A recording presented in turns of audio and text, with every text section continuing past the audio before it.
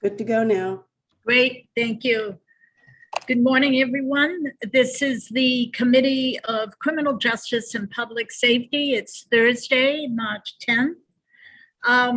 This morning is a little different. We will be dealing with the budgets coming from the Department of Corrections and Department of Public Safety. And so at 10 o'clock will be corrections. 11 is what we're planning for public safety. At 1 o'clock this afternoon, there'll be a briefing on the substance use disorder treatment within the Department of Corrections. So that is our list for the day. I am Senator Susan DeChambeau, and I represent District 32, which is Biddeford, Dayton, Lyman, Elford, Arundel, and Kennebunk-Port. I will have the other members introduce themselves. Representative Warren. Thank you. Good morning, everybody, and welcome. My name is Charlotte Warren, and I represent House District 84, which includes the city of Hollowell and the towns of Manchester and West Gardner. Thank you. Representative Morales. Good morning. My name is Victoria Morales, and I represent House District 33 on the west end of South Portland, where Long Creek Youth Development Center is located. Representative Pluker. Thank you, Madam Chair. My name is Bill Pluker. I represent House District 95, which is Warren, Hope, Appleton, and part of Union. Thank you. Senator Seaway. Good morning. I'm Senator Scott Seaway, and I represent District 16, which covers Waterville, Winslow, Fairfield, Benton, Albion, Clinton, and Unity Township. Thank you. And Representative Rudnicki. Okay. Good morning. I'm Shelley Rudnicki. I represent House District 108, which is Fairfield, Mercer, and Smithfield. And it's so nice to see all the smiling faces yesterday. Oh, okay. Couldn't figure that one out for a minute. We were in session with no mask, Senator. Yeah. I've always imagined you without the mask, but that's okay. Representative Newman. Good morning. I'm Dan Newman, District 76, which is Belgrade, Rome, Mount Vernon, Fayette, Vienna, and Wayne. Representative Pickett. Good morning, Madam Chair. My name is Dick Pickett. I represent House District 116 in the beautiful White Mountains of Western Maine and the towns of Mexico, Dixfield, Peru, Canton, and Hartford. The Maine White Mountains, not New Hampshire White Mountains. Okay, thank you. And Representative Lookner. Morning, Madam Chair. I'm Grayson Lookner. I represent District 37, which is part of Portland. Thank you. So that those are our members here today, and I will also introduce our committee clerk, Deb Fahey. You see her right there. Thank you. And our policy analyst, who will be of great help, I know, to me today, Jane Orbiton. And as I stated at the top of this meeting, that we are now going to be briefed on the work session. It's a work session on the Department of Corrections budget. It says on juvenile services. And this is in preparation for a vote and a recommendation to the Appropriations Committee, which we're scheduled for next week. So Jane, I will turn it over to you, because I think what we're supposed to be looking at is can be on the screen. Am I correct? Thank you, Senator. Would you like to take the Part 4K Juvenile Services Report first? before you go into the budget. It has repercussions for the Yes, budget. that's true. Yep. Okay. Yes, please. I think people are ready, the department's ready to present that to you. You have had it for a while now. About a month. Okay. So I don't know who is here from the department, but I'm sure they're here. Christine Thibault has her hand up in the waiting room. Oh, I forgot about the waiting room. Okay, thank you. I'll begin with Commissioner Liberty. And I believe I'm having trouble here. All right. And is Dr. Thornell available? And Yes. probably, I'm wondering if Christine Thibault and Anna Black. Deb, we also invited Michael Brennan. Could you bring him in as well? Representative Brennan, thank you.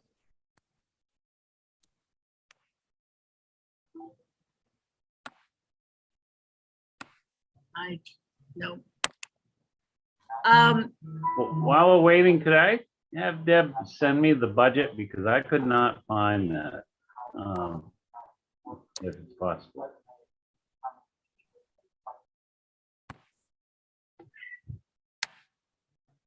I'm sorry, I lost my place here. I think I'm sorry, I just left the computer world here. I'll jump in while you. Yes, please do. Please do. Okay.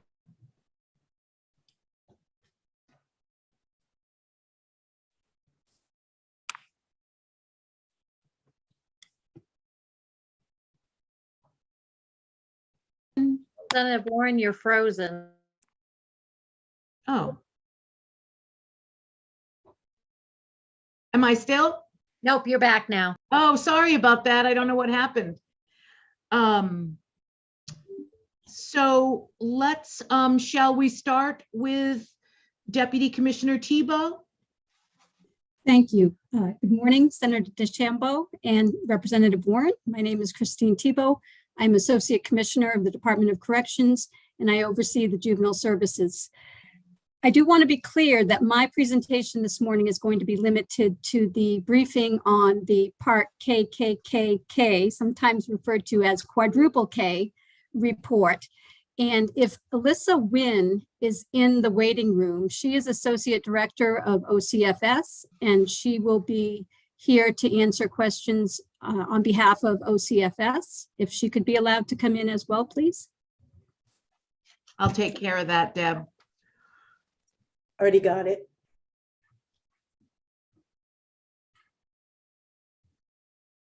I think if, Deb, could you check? I think Representative Brennan is in the waiting room too. And I think Representative Warren had asked that he be admitted. I brought him in. Okay. Thank you. I think the gang's all here now. Okay, thank you. Good morning, everyone. And I'm here today to brief you all on Part KKKK of the governor's budget, which enacted LD 546 last session. That was the proposal by Michael Brennan, who's thankfully here with us this morning. Happy to be able to share with him the information. So I'm here to just give you the update on how the department has been working toward the mandates in that bill. And of course, we'll answer any questions. You do have the report that was provided on February 15th.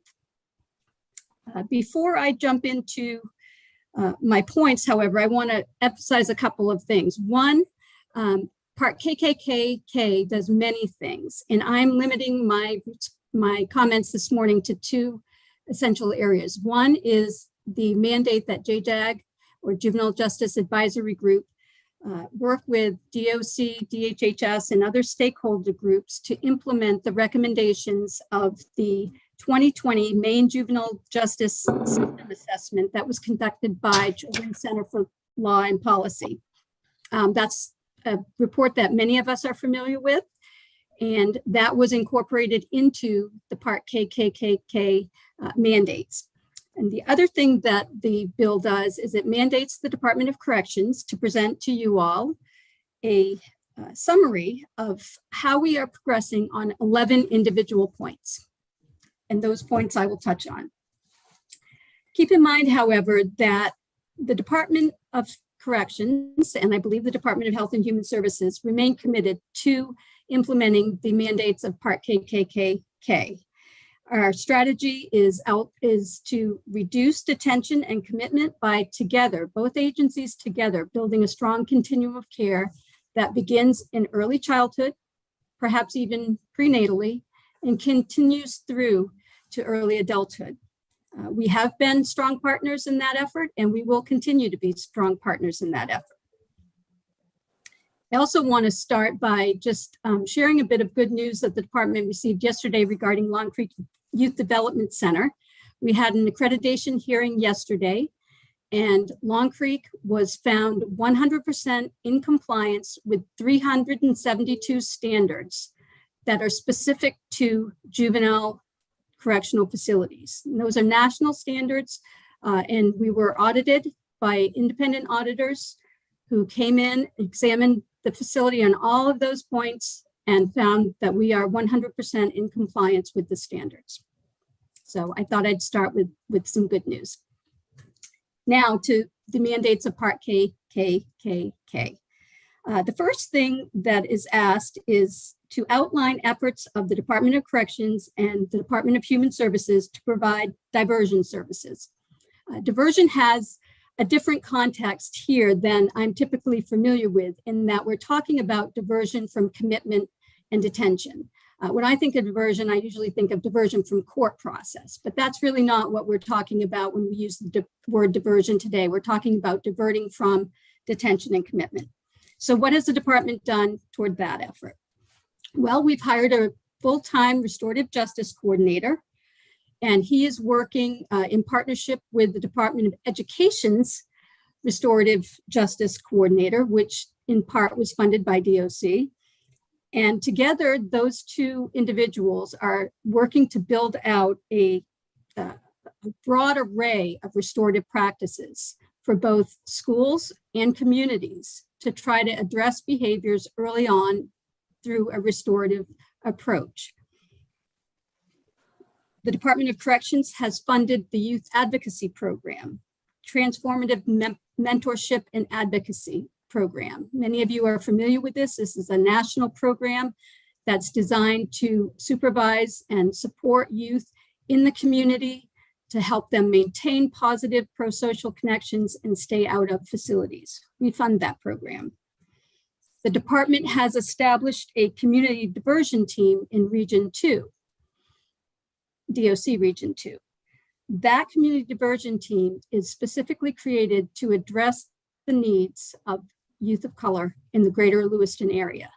It adopts a multidisciplinary approach that involves stakeholders, families, and law enforcement trying to address needs of that youth early on, again, in a therapeutic and restorative way to help keep them in their communities.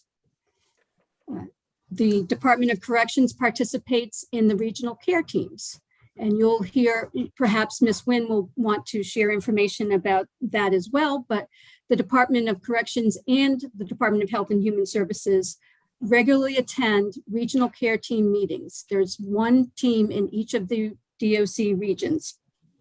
And you've heard me talk of these before, multidisciplinary teams designed to do two things. One is to look at systemic issues and try to fill gaps and problem solve about how to build a better, more comprehensive system of services. The other thing that the regional care teams do is address individual cases and case review and problem solve for those individual youth and families. Both agencies participate in the Juvenile Justice Advisory Group. And that is key because, as I pointed out in my opening remarks, the JJAG is responsible for overseeing and monitoring the implementation of the recommendations of the assessment. Dr. Landry and I participate monthly in the JJAG meetings. We are both active participants. We know what the JJAG is planning to do with their federal allocation. We work in conjunction with them together to look at how to implement those recommendations of the CCLP report, braiding state funds through the state agencies, as well as federal funds from the OJJDP. Both agencies participate in the Maine Children's Cabinet. What I think is the most powerful collaboration between the two agencies, however, occurs in the trenches. DOC staff, specifically JCCOs, RCMs, and sometimes all the way up to the associate commissioner, as well as program managers, supervisors, and sometimes all the way up to Associate Director Wynn or even Dr. Landry, participate in problem solving for individual youth. We get together, we attend team meetings together to talk with families, not about families, with families about what the needs of that family are and how together we can try to best meet those needs and keep the youth in the community. As an example, I can tell you that I've been in this position 2.5 months, and already I have had one case where I spent probably a total of 20 hours on the phone in Zoom meetings with OCFS and other stakeholders to keep a youth out of Long Creek. We do that on a regular basis. Of course, those numbers aren't captured. The numbers of youth that are kept out of Long Creek are not captured. Maybe we should start to try to capture those. So that's sort of the overview of the efforts that DOC and DHHS together collaborate on for diverting youth from detention and commitment. And I'm going to turn to my colleague, Associate Director Wynn, and ask if she has anything she'd like to add on that point.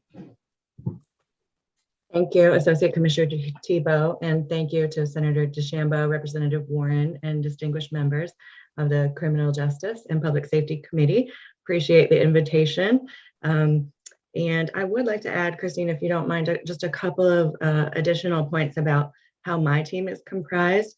So I oversee a manager plus 10 behavioral health program coordinators, and their job is to really help families and navigate the system when families escalate to needing higher levels of care. 4 of those 10 are actually designated as Department of Corrections liaisons, where their primary caseload consists of all children who are involved in corrections. And so they, in fact, sit in the local JCCO, with the local JCCOs before COVID. And so when there are children that are at risk or a JCCO has a concern about a behavioral health need of a child,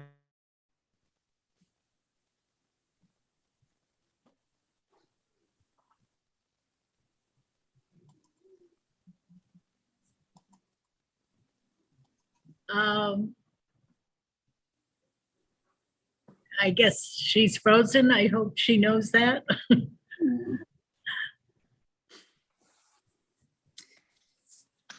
Well, I will continue on, and if Associate Director Wynn rejoins us virtually, I will step aside and let her Thank you. Complete her comments. Senator DeChambeau, there's a question. Yes, I see it right now. Thank you. And I wanted to ask Deputy Commissioner if she's okay with taking questions as we go, or if you'd prefer to wait. What's your pleasure here? I'm happy to do either, Chair Warren. I will defer to you because I know timing is, you have other things on your agenda, and I'm just sensitive to the fact that a lot of questions may not allow me to hit all of the points. So at your pleasure. Representative Morales, excuse me, are you still? Go right ahead. Representative Morales, and yes, let's do that. That makes a lot of sense.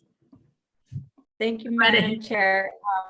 Thank you, Deputy Commissioner. I was wondering about what you just touched on with the diversion section and all of the bullets that you just laid out.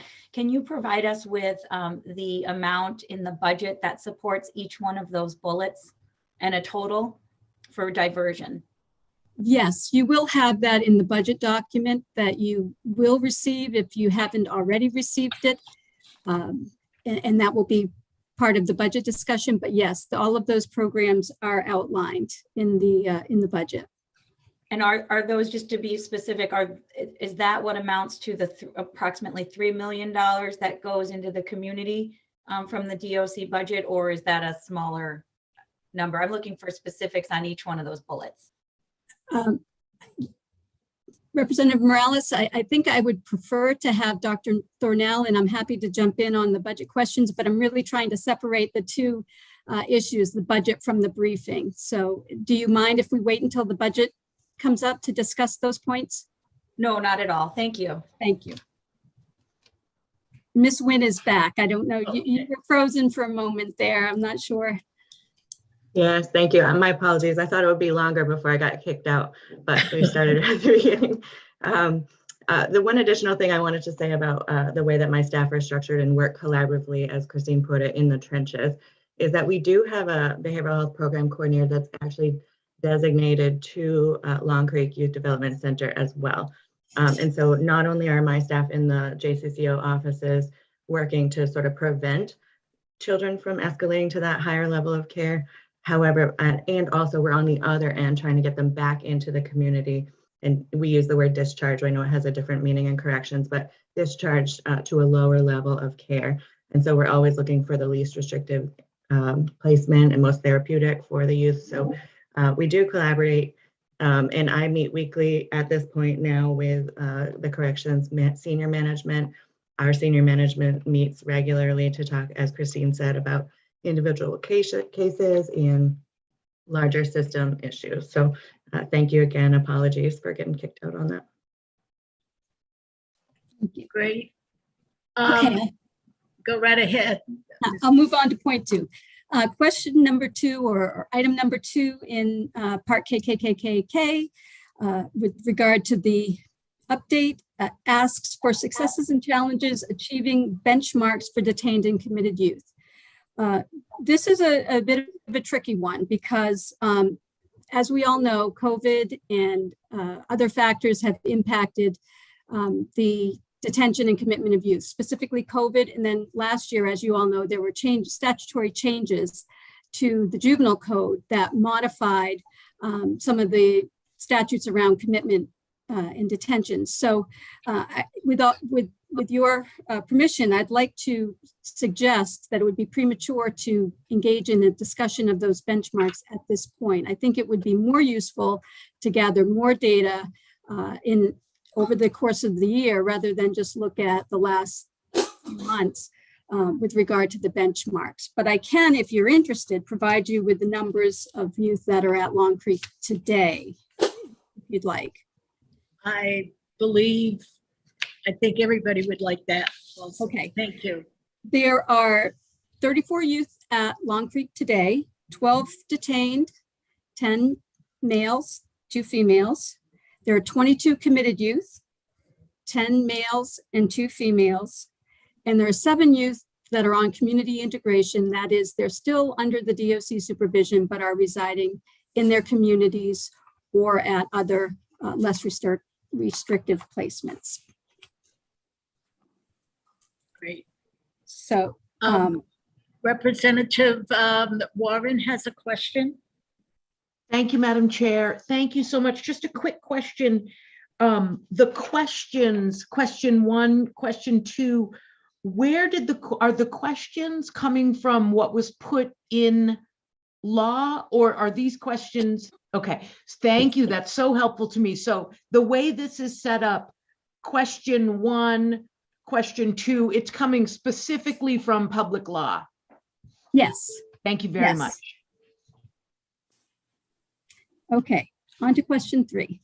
Successes and challenges expanding access to community-based therapeutic services. And that's successes and challenges of both agencies. As I mentioned earlier, we do communicate regularly, sometimes daily, on looking at how do we better serve, how do we close the gaps in the system to meet community, to provide community-based services for youth. As Associate Director Wynn mentioned, the program coordinators are at Long Creek and at each of the DOC regions. In addition, the Department of Corrections has just started a relationship with OCFS's Youth Substance Use Disorder Specialist and Dr. Adrian Carmack. And we're talking about ways that we can collaborate toward early identification and early intervention of substance use and hopefully prevent substance use disorders. I think there's some real good work that can be done collaboratively there. In addition, JCCOs work very closely with child protective caseworkers within the Department of Health and Human Services when a youth is either in state's custody or is at risk of being placed in state's custody through the court process. With regard to community-based programs, the Department of Corrections is currently awaiting approval of a contract with Day One to open a program in Auburn that would be a non-secure placement for youth. For at this point, it's exclusively boys involved in juvenile justice, and that would allow us to both get youth back into the community, out of Long Creek and into the community sooner, prevent commitments if at all possible, and also serve as an attendant care bed, which is essentially a 72-hour crisis placement that would prevent youth from being detained at Long Creek. Thank So you. hopefully we'll get that approved soon. We have a couple of questions. Representative Lookner, followed by Representative Morales. Thank you, Madam Chair. Thank you, Deputy Commissioner. I have a question. It was going back to question 2. You were talking about community supervision, and so young people who are under DOC's, I guess, care. What does that look like? So do we have JCCOs going out in the community and checking on these young people, or are they in, community, or what does that look like for those 7 individuals? Yeah. So when a youth is committed to the Department of Corrections to be placed at Long Creek Youth Development Center, the court sets a maximum release date. And the Department of Corrections may release that youth sooner, whether that release is to the home, the family home, or to a program, a treatment program, or a substance use disorder program.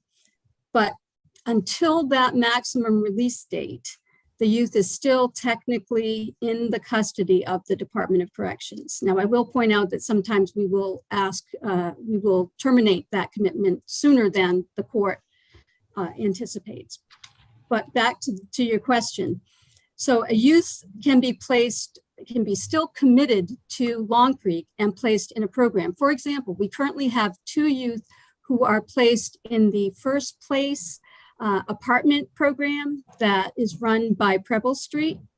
So while that youth is, we call it community reintegration status. While that youth is on community reintegration status, they are to abide by conditions which are essentially the same as probation, right? Stay in school, stay out of trouble. If you have treatment needs, have those treatment needs met. So yes, they do connect with the JCCO. The same JCCO that was involved right from the beginning stays with that youth, right from the first point of contact all the way through aftercare. In the adult system, it's called aftercare. In the juvenile system, we call it community reintegration. But that youth is still technically in the custody. So we have 7 of those youth. Some are placed in their homes. As I mentioned, 2 of those youth are in supported apartments through the First Place program at Preble Street. And then I don't believe any are in residential placement at this point, but I wouldn't swear to that. Thank you for that. Does that help you? It is. And do you ever, what's the recidivism rate like? Is DOC fairly successful at keeping those individuals out of Long Creek when they're on community supervision? I don't know that I would be comfortable giving you a rate without pulling the actual data. I can tell you that, yes, I think overall, anecdotally, yes, we're successful. Now, some youth will have relapses, right? That's part of adolescence. And sometimes what will happen with the youth is if they're in the community and they engage in new criminal conduct while they're on that community reintegration status, they might come back to Long Creek for a week or two, and we look at the plan and how can the supervision be tightened up a little bit, or how can we get them re-engaged in school. So it's not unheard of for a youth to be on community reintegration, to be brought back to the facility for adjustment to their treatment plan, and then re-released back to the community. I see. Thank you.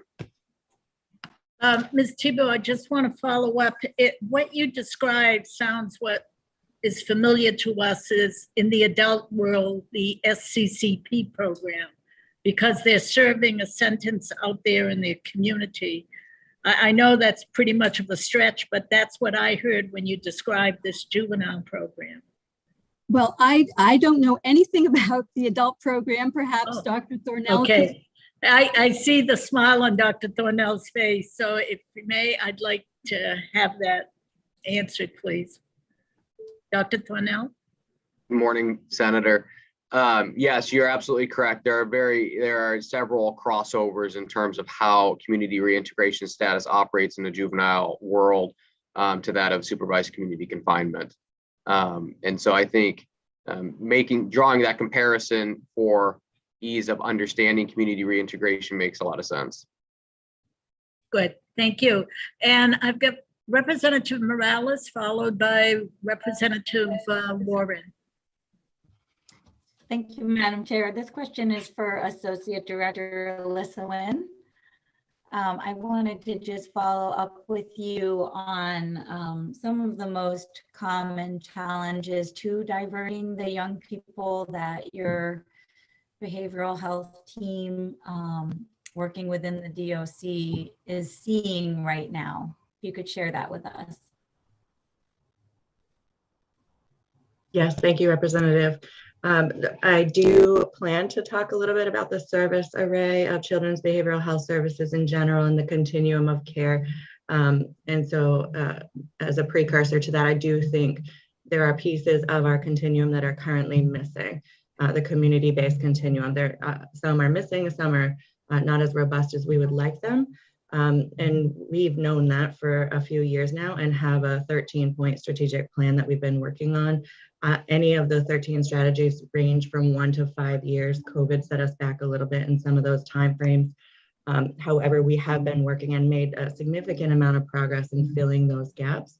And so I'd love the opportunity to share more with you specifically, but I would say that my program coordinators working with the JCCOs would likely say that we could use some additional higher quality community-based services, right? So we've been having those conversations here. And again, we do have a plan and have made some progress in that vein. That's great, thank you. I just was wondering if you could break it down for us, because we're not the experts in the field on what are those community-based services that the young people that your team of 4 are having, seeing that they're needing. Is it housing? Is it, after school programming? Is it, kind of a real on the ground? What are some of these things so that we know what our main kids need? Absolutely. So one of the pieces that we heard very early on and is one of our 13 strategies was the need for enhanced higher quality residential treatment. And so one of our strategies has been we've been working for 3 years to update the Medicaid policy around children's residential services in Maine. And we've aligned our current Medicaid policy with national best practices, including evidence-based practices within the policy. And we've recently been cited as leading the nation. We've incorporated quality residential treatment standards as outlined in the Family First Prevention Services Act. We were one of the first states to incorporate that into our Medicaid rules, meaning that when providers are providing those services, they now have to meet those higher standards. Similarly, because we're asking significantly more of those providers, we've increased the Medicaid reimbursement rates depending on which level of service they're providing, from 35% to 77%. So those rates match the additional expectations of the residential providers. Those rates and new policy expectations went into place on November 1st.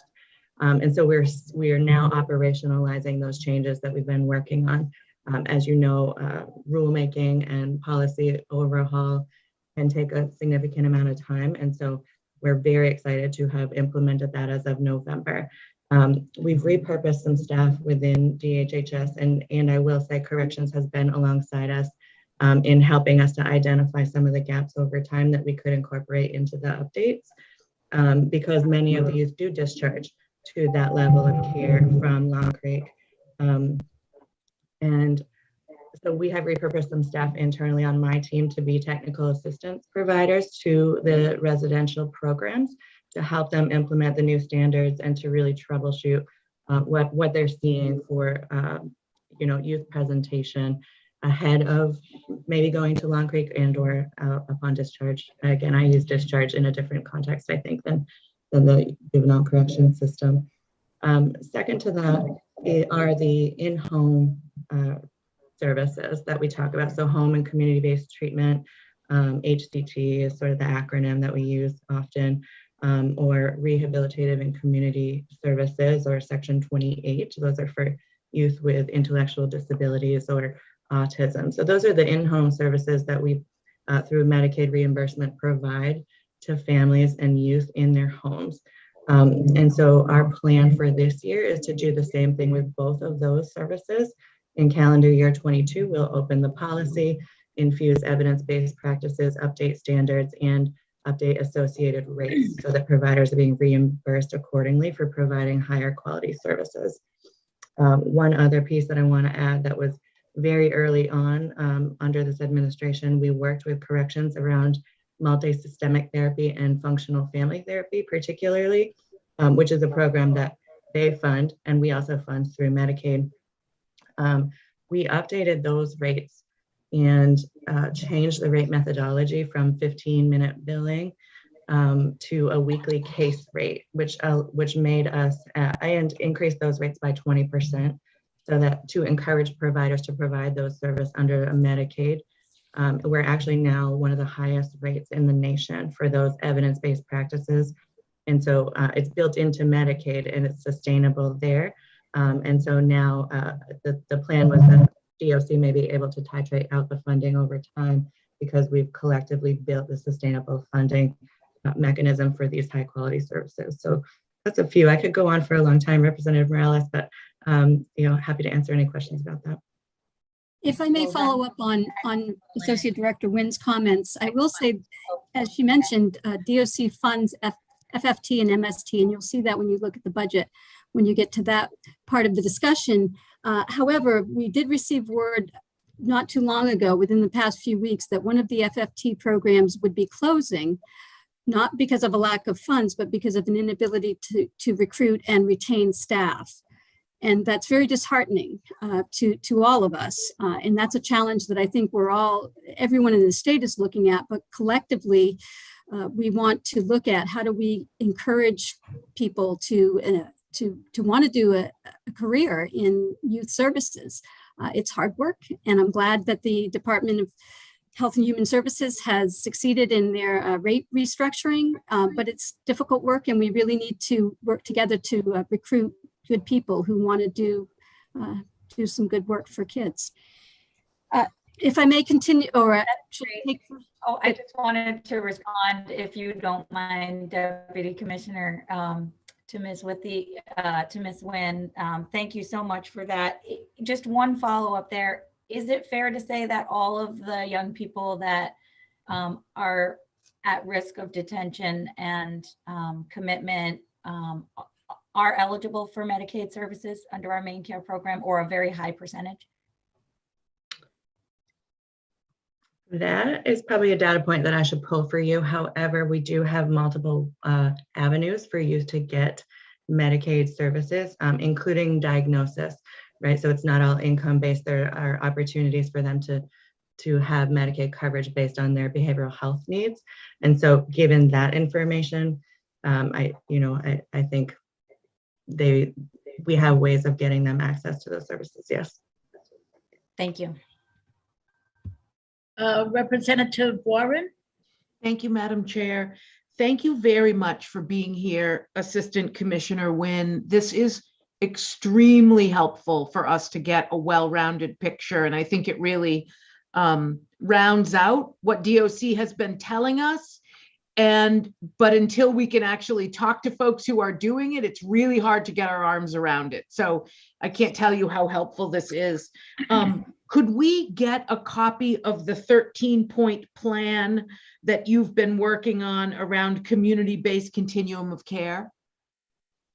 Absolutely. In fact, the joint report that we worked on with corrections that was delivered on, I think, February 15th, has a link to our update document. So we do an annual update on the strategies.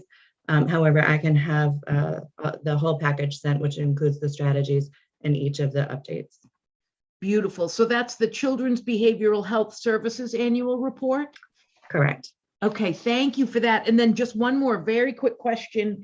You talked about the rates, which I really appreciate, the Section 28 and going from 35% to 77% reimbursement rates. And I know that when will they actually be on the ground? Let me say that a better way, because I don't know the proper terminology. I appreciate that. When will they actually come into effect? They're in effect as of November 1st.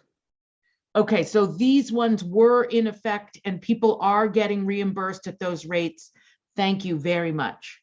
Yes.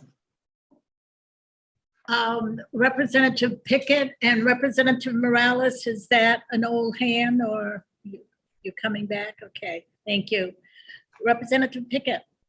Yes, thank you, Madam Chair. Appreciate it. I guess this question is for both Christine and for Elisa. And that is, I just want to know, in this whole process, when they come into Long Creek and when they go into these other places and stuff, I want to know, what involvement does the parents have in this whole thing? That's very important to me, because a child gets put in a situation like that and does something and ends up being put in a facility, that doesn't shirk the responsibility of the parents, in my opinion, to be involved all the way through and to be actually learn how to be better prepared when the child comes back out of the system, to be able to help in that process of them not going back into it. So I just want, if I could just have a little bit of an overview of how that works. Thank you. Thank you, Representative Pickett. I can field that question based on my prior experience in the juvenile court system, working with hundreds and hundreds of these cases. So the goal, of course, is always family engagement. That's the best for the youth. We want to keep kids in their homes. We want to keep families engaged, and that's the priority. And I don't want to be so bold as to speak for OCFS, but I think that's their goal as well. In fact, I'm sure that Associate Director Wynn can share some data with you on how many cases they have that are actually successfully, I'll use the word diverted from the court process with responses early on. But as a practical matter, we try to keep the families engaged. When a youth comes into the juvenile justice system and presents with particularly high needs or high-risk behaviors, the process is sometimes painfully slow, in that there's usually a period of obtaining assessments, often court-ordered, often with psychologists. Sometimes neuropsychological evaluations are ordered. And of course, the parents are part of that. They're part of that evaluation process. There's often an opportunity for the parties to meet with a psychologist to go over their findings and recommendations. The parents, of course, are participating in the court process. And there are often a number of team meetings that involve representatives of DOC and OCFS, attorneys, case managers, providers, sometimes school personnel. Everybody comes together and takes a team approach to problem solving. And sometimes the family is there, and ideally we want them there. But sadly, the truth is that isn't always the case. I wish I could say it was otherwise, but The truth is sometimes families, for whatever reasons, and I don't mean to be judgmental on this, they face their own challenges. Families, parents are not always able to engage at the level that the youth needs them to be engaged to be successful. So one of the dispositional alternatives available to the juvenile court is to place a youth in DHHS custody if the parents are unable to access the services that are needed to benefit that youth. That used to be pretty common when I started my career in the juvenile justice system a long time ago. That was a pretty common disposition for youth. It is much less common now, precisely because of the collaboration that occurs early on between the two departments. And we do everything we can possibly do to avoid that, that sometimes inevitable necessity. But to answer your question, a lot of effort is put into family engagement because we all know that that is what's best for kids and it's going to help them most in the long term. Thank you. That's very, very important to me as well. Thank you. May I continue, Senator DeChambeau, with my points? I see that we're getting short on time, and I know that's what I was wondering too. I think your written report, there's a lot of information, and I have also the Department of Corrections, the descriptions, the FY22 and the money spent, everything is in there. So that's all good information. Thank you. I do want to point out, Representative Warren. I know that Representative Brennan also has another hearing, and I didn't know if we wanted to give him a second to jump in before he has to go, just so we don't miss him. Could we see if he wanted to add anything before he needs to get to Education Committee? Yes, Representative Brennan, I don't want to miss you either. Well, Senator DeChambeau, can you hear me? Yes, you're fine. Thank you. Okay, thank you. And Representative Warren, and I certainly don't want to miss either one of you. And I appreciate the report that Associate Commissioner Thibault has been providing. It's just that it looked like it might take another 15 or 20 minutes for her to walk through all the different points. And we're currently have a work session on the budget in education as well as on child development services. So if you would indulge me, if I could make a couple comments at this point, I would like to. Yes, please. Okay, thank you. And again, Representative Warren, thank you. And members of the committee, it's good to see everybody this morning. And I appreciate your focusing on the KKK section of the budget that was passed last year that directly had to do with Long Creek and these reporting requirements. I wanted to just take another tact at this point that's parallel to this discussion, but not exactly following it. And it has to do with those parts of KKK in terms of planning for alternative facilities, secure facilities within the community. And after the budget was passed last June, July, I continued to meet every month with Joe Ward, Randy Liberty, Mark Soler, and myself as part of the Juvenile Justice Task Force. And we were working to make sure that the department was meeting those requirements of KKK, as well as the Juvenile Justice Task Force recommendations. But embedded in that work and embedded in that discussion was moving along the planning process for the smaller facilities, smaller secure facilities that again were part of the KKK report. I believe in November that you received a report from the commissioner of the work that they had done at this point in identifying alternative sites. There were at least 7 different sites across the state that were identified as potential sites for smaller secure facilities.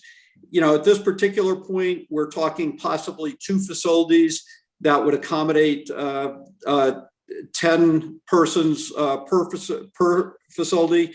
but critically important. I think it's necessary for the committee to understand that these are going to be community-based facilities, clearly with a lot of involvement with DOC and DOC staff, but they're also going to be community-based partnerships with organizations. It could be a Sweetser, it could be a Spurwink within the community.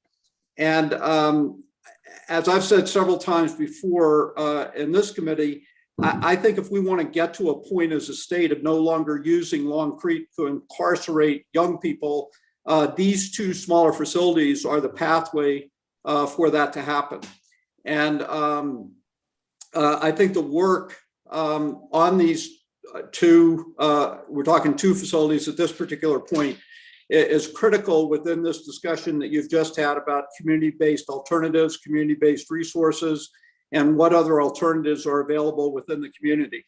But only if we continue to make progress in identifying these other secure facilities can we start to look at Long Creek no longer being in the mix in terms of providing incarceration. So I also just want to point out, and I think Commissioner Tebow will get back to this in a second, but also in KKK, there were 13 positions that were eliminated from the department's budget, particularly to Long Creek, and $1.2 million that was set aside for community-based programming. And as I understand it, close to 500,000 of that, 465,000 has been allocated, but the remaining amount is still available for community-based organizations and will be allocated sometime in the near future. The last point I guess I would make is that the Juvenile Justice Task Force that I was one of the three co-chairs along with Jill Ward and with Commissioner Liberty over the last 2 years, and Senator DeChambeau and Representative Warren you were part of, along with Representative Morales. That responsibility has been handed over now to the JAG, to Juvenile Justice Advisory Committee. Again, that's part of the KKK language that task force would continue and continue to look at ways to implement the recommendations of the task force. But the idea was that responsibility would be transferred to the Juvenile Justice Advisory Committee. And again, that was done in October, November of last year. Since then, the department has created 2 technical assistance committees, and I serve on one of those technical assistance committees. And those technical assistance committees are working with the department as we look towards developing these smaller secure facilities to look at funding, to look at therapeutic interventions, to look at community-based partnerships, to look at all the different programming aspects that are going to be necessary in order for these to move forward. So you've seen, at some point there's been discussions about Goodwill Hinckley potentially being a site. There's also a site in South Portland. There are 2 or 3 in the Bangor area. And I know that we all want to move as quickly as we possibly can. And putting together these partnerships, I think, are incredibly important. And again, we're going to have to deal with some of the labor issues that Commissioner Tebow talked about as we move forward. And again, I know I said the last point, but I guess this will be my final point.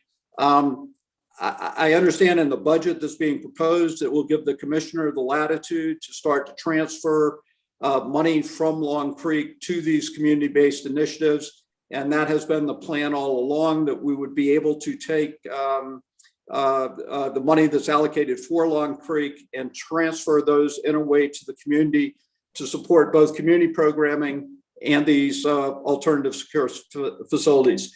So that's what I got to say at this point. I appreciate the committee's desire to move this along as quickly as possible. I want to move it along as quickly as possible. Certainly the problems that occurred at Long Creek this summer were disconcerting to all of us. And I think that further reaffirms that the plan of this committee and of the legislature to move away from Long Creek as the facility to incarcerate youth in the state of Maine is the right one. And that, again, we want to move as quickly and clearly and purposefully as we can to develop these secure alternatives. So thank you very much. And I'm more than happy to answer questions at this point, and and I'm sorry that this kind of jumped out of order. I just need to get back to the Education Committee because we have the budget that we're in the middle of. So thank you very much. I appreciate it. Thank you, Representative Brennan. That's all very good information, and thank you for presenting it today. I have Representative Warren, followed by Representative Pickett. Thank you, Representative Brennan. Just a quick question. I know you're trying to get moving here. Thank you so much. Oh, go ahead. No, I was going to say I'll probably go back to the Education Committee, and they've probably been in recess for the last half hour for all I know. We know the legislature so well. Right. So I really appreciate the update on the community-based facilities. I think the last we heard, we didn't get a cheery update about it. We heard that there was a lot of stalling happening in communities. So I'm really glad to hear you give us a more cheery update about that. But secondly, my question is, shouldn't we be then preparing for a larger move of monies? I mean, I hear what you're saying, that the personnel services money that we're moving away to fund some programming, that makes sense, and that's community-based programming. But certainly for community-based facilities, it's going to take more than that. I don't think that Sweetser or the Opportunity Alliance or Spurwink are going to be able to stand up these community-based facilities with just a couple of million. So, no. Okay. No, and I think that's a legitimate question. And part of the work of these two technical assistance committees is to try to really drill down and come up with what that number is. But I would, you know, this is a wide-ranging estimation. But we're looking at 24-hour care, 365 days a year, full staffing, full community intervention, therapy, and everything else. So I think we can easily estimate it's going to cost $3 to $5 million a year per facility. And again, that does fit in to the annual budget now of Long Creek in terms of resources that are available. And it's a question, again, of moving that money purposefully to these other facilities. And, you know, Representative Warren, you and I have had this discussion before. Because of the fact that the youth are still within the custody of the Department of Corrections, there still has to be Department of Corrections staff involved with these facilities. But at the same time, you know, I've spoken numerous times with the commissioner and the associate commissioner about the importance of these being well established and embedded within the community with community-based providers. So it will be a hybrid situation of both DOC staff and community providers. But there may be some transitional costs. But I've also been, you can follow up with the commissioner, but he believes there are resources available for capital improvements or for any type of facility improvements that might be necessary as we make this conversion. Great. So you said the commissioner believes there may be capital improvement funds for the transitional costs? Correct. But I would follow that up with him, because that was a question I already raised with him about whether or not in this budget there needed to be some resources available for that. And he seemed to think at this point that they would be available, but I would go with the commissioner's response at this point. Thank you so much, Representative Brennan. I'm all set. Okay, and Representative Warren, just again, I can't, you're only getting my personal opinion on this, but if the world is a very good place and things fall into some type of symmetry, I mean, it's quite conceivable that we would have one, if not both of these facilities in play by spring of next year. And I hope that we would have at least one before the end of this calendar year, and the second one very well positioned into the early part of next year.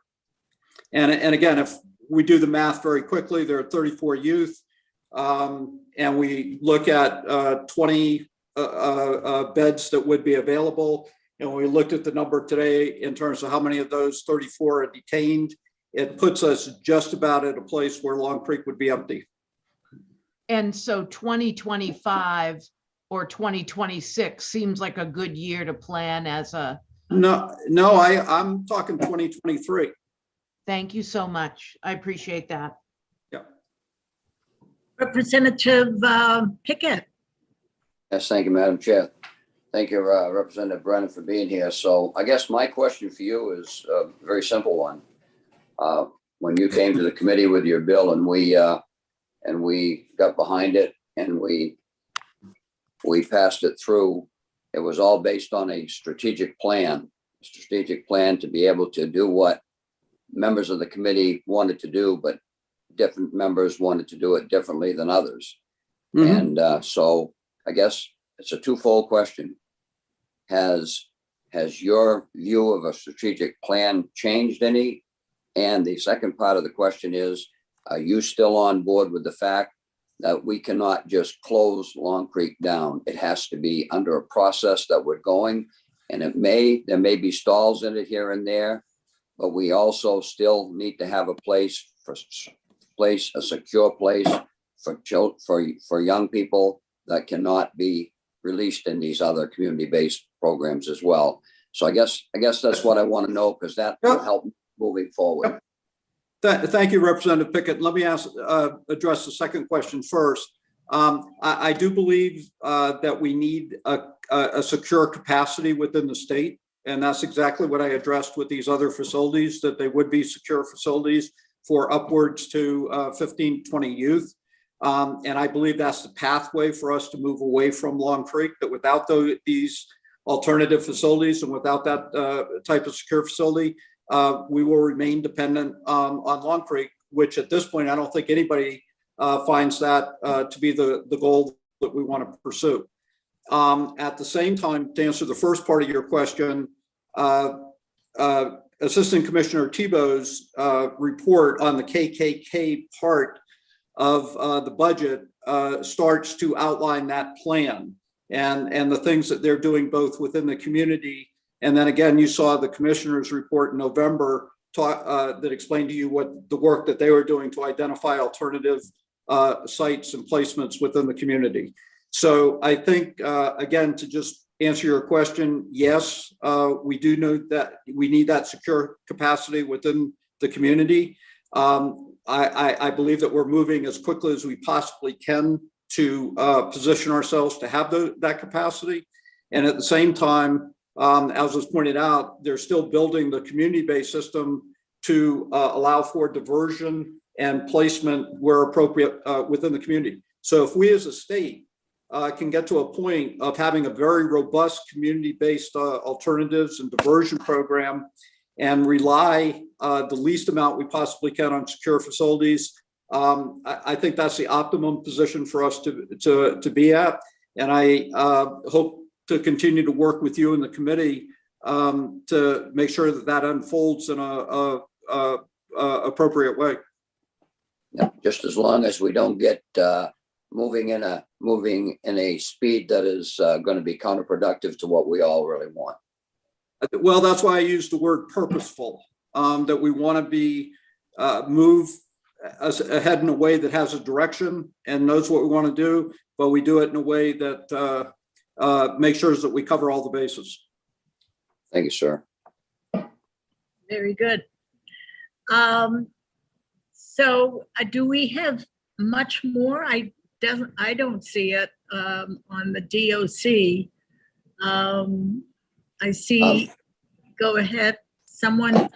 Yeah, Madam Chair, as far as the presentation goes on this, I know we've got off on a lot of questions. I think they're very important. I know we're on a time schedule, but I think going down through this is really very important. I think for the department to have a chance to do that. We asked them to compile a report. We asked them to put it together. We asked them to be here. Okay. And I'd like to hear the rest of the presentation, because I think we know we're going to be talking about parts of it. And while we got the people right here that can answer those questions, now's the time to do it. All right. Well, go ahead. Who wants to And talk? Senator, I will just, at this point, I will leave you to the remainder of the report. Thank you very much. And if there's anything I can do as a follow-up, please let me know and we'll be in touch. Very good. Thank you. Thank you very much. Thank you, Representative. Thank you. And I love your background, Representative Warren. Thank you.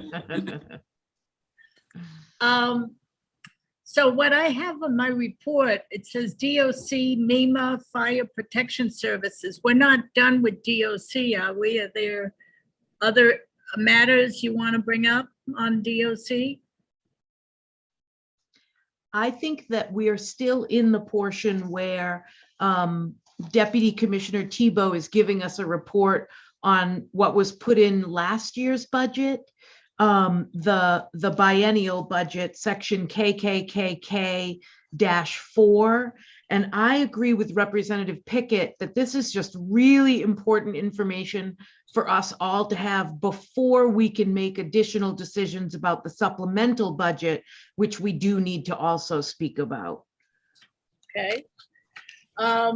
So did you want to ask a specific or an area for Ms. Tebow to address? Senator DeChambeau, I'm happy Yeah. to proceed with sort of summarizing some of the points, and some of them I'm going to make pretty brief. Some of the numbers things I think it's more important, and you may have more questions about sort of the overall strategy and some of the specific programming we're doing. But I do want to point out that I would prefer to not get into the dollar amounts at this point. I think that's a discussion for the budget, which you'll be having following this briefing, if the committee would go along with that. And I'm going to pick up where we sort of left off with the efforts of the Department of Corrections to create diversion resources for youth. And we talked about some of the things that we've been doing, left off with the day one contract. When you get to the budget, you will see that we have several different areas of community, parts of our community budget. We have 10 contracts for intervention and treatment services, including MST and FFT. Of course, the department is committed to evidence-based programs. We want to make sure that we're good stewards of the taxpayers' money and that we're using programs that are proven effective. There are 8 contracts for specifically for diversion programs, 4 contracts for detention alternatives, and 1 contract for reentry support, which is with the youth advocacy program. In addition to the state dollars that you have graciously given the Department of Corrections, the Department of Corrections also sought a federal grant through the Second Chances Act. And with the money that we received from OJJDP, which is in excess of $700,000, we have additionally supported the YAP program, and we have an approval pending for housing case managers that would be provided through the Opportunity Alliance, because we do believe that housing is a key need for many of the youth in Maine. Challenges, as mentioned earlier, are some of the programs have difficulty maintaining staff. COVID has increased wait lists for programs for a number of reasons. And data sharing is also one of the challenges. Although I will say that both the Office of Child and Family Services and the Department of Corrections are participating with the Maine Judicial Branch on a program to improve data sharing among the youth serving agencies here in Maine. And that's an effort being spearheaded by the Maine Judicial Branch. And we're looking at ways to improve data for the benefit of the youth we serve. Okay, now we're going to go on to question number 4, which asks for successes and challenges of nonprofit community agencies that the department has funded. Oh, before I go on, I should perhaps ask Associate Director Wynn if she has anything that she would like to add with regard to the previous question on, lost it here. Successes and challenges expanding access to community-based therapeutic services or programs. I think she touched on that when responding to Representative Morales's question, but I don't want to foreclose further points. Thank you, Christine. I think at this point, I feel like I've covered what I need to on that topic. Thank you. Thank you. So you'll see in the report that was provided on February 15th, some basic numbers regarding the amount of success we've had in serving youth with those programs. 17 of our 21 vendors had a success rate of 80% and above. And 10 of the 21 programs that we funded had completion rates of 100%. Question number 5 asks for the number and outcomes of youth served in the prior year by nonprofit community-based agencies. Those numbers again are in the report you received on February 15th. 671 youth were served. 75% completed their program. 25% were not successful in completing the program. And as of the end of the year, 214 were still receiving services. Question number 6 is regarding the number of staff at Long Creek as of December 1st of the preceding year. Again, these are basic numbers that you have in the report in front of you. I'll just highlight that there were roughly 107 positions filled and 38 were unfilled as of that time, primarily in juvenile program workers. Those are the frontline folks that have direct service to the youth. There were some teacher vacancies. And throughout 2021, there were 19 new hires at Long Creek, and there were 37 staff departures. Question number 7 asks for the strategic plan developed by DOC and DHHS in consultation with the task force, or alternatively, the Juvenile Justice Advisory Group, and related improvements in the juvenile justice system. And as mentioned earlier, both Dr. Landry and I attend the JJAG meetings we have for years, and we provide monthly updates on the department's initiatives. And there's discussion about how the agency initiatives fit in with the JJAG 3-year plan. We're all working on this together to try to build a tighter safety net for our youth. We participate in the children's cabinets, regional care teams. We've consulted on, specifically as Ms. Nguyen mentioned, the MST and FFT, and now we're expanding our discussions into how we can collaborate on substance use disorder services for youth. We've talked about the need for a psychiatric residential treatment facility for youth that is a secure psychiatric facility for youth based on medical necessity. We've discussed ways that we can better serve youth who are transitioning from juvenile services into adult services. As you might imagine, that's a very difficult time for many youth and families when services that they're eligible for as a minor are eliminated and they need to transition to adult services. And we're looking at ways we can do that more effectively. Question number 8 asks. Excuse me, Ms. Tebow, I see Representative Morales' hands up. So before we delve into further, let's see if she had a question of what you just spoke on. Ms. Representative Morales? Thank you, Madam Chair. Yes, I do. I wanted to go back to what you had said about the DOC supporting FFT and MST. Is that department, and I know this is a budget question potentially for Dr. Thornell, but you may know it as well. Is that us utilizing Medicaid to cover all of that, or does the Department of Corrections actually pay for FFT and MST? You're right. I probably shouldn't answer that. It's my understanding that these are dollars that are provided in addition to the main care. I mean, main care provides for those services, of course, but I believe that DOC supplements that with our own budget as well.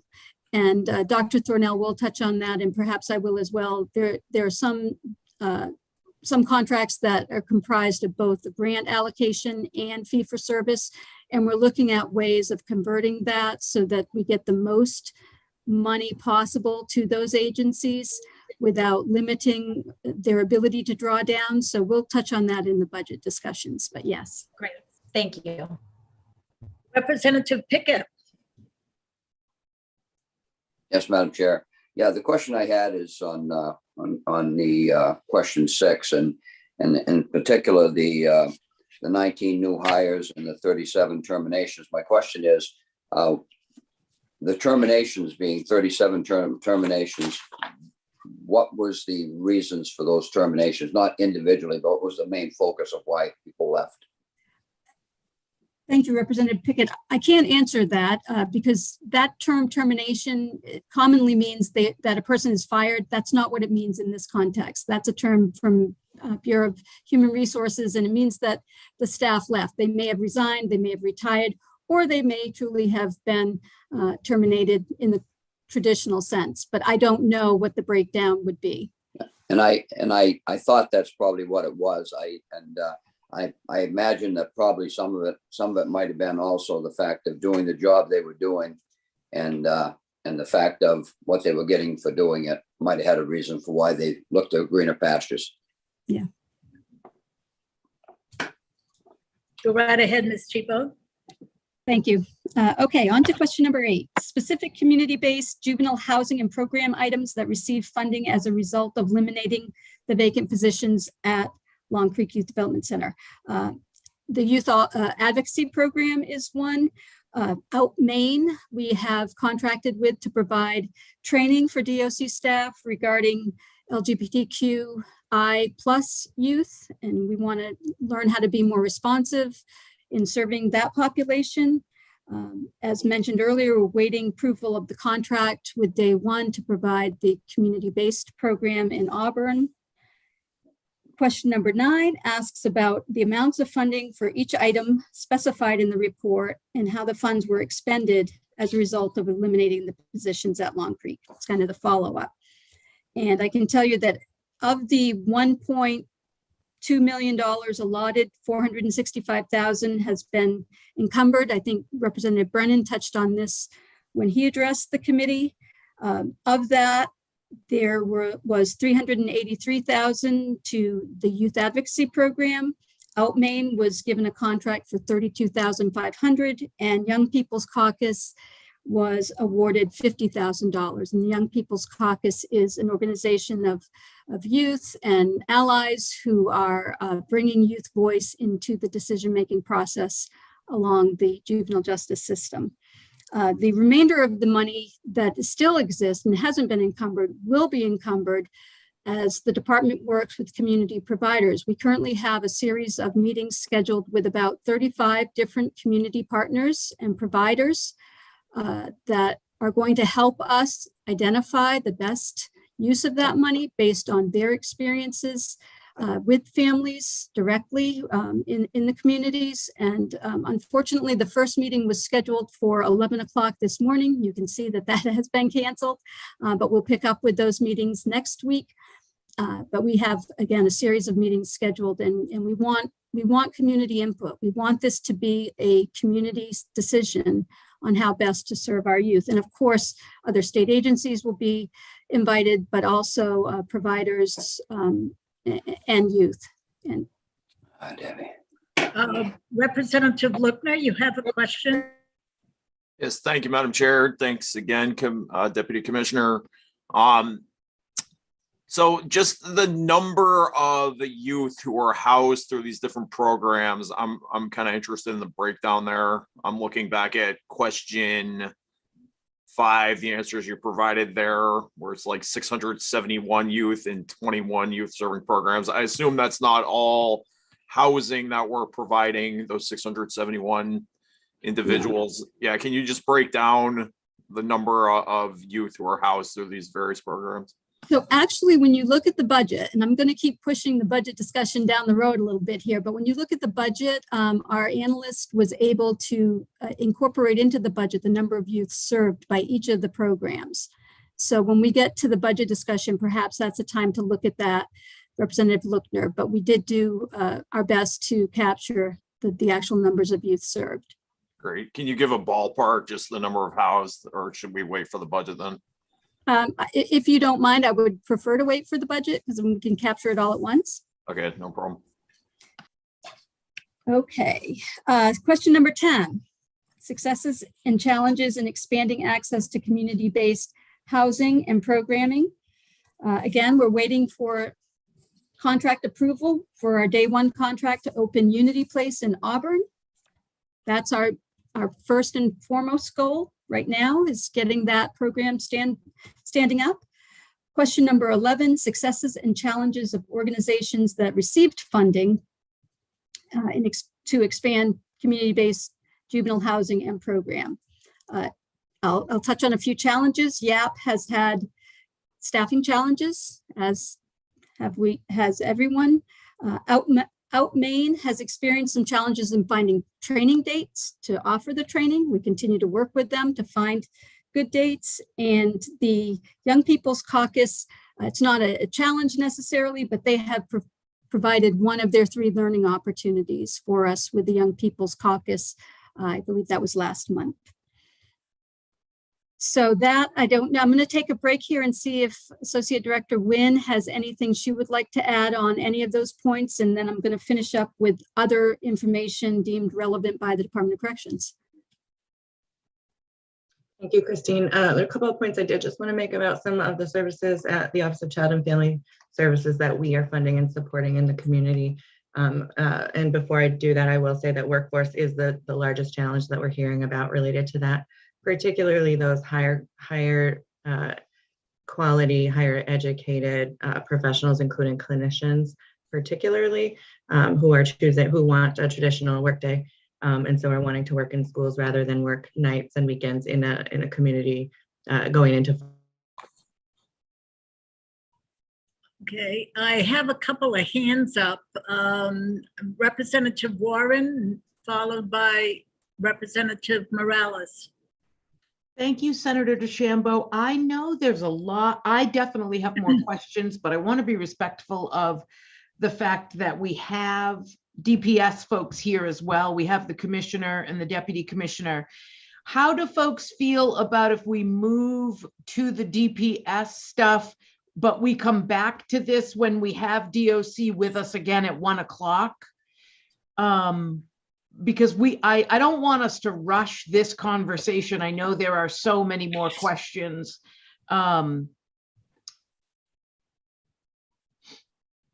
That sounds like a pretty good idea. If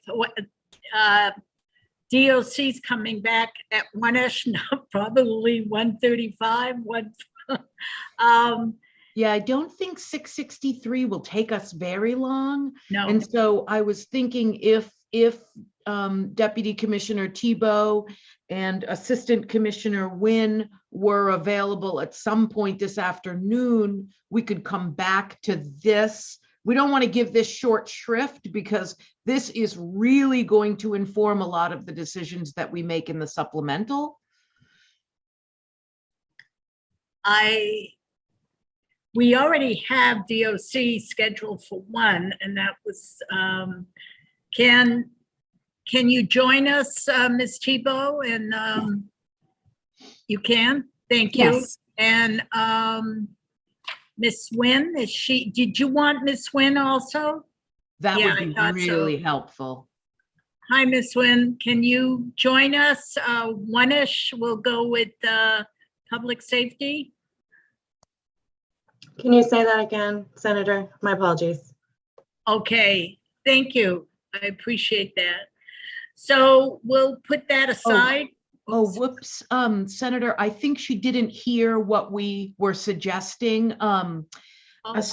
Assistant Commissioner, we know there's a lot more questions and we're over time, and we asked the Department of Public Safety to be here for 11. So we're suggesting, would you folks be able to come back 1-ish so that we could continue this conversation today?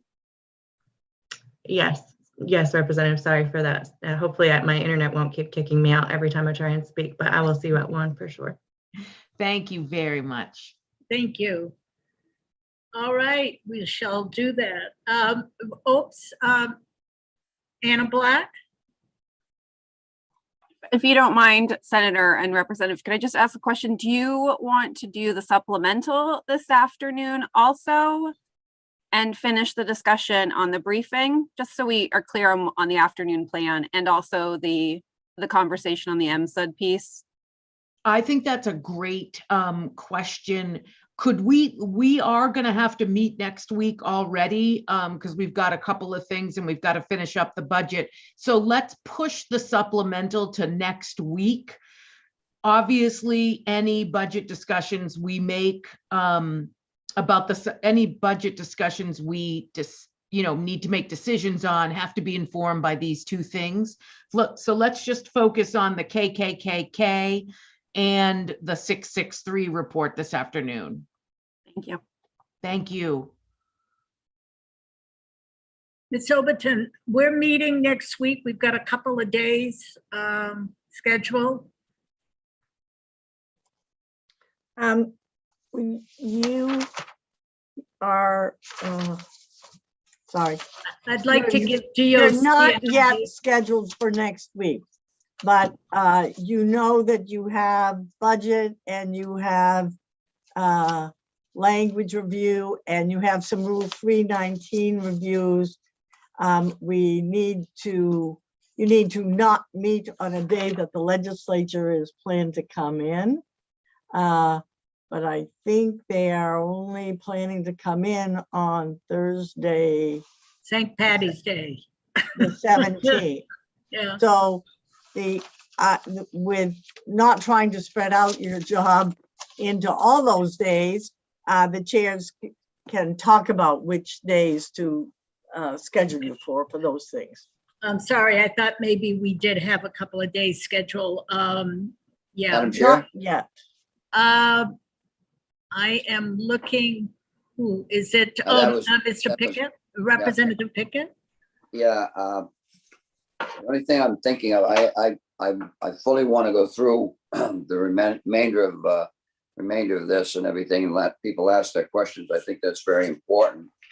And we do this afternoon, unless my schedule is incorrect. We got the substance use disorder treatment at the and DOC facilities that's here, which is they're going to be coming back anyways. But yeah, we've had the people here waiting that are ready to do the supplemental budget for the DOC. We may have to skip over something, but I don't see the reason why we should have to not look at that at all today, because I think a lot of that we can deal with and take care of today. You mean like later, like at 2 or 3 o'clock? I'm happy to do that. Yeah, I mean, I think they're prepared and they're ready today. Why tie them up for another unknown date so they don't, and for their scheduling and stuff? I just think as a courtesy to them, I think they've been here and been waiting. I think we should take and maybe handle that right when we start at 1 o'clock and get it done out of the way, and then give the others. I'm sorry, we weren't clear. In order to make decisions about the supplemental budget with the DOC, there's still information that we need about the biennial budget. And that's what this report is about. And that's also what the SUD report is about. So I agree with you. We'll get started at 1, do those 2 things, and then we can go right into the DOC. Right. Yeah, that makes sense to me. And then that way they're able to carry through with what they were planned on doing today. Absolutely. And secondly, Senator DeChambeau, it might be helpful for us to ask Anna that if we have to meet next week on this particular issue, which day is better for them, Monday or Wednesday? If it's all the same for you, which it is for me.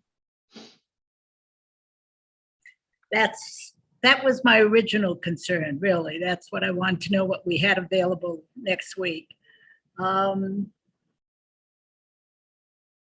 Well, why don't if they've got an answer for us now, if not, we can talk about it at 1 or when we get back.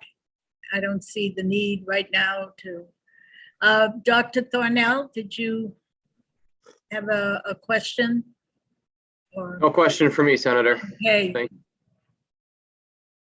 So Anna, you brought it up first. If we're going to do it, and we may have to do some next week, is there a day that you can see?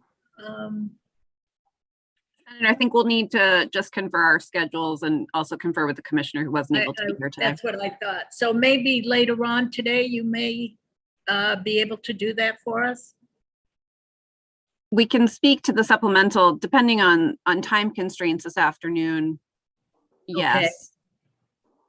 But I think it all goes back to time constraints, how much things get pushed back just because of all of the other budget pieces that you're doing today. Mhm. All right.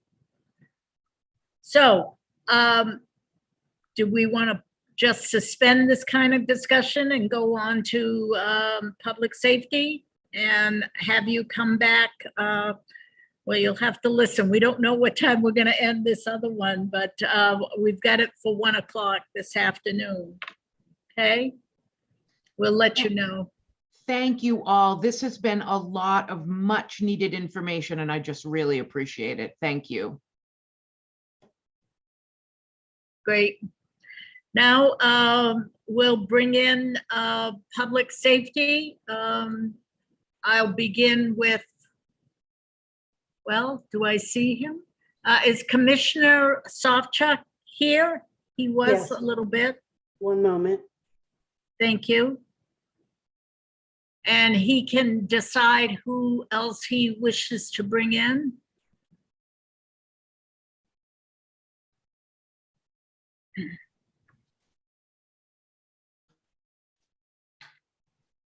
So we don't have a report for DPS, right? It's, or do we? Good, well, it is good morning. Good morning, Commissioner Sawchuk. Good morning, Senator, Representative Warren, and distinguished members of the committee. And I think Jane did send out some material last night, as always, keeping track of us. And I think we sent one more question this morning that I had just missed and it slid through the cracks. So I apologize. You got that one. Number 8, a little late. Okay. Hold on 1 minute. Let me ask, Jane, was this the survey that I received, behavioral health, community collaboration? Is that, what specifically did you send us last night? If you can tell us. I want to make Yes.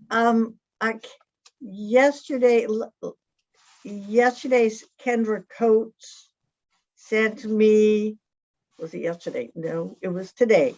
Kendra Coates sent some information on the sort of 8 questions and the commissioner's answer on number 8, which was overtime for the Maine State Police. And I think that was asked with regard to the training positions at the Criminal Justice Academy. And that went out to you this morning. Yeah. And they provided a packet earlier. The Behavioral Health Collaborative information came out to you from Betsy Sweet, thinking that that would be relevant to the discussion of the behavioral health coordinator positions that the Maine State Police, yes. And so you have some Department of Public Safety issues in the budget. Maybe you'd like to start with, maybe this looks like an easy success. The Fire Protection Services Commission, I think that's in the commissioner is in charge of that issue. And that is a $1 million request for the length of service award program for the 2nd year of the biennium. Did you want to take that first or not? I would defer to Representative Warren if she has a preference. Thank you, Madam Chair. I would like to move that in, the $1 million for the length of service award program, and happy to have discussion about that. And then I just wanted to remind us that where we left off with the commissioner on Monday was that Representative Pickett had asked a question about patrol, et cetera, and we sort of put that on hold. So maybe we could start off by answering Representative Pickett's question, and then ask the commissioner if he'd walk through what he provided as answers to our questions. But if folks are okay, I would move in the $1 million for LoSAP. That's a motion, or? is Yes. that- I second. Okay. Who seconded? Representative Morales, is that it? Did you second? Okay.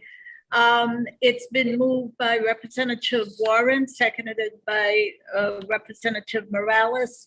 And that is, do I have to say the numbers like 0936 to be specific, but it's the main length of service award program. We've been looking at this, discussing it for a number of years, and $1 million finally. So that's the amount. If there are no questions, we can take, I don't think, we don't need a roll call vote, just a show of hands is fine? Or do you need a roll I call? think you need a roll call because I'm required to report the count. All right, yep, shall do that. Ms. Fahey, are you ready? When you're ready, we're ready. I am ready. Representative Warren, Yes.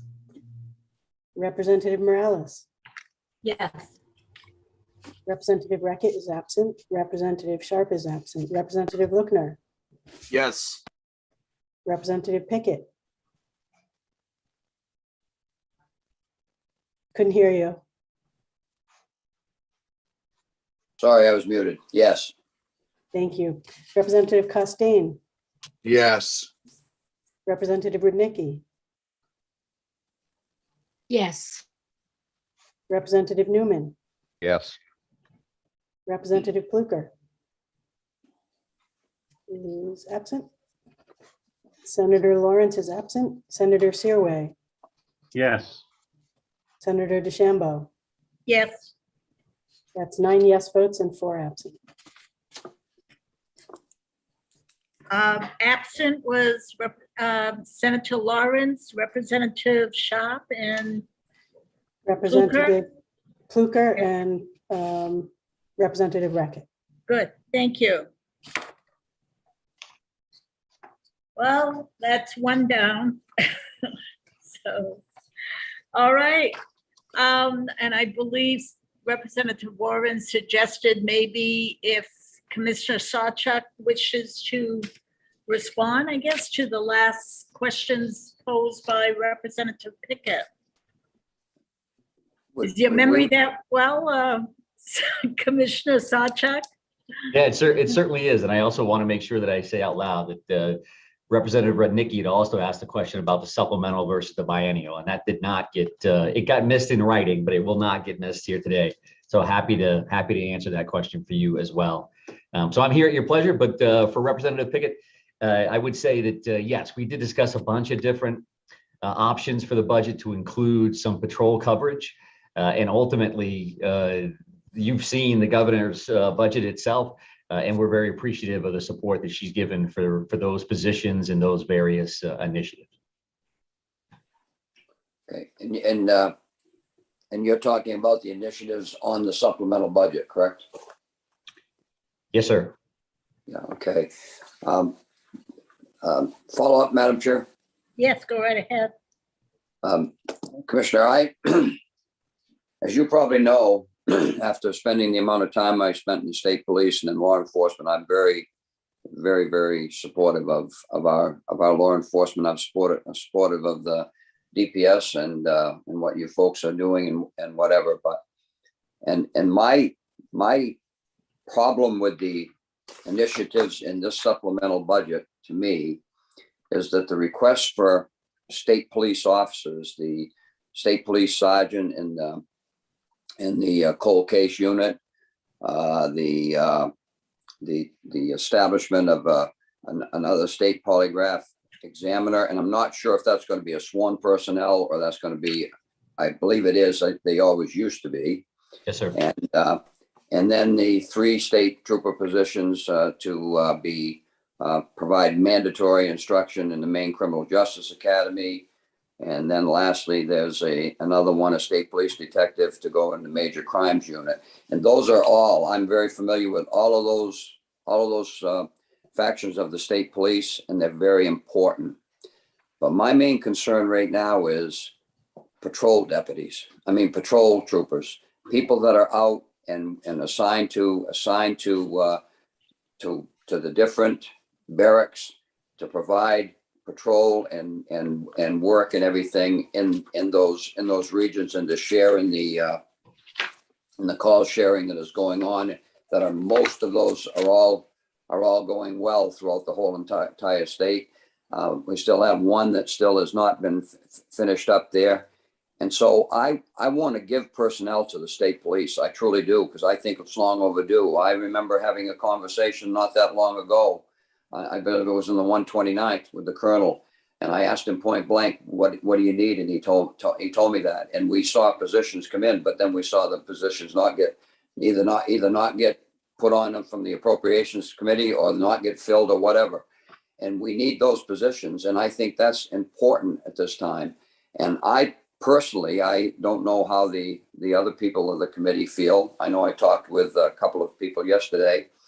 I would far rather see, rather than filling these specialized service initiatives with state police personnel, I would rather see those positions filled, and maybe a few more filled with state troopers that are going to be out working every day for the people of the state of Maine, and out doing the job that I used to do years ago, and that we take a proud tradition in doing.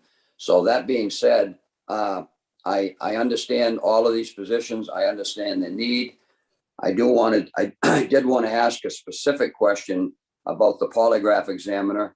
How many we have right now, as far as taking care of the entire state? I'm interested in that. But the other positions, I'm all for those positions, but not until we put road troopers out there that we really need, and what the state police, I really believe, needs to be able to get back to doing what their mission is and what they're trying to do. I appreciate that, Representative. Let me start with the specific question about the polygraph unit before I move on to the broader topic. But so currently there is a sergeant and 2 examiners there. All 3 of them are sworn law enforcement officers. They're all troopers, obviously. I think the ask there for an additional polygrapher is that, as you know, all law enforcement officers in the state of Maine, all corrections officers in the state of Maine, all dispatchers in the state of Maine are all required to be polygraphed by statute, right? That's by law. That's not geez, it'd be nice if we do that. So when we look at that, we look at recruitment and retention issues. It's important that we don't have a bottleneck within that polygraph unit, which is so important. And I'll be completely honest that for a long time, the answer was always yes, right? We'd have state partners, we have folks calling us to say, hey, can we do that? And we do it for free.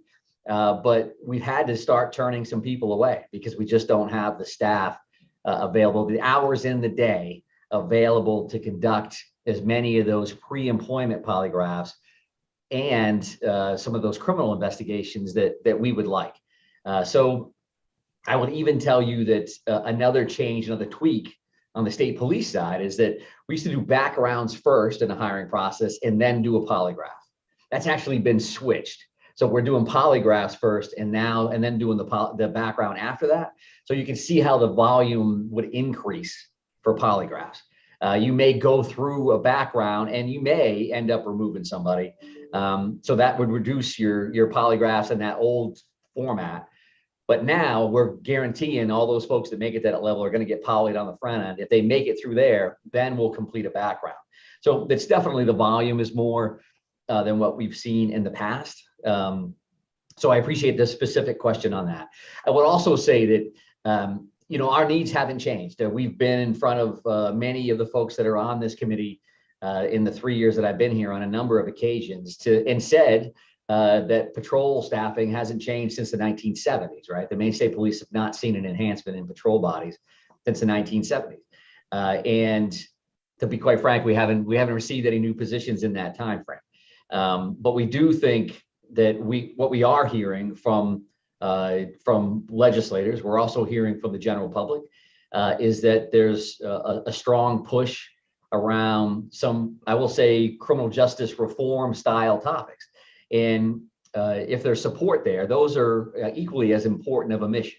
And if those bodies include training and making sure that our folks are on the cutting edge of de-escalation and all of these things that are so important, implicit bias and use of force issues and all those kind of things, then we're all in on that. And I think that makes a lot of sense. The legislature was kind enough in 2019 to create an unsolved homicide unit. As you know, and others in that system, it's really the only unit we have that doesn't have a sergeant that's actually assigned to that. It was in the initial proposal, but not funded. So we're just trying to make sure that an important unit like that is giving closure to families, right? To victims' families and to victims, that they have the kind of supervision that's so important to help those kind of dynamic investigations kind of move their way through the system. So I know you support all those. That's just a little bit of background on where that's coming from. And I don't disagree at all. I mean, on the patrol side, it would be nice to have those bodies. I just think that the governor's budget we've made a selection. We made our priority list, and we're here today to support those selections, the ones you have in front of you right now. Madam Chair, Madam follow-up. Yes, go ahead. Yeah, and Commissioner, I understand fully what you're saying, and I understand the importance of those positions. But I also know that some of the stuff that that's being brought upon us that are big ticket items that we are trying to deal with and stuff. And now it's coming into the budgets and taking patrol officers away and taking 3 positions to train on is stuff that we don't even know what or how much it is happening in the state, but it's been the big ticket item throughout the whole United States for the last 3 years. And we know that. And I'm not saying it's not important. I'm just saying I don't feel it's important enough to put 3 trooper positions mandated to that when those 3 trooper positions could be out in the streets and serving the people of the state with the service that they look for and they believe they pay for. That's my issue. That's my issue with that. And I hear what you're saying, and I wish I could say let's fund all of them and let's put. I know you got, I believe, is it 20 unfilled positions on the trooper side, or is it 25? It's 20 trooper positions. There's a few sergeants in there as well, but trooper position numbers would actually be 20, sir. So that's the side I come down on, is the fact of let's fill the positions and get them in, and then let's work on the other. Unless something comes up that's a major emergency that needs to be put in there, let's fill the open positions and get those taken care of, so we can once again get the colonel what he needs to be able to provide the service and the mission of the state police and what they're trying to do for the state. That's my thoughts on the budget. Thank you, sir.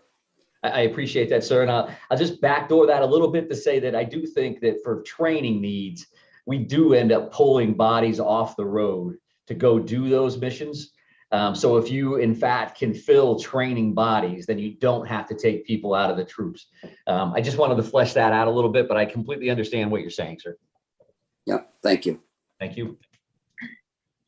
Well, I won't ask the questions because there's too many people that have their hands up. So Representative Morales, followed by Representative Costain.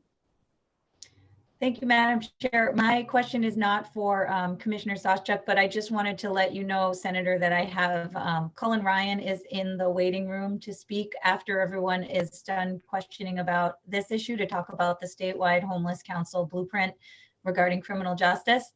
And I just wanted to let you know that when we're ready to talk about that. Thank you. Okay. If he wants to, we can bring him in, but we now have still questions about the trooper, and he can be available. He can surely ask to come in if that's what he wants.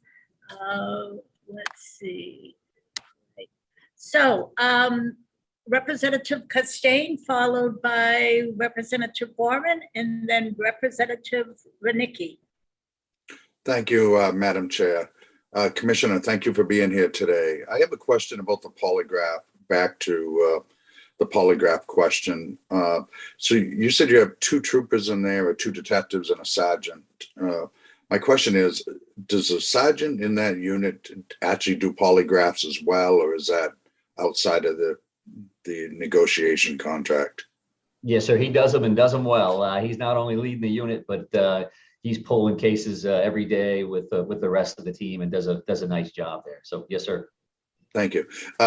Follow up, Madam Chair. Yes, go right ahead. So, sir, is that to say, I'm not real familiar totally with the state police makeup. So you have a road trooper, and then you have the corporals or the sergeants. Are they actually out answering calls, or are they just supervising on that end? They are answering calls. They're available to answer calls. I would say that they're certainly at the sergeant level. Their primary goal is to supervise calls that come in day in and day out. They may take an accident or something like that, but we try to keep that sergeant level free and available to supervise, so they're not taking an hour and a half report call. But corporals would be out, pulling calls for service. Okay, thank you. You're welcome. Representative Warren. Thank you, Madam Chair. I had a bunch of questions that I had asked on Monday, and the commissioner and the deputy commissioner got us a bunch of materials, and I wondered if this might be the time when we could start walking through those materials.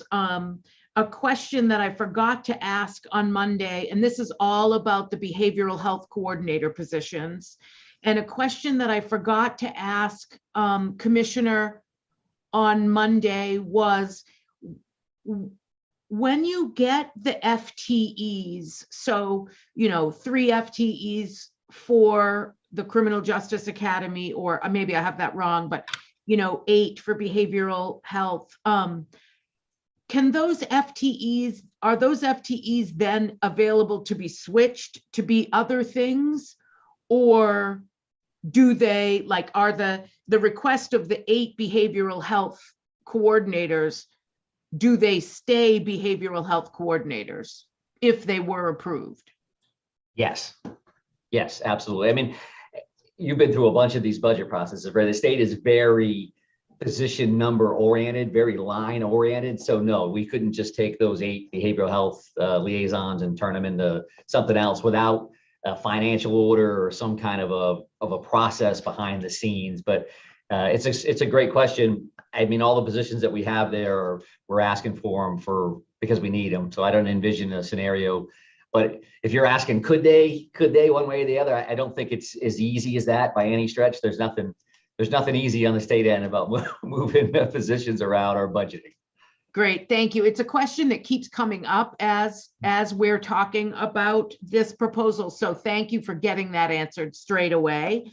Yeah, I'd love it if you could walk through, and because of the fact that none of us here are mental health experts, certainly with what's happening out in the field, I invited both Joe Everett, who's the CEO of the Opportunity Alliance. They actually run the crisis system in Maine, so they can answer some questions as we're all sort of pontificating about the crisis system in Maine. And also Betsy Sweet, who is director of the Behavioral Health Collaborative. She's also here so that as questions come up, they can provide a resource to us. Representative Warren, I'd like to, before we delve into that, which would distract us from what we were talking about, I'd like to recognize Representative Renicki. I don't think she's on that same wavelength right now. So if Representative Renicki wants to close up what we were talking about, I then see a hand up from Representative Costain again. So we'll do Representative Renicki. Thank you, Madam Chair. Commissioner, as you know, I'm very budget oriented when it comes to spending the money, and especially when it comes to The fact that we've done a biennium budget, I don't care that there's supposedly more money coming into the state now, from taxes and the taxpayers of Maine. So let's go in and take and spend it. I have a real problem with that. So, and I'm looking at the fact that you've requested 18 and a half new people to come in under and using this under this budget.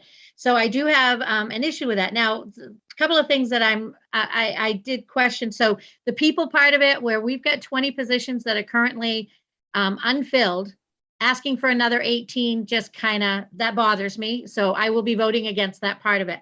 But what I do want to question you about is there is some things related to technology and technology changes. We know that regularly, and we have to keep up to date with the technology to be able to handle things. You have for both 21, 22 and 22, 23, you have an additional 18,000 added in. Was there a reason it didn't get funded last year in the budget where that is technology? Is there a specific reason that didn't get funded? I appreciate the question. I would say there are various small buckets of money for technology. So if we wanted to ask something specific, or I can try to find and just go through my original testimony and just try to highlight some of those, I'm happy to do whatever works. But okay, well, I was just curious because there's also another one-time funding.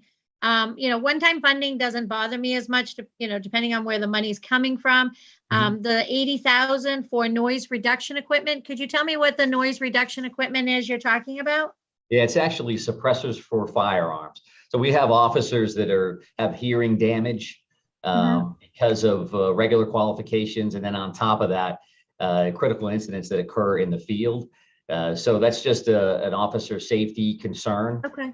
Whether it's for their direct hearing or from somebody actually being able to determine where they are if they in fact are forced to shoot. So you see that flash out of that barrel, which you wouldn't with a suppressor, or at least. Okay. Okay, that makes sense to me. Yeah, and like I said, the other one, there's just a couple of lines there that deal with technology. Do you know if we actually have, because I was actually going to ask this about corrections as well. Do we have like a standard funding for technology for each of the departments so that it's something that is done every single year? I mean, technology changes regularly, and rather than, every year, coming back for specifics, is there like a forecast that, if we have $1 million a year set aside, just as an example, $1 million a year set aside for upgrades in technology, maybe we didn't use $1 million this year, but next year we need $1.5 million. We have that pot of money to be able to expand and continue on with our technology. Am I making sense? You are, Representative. I do think that I can't speak for OIT. Kendrick probably could actually, but on the OIT end, they may have larger buckets that they're planning in advance for. But for us, as an individual department or a bureau, as an example, literally we pay a certain amount of money for a server. We pay a certain amount of money for a printer, a phone jack, so it's very specific. So that does change depending on where we are, what we're adding, what we're taking away. That's a constant process as we continue to audit things. We'll get a bill and then we'll look through that and make sure that is everything still on? What is that thing over there? And are we getting charged for that? And do we need to? And so that it is again a line by line style. And I can go through here and kind of talk about some of the technology things if you like. I think that was kind of my question for the most part. Thank you very much, by the way, for this. It was just the fact that it would make sense to me to have just an amount budgeted, for some of that stuff rather than the line by line. But I'm not the one that handles all this, stuff, but just for future references, I guess that was my biggest thing because and like I had said earlier, coming back for more when we still have empty seats, that is an issue. But thank you very much. I appreciate your answers. Absolutely, Representative. And I'm happy to dig in a little bit on for us, every one of these budget conversations is different, right? So there's there is a bucket of money that the state is looking at. There are priorities. So it wasn't that long ago, we were in front of you giving money back, right? Taking cuts and talking about we're getting rid of this and fuel costs and all these different things. And then as money comes into the system, then maybe that would loosen up a little bit. And we look at priorities from the department level. And we've put forward, those priorities, which on the national conversation and in the state of Maine, I think folks would say for many isn't an emergency situation. Let's make sure that we're looking at reforms and that we're taking care of the things. Law enforcement accountability and transparency and those kind of things would fall under that bucket, which is why I think for us, it is okay. It is a match to the supplemental. When in other times we wouldn't ask for anything or we're giving money back, right? It's just a little different from time to time. So I understand you have your point of view on that. I'm just kind of giving you a little background on how we determine those things at the department level anyway, right? Right. And I appreciate that. I fully support you guys. I fully support the police, and all of that. I just look at things from a budget end of it as well, too, on certain things. So thank you very much. I appreciate it. Thank you. Okay. So I didn't think that was going to be the question, but that's fine. I learned something. So I can go either way. Representative Morales first had her hand up to ask about probably inviting Mr. Cullen in, or I should say Cullen, about homelessness. And then Representative Warren talked about behavioral health. I've got Representative Warren does have her hand up, so I will recognize her. Oh, I think it was the same. It was from before. I apologize. Okay. But if the commissioner could present us the answers that I know they worked hard to put together, that would be great. And that would be greatly appreciated. I respect all of the guests like me that are coming in and subject matter experts. That'll be great. Be good to see Joe again and others, Cullen for sure, and Betsy. But I do have some answers here. I'm happy to go through them. I can buzz right through. There are 7 attachments there and some of this background material, but so I'll just go ahead and kick it off. So we were asked about that salary range specifically for these behavioral health liaisons. We did provide that information, and I'm glad you asked that the way you did, Representative Warren, because I think we did give you just like a spec and a grade, which tells you nothing. But that's there, that salary range is on there, starting at 43,409.60, and it goes up through 8 steps at 58,531 and 20 cents. Representative Lookner had asked about the contractors on the options liaison side. Catherine Couteau over at the Office of Behavioral Health, who runs the options program, was incredibly helpful. There's an attachment for that. In the options liaisons in that scenario, what happened is the state put out an RFP for these various counties, and then agencies applied for those. So there is a swing here from $35,360 all the way up to $53,040 county by county. And so the agencies put forward their response to that. So it does vary depending on where you are and what the marketplace is or whatever that looks like. And Representative, look, so then obviously the names of the agencies are on there as well. I think that was a specific question that that he had asked for. And this one, Representative Warren, I learned a lot about the federal funding match, so that was a good question. I talked to Director Pollard about that. And these positions could be eligible for a federal admin match. That is all based on your service for those receiving Medicaid, or you're signing people up for Medicaid. So we'd have to have some kind of a baseline to work from, is how it was explained to me. So as an example, we get the positions, we spend a year, we go back and we say 60% of the people we serve are on Medicaid.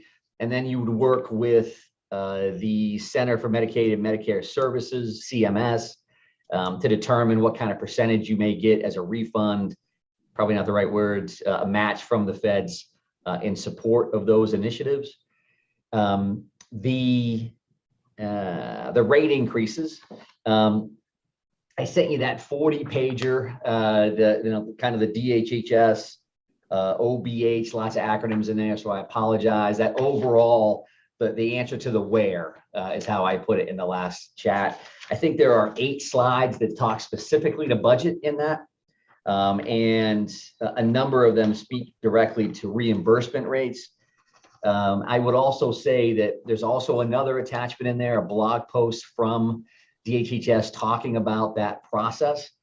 So as it was explained to me, 20 of those behavioral health related reimbursement rates have actually increased already.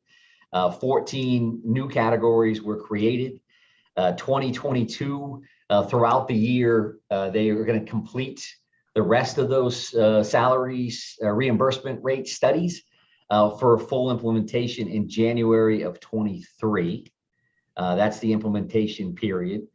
And probably something that a lot of folks are familiar with, but I also thought LD 1867, an act to codify main care rate system reform, which came out of the DHHS committee, unanimous with a unanimous vote, was something also of great interest. And I think for that one, we just provided a link in our overall response. So Dr. Pollard was very excited about that. I mean, that's not just taking care of the here and now, but it's protecting the system into the future, which I think is important.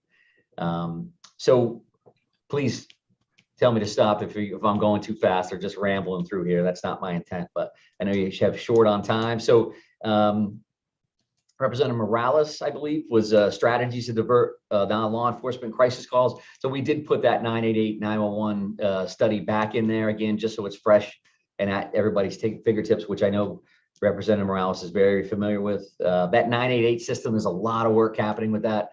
I just actually saw an article today on the federal side as well. So there's a lot of movement there, and I think there's a lot of excitement there. It's a good opportunity to kind of divert these calls on the front end.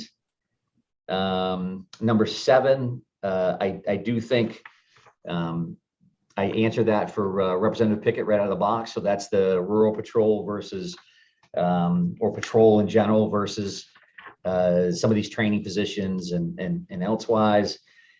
Colonel Cody, that I think is also out there and available for us. There was an overtime question from Senator Searway. And I think for that, there's a, for the Maine State Police, there's an overtime component because we have minimum staffing. So if you fall below minimum staffing, then they would try to fill a shift. If they have to force somebody to work that shift, they would call that an inverse. So every budget that I've ever worked on, and I've worked on them in different settings, like you have, there's an overtime line. There's information there. So this is another one of those pieces where I think the colonel would say, if we're not pulling people off the road to train, to teach some of these topics, which are mandatory or incredibly important, we may be able to save some of those patrol shifts on the front end. So there's an answer in there that's the number 8 that I made a mistake and did not get that out to folks earlier. There's also, we had provided the behavioral health program coordinator job description. We also added a tri-county mental health services job description that they put together for the liaisons that they utilize for the options program, which I think is really a much better fit than the program coordinator thing. But when we put in positions, we kind of look and see what there's a state model, and that's a title that we thought was beneficial to us. So that is actually in as one of those attachments. And looking through the stack of fun here, I also think I do appreciate, I think Representative Morales, I had admitted that I had looked at 2 of the studies that you recommended. I did not look at Fuse. So I did get a chance to take a look at that since our last chat. As far as, do those behavioral health liaisons kind of meet any of the goals or recommendations of those various reports? I think I covered that for 988, as well as the Homeless Council's statewide report from 2019. And then when I look at the Fuse report, I do continue to see natural hooks here. I mean, the criteria, when you talk about minimum total 180 days out of last 365 and have 2 chronic conditions or 1 chronic condition with a qualifying risk factor for having a second chronic. Some of those chronic conditions are certainly on the behavioral health side. This was a really good report. I'm sorry I didn't read it. Wasn't aware of it on the front end. Data-driven population targeting. It sounds ominous, but I completely understand what it is, right? We're trying to gather information and do things appropriately. So I had some highlighted things in here. Definitely familiar with the long-term stay initiative that Cullen had spearheaded in the city of Portland. And when we get back to challenges, it does continue to talk about intensive case managers, which I freely admitted the last time, Representative, that these positions, I don't envision them as ICMs, but they are incredibly important for stabilizing people, as I put it the other day, on their couch if they have one, right? So we don't want to take anybody anywhere. If we could stabilize you in your home, the chances of you not losing your home go up dramatically, of course. So we don't want to take somebody to jail, certainly. We certainly don't want them to go to the hospital if they don't need to go to the hospital. So these liaisons assist with doing follow-ups. They're being proactive. They're trying to stay ahead of the game.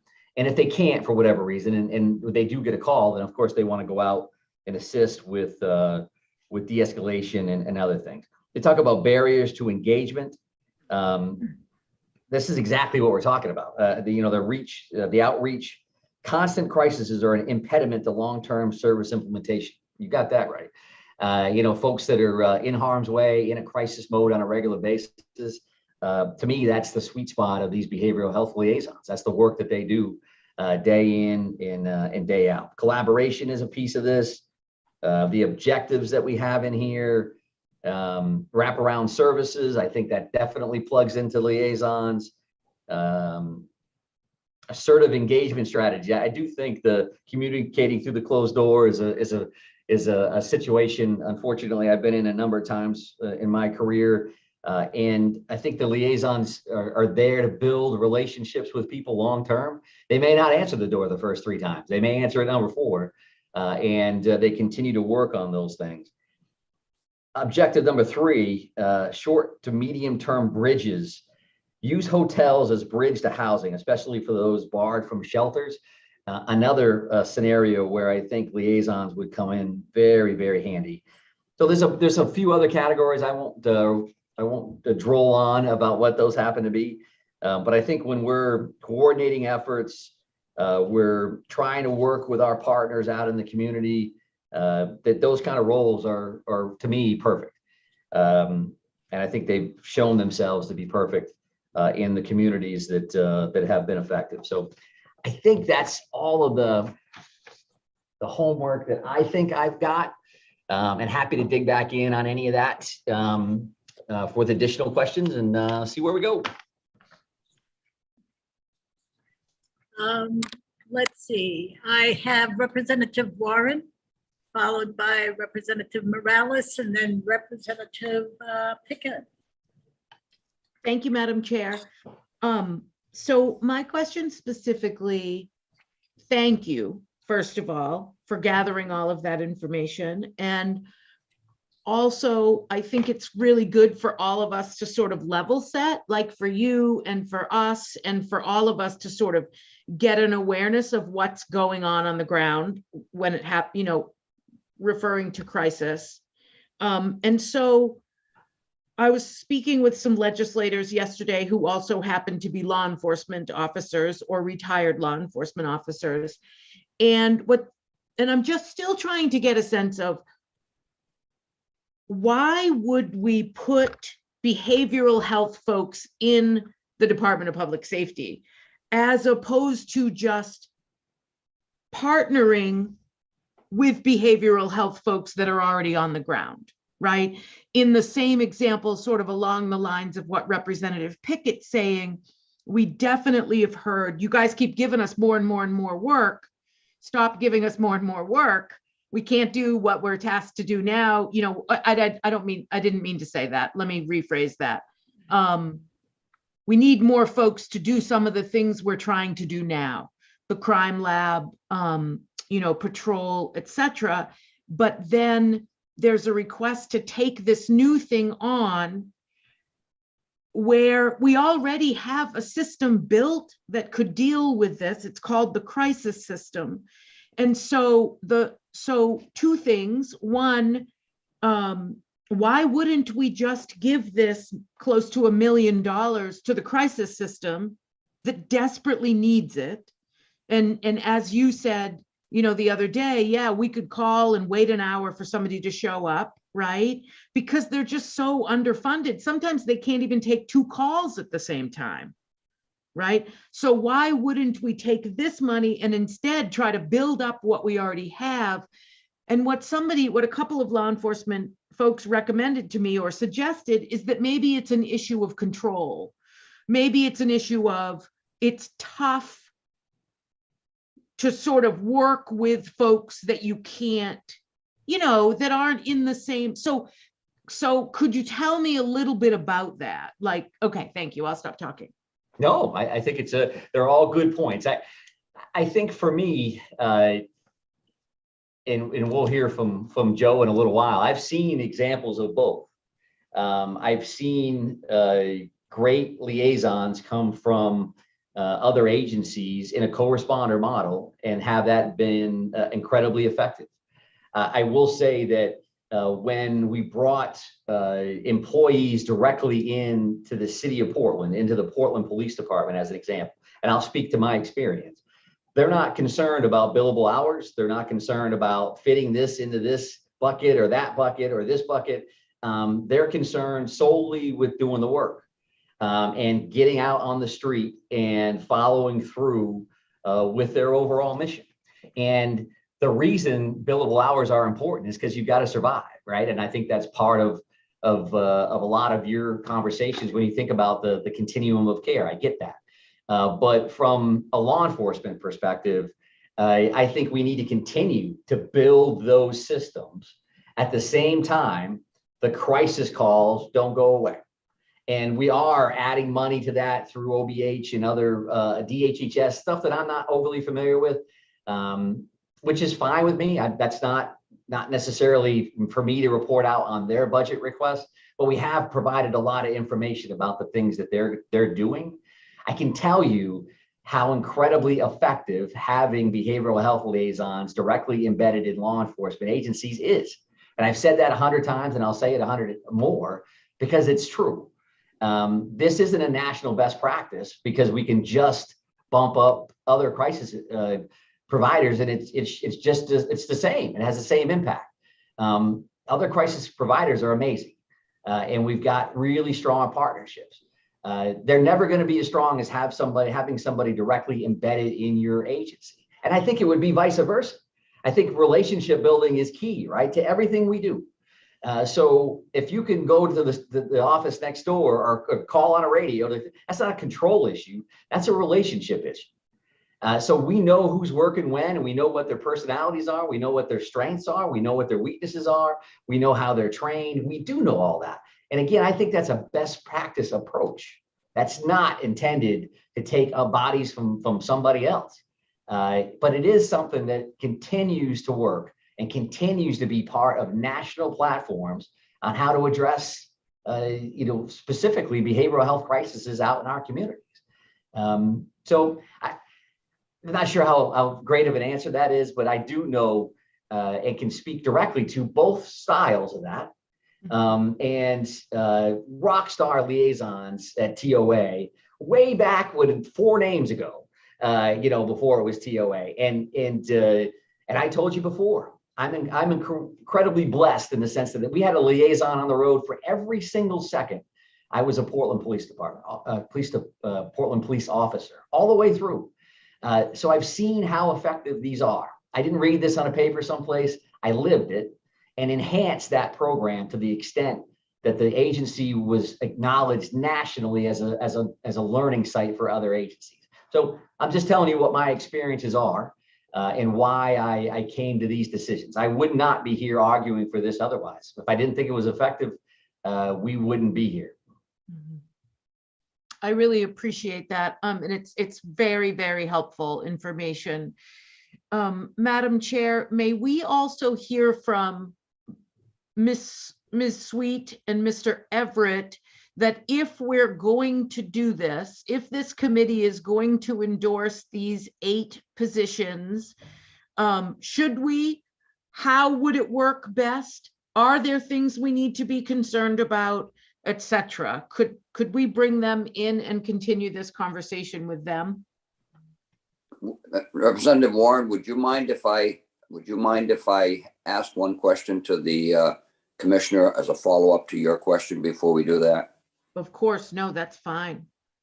Would that be okay, Senator DeChambeau? Thank you. So what I want to know, Commissioner, is this on these 8 positions, and I think it'd be very helpful to us. I know you explained what they just now. You gave a real good explanation of who they are, what they would be, and what they would do. But how would you place them throughout the state, and what kind of how available would they be to respond on calls as calls come in? I think that would be helpful, because I think we all want to know that. But I think down in the southern part of the state, we know if we went with just all outside agencies, they've got a lot more availability than they do in the upper part of the state. So I just want to know how that would work. If you could just speak to that for a moment. Yeah, sure thing, sir. I think that for us, we're looking at assigning one of these liaisons per troop barracks, right? So per those patrol units. And I think availability will vary depending on the county to a certain extent, right? I mean, law enforcement officers, blue lights and sirens to a suicide call versus somebody in an unmarked car, right? So, are you going? You're really corresponding depending on where you are. So some of those things vary, but I think the scope of their response, right, can go anywhere from a family member calling, leaving them a voicemail, and they follow up the next day. A true co-response, which in a more rural location will probably be, can you meet me at the hospital? So let's make a connection at a location there to then pass along information, build a relationship. Hey, can I give you a call later? It could be the relationship building out with our partners. Out in a living room scenario, assisting with a group as an example. So there's a lot of different variables there for how they would get work, how they would get referrals. But the key to me is that they're wide open to all of those. There's a lot of flexibility. And I think, if the question is, well, I would say this, is that what I've heard, rural versus urban, I think everything's a scope of scale as well, right? There's a lot more resources in the Portland area. There's a lot more people in the Portland area. There's a lot more demand in the Portland area. So just because there happen to be more liaisons in that area doesn't mean that an additional one wouldn't be effective. And I would also say, like we've said with options liaisons, if you're in pick a county, use Cumberland County. If you're in Cumberland County and these 5 agencies already have, these 5 communities have liaisons, where should you spend your time? In areas that don't have that kind of coverage, right? So again, from a geographic standpoint, that's going to vary a little bit. But it's been effective. The flexibility there is key because we can kind of ebb and flow with Troop A versus Troop F, right? 2 completely different worlds. Same agency, same core values, they care about the same things, but the response times and the calls for service may be a little different. Mm-hmm. Thanks, sir. Thank you.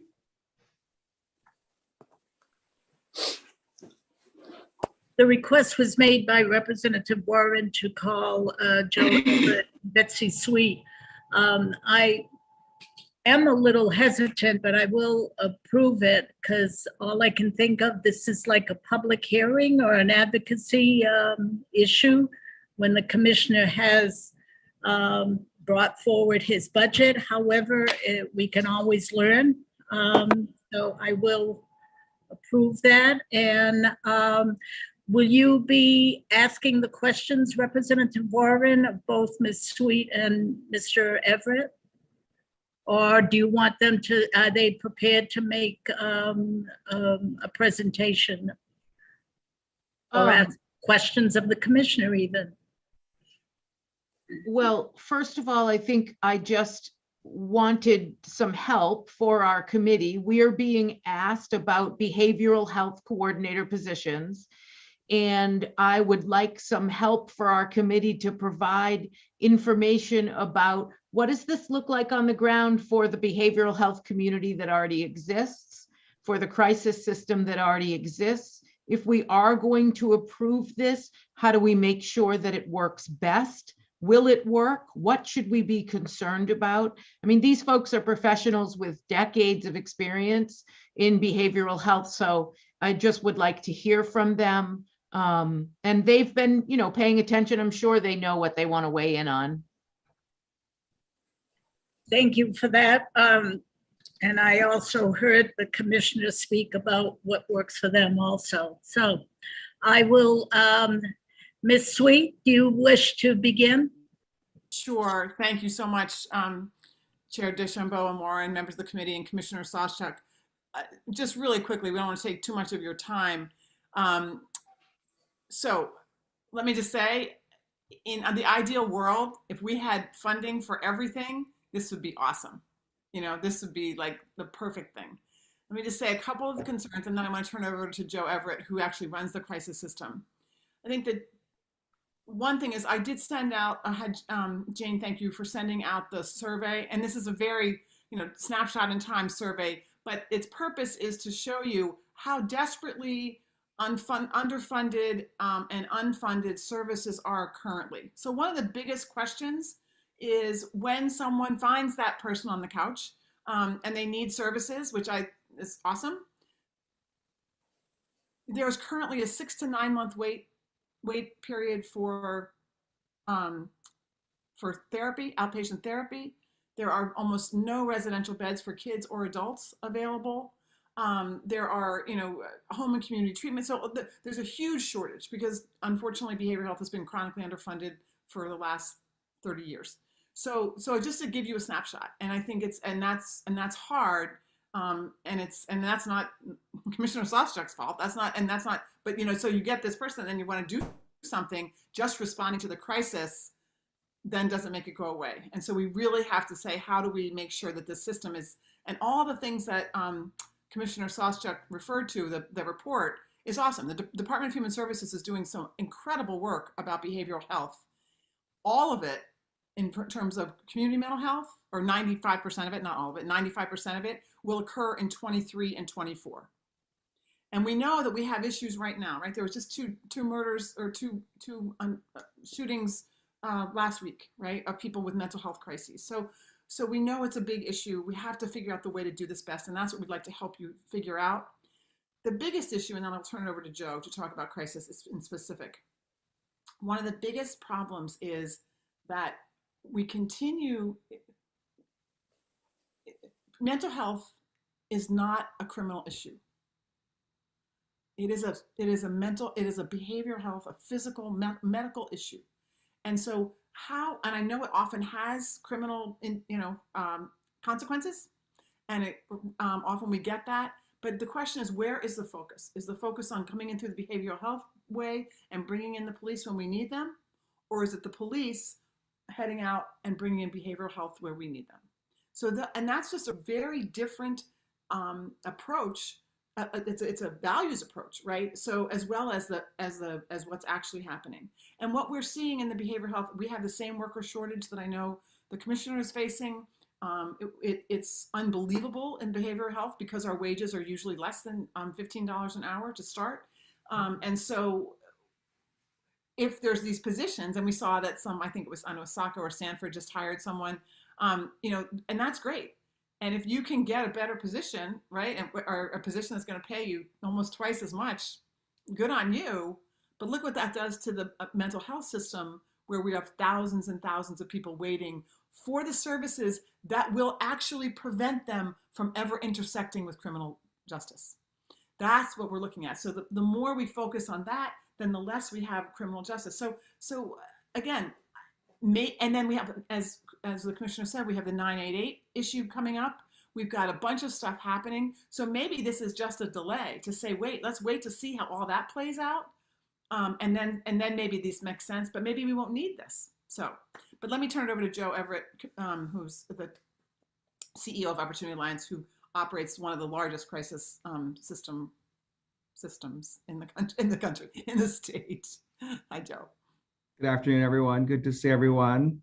And I really don't want to take that much time either. It's good to see you, Commissioner Soschak, also known as Chief Mike.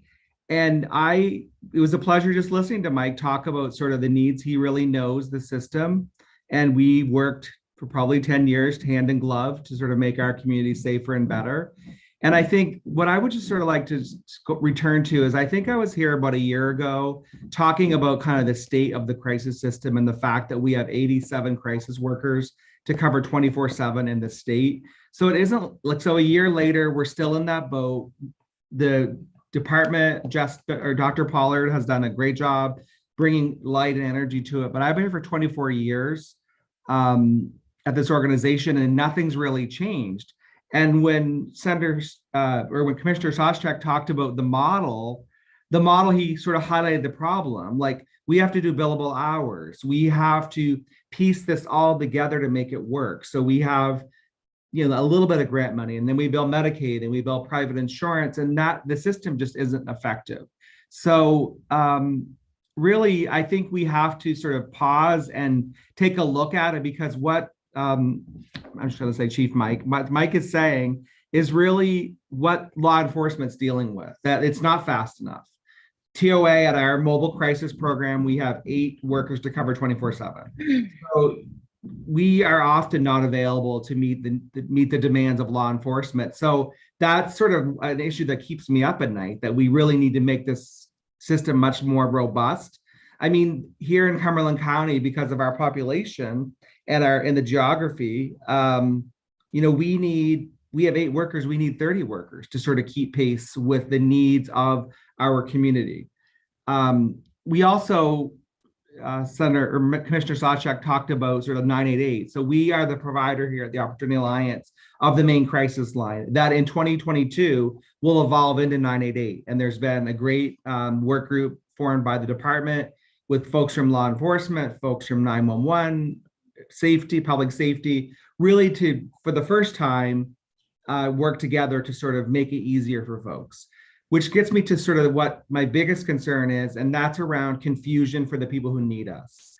So I think right now there's so many doors into the system that if you haven't used the system before, you don't know how to access us. So my hope for being here today is really to just pause, take some time, look at what we need, how are we going to work together, if these positions go forward, which thank you, Mike, for explaining them. I'm not that involved with that side, with his work, but how's it going to play out? How are we going to help people, and sort of the availability of everyone? Because we have to, both law enforcement and the crisis system have to be available 24 hours a day, which is huge.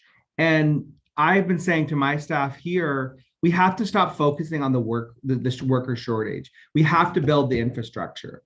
So we need to get resources appropriated and systems changed to make this existing crisis system tick. Because statewide, having only 87 mobile crisis response workers, it's just not enough to meet the general demand of people walking into our settings, to parents calling, to people with substance use disorders calling, to schools calling. Throughout the past year, we're supporting a lot of schools because of their situations, while we're also trying to be being real allies with law enforcement. So it's been going on for years, and I'm hopeful that we can sort of get to a place where we have a solid system, a crisis intervention system that can respond timely and effectively to Maine citizens. Because that today we're super stretched. And we can't lay it on the pandemic and the workforce crisis. I've been here for 24 years. The day I showed up, this was our reality. We had 8 workers then, we probably had 6 then, now we have 8, or vice versa. So that's really all I wanted to sort of bring to your attention. And I'm open to, if folks have a question or two about the crisis system, I'd be glad to answer those questions. Any questions from you? excuse me, of anyone for Mr. Everett or Betsy Sweet. Thank you for, I learned something. I'll say that much. Thank you very much. And Mr. Everett, I'm glad you mentioned your work with the commissioner, and you know him, and he's probably grown because of you too. So I remember having discussions with him, and he always reverts back to his work as a Portland PD officer and working with mental health and crisis. So that's where his mind and probably his heart is too. So No, Mike really, he gets the work. he gets it. Yep. Thank you. Do you want to join in, Representative Morales? I didn't know if you wanted. Okay, go right ahead. Thank you, Madam Chair. And I do thank Betsy and Joe for being here. I wanted to bring in Colin Ryan, who's been waiting, and I know he has some place to be. So just to address briefly the statewide Homeless Council's criminal justice blueprint, which is what Commissioner had referenced, and the documents he provided to us. If that would be possible, that would be great, Senator. Thank you. If I may, I'm going to also ask Representative Pickett if his question pertains more to what we just heard. And if it does, I'd like him to go first, and then we'll do the homelessness. Representative Pickett? Yes, thank you, Madam Chair. It does pertain to this. Ms. Sweet, I guess the question I have is, you brought up something that I hadn't thought of before about the involvement, that maybe never will be involved with law enforcement, that piece. And that was very telling to me. I think we all want the same thing. We really do. Absolutely. We want to be part of the solution, not part of the problem. Absolutely. And I think we could probably have a good debate if we got into the situation of how much of what's going on right now in the world you live in has been made worse by what's happened over the last going on 3 years. But that's another debate for another time. But the thing that I just wanted to mention to you and also to Mr. Everett is, would you agree with me that part of, and maybe a major part of, our problem we have in your profession, as well as some of the other really important things that need to be cared for within the state, is because we get into a situation, we get into the budget season, we get into the legislative sessions, and we start drilling down on other things. And all of a sudden, these things that are the core importance of what we want to do, they get mixed in with another big group of money on the appropriations table where our budget comes out, or in conversations in committees where people are thinking of these other things. And this kind of stuff just kind of gets left behind. The core that's always been there, that always will be there, and always needs to do the job, but we kind of get left behind. So I thank you for being here, and I thank you for bringing that point up that I wasn't really thinking much about. And I want to be part of the solution. I want to make sure the things that we need get funded. But before they do, we're going to have to get rid of a lot of other things that get pushed in the way that aren't necessarily the core needs of our state, in my opinion. So that's where I fall down. Awesome. Well, I'm calling you because I'm with you, and I do agree with you. And I think one of the things, just very quickly, Representative Pickett, is that that there has been,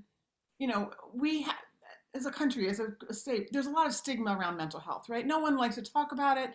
No one likes to talk about their family member or their daughter or their spouse or whoever who's having trouble, right?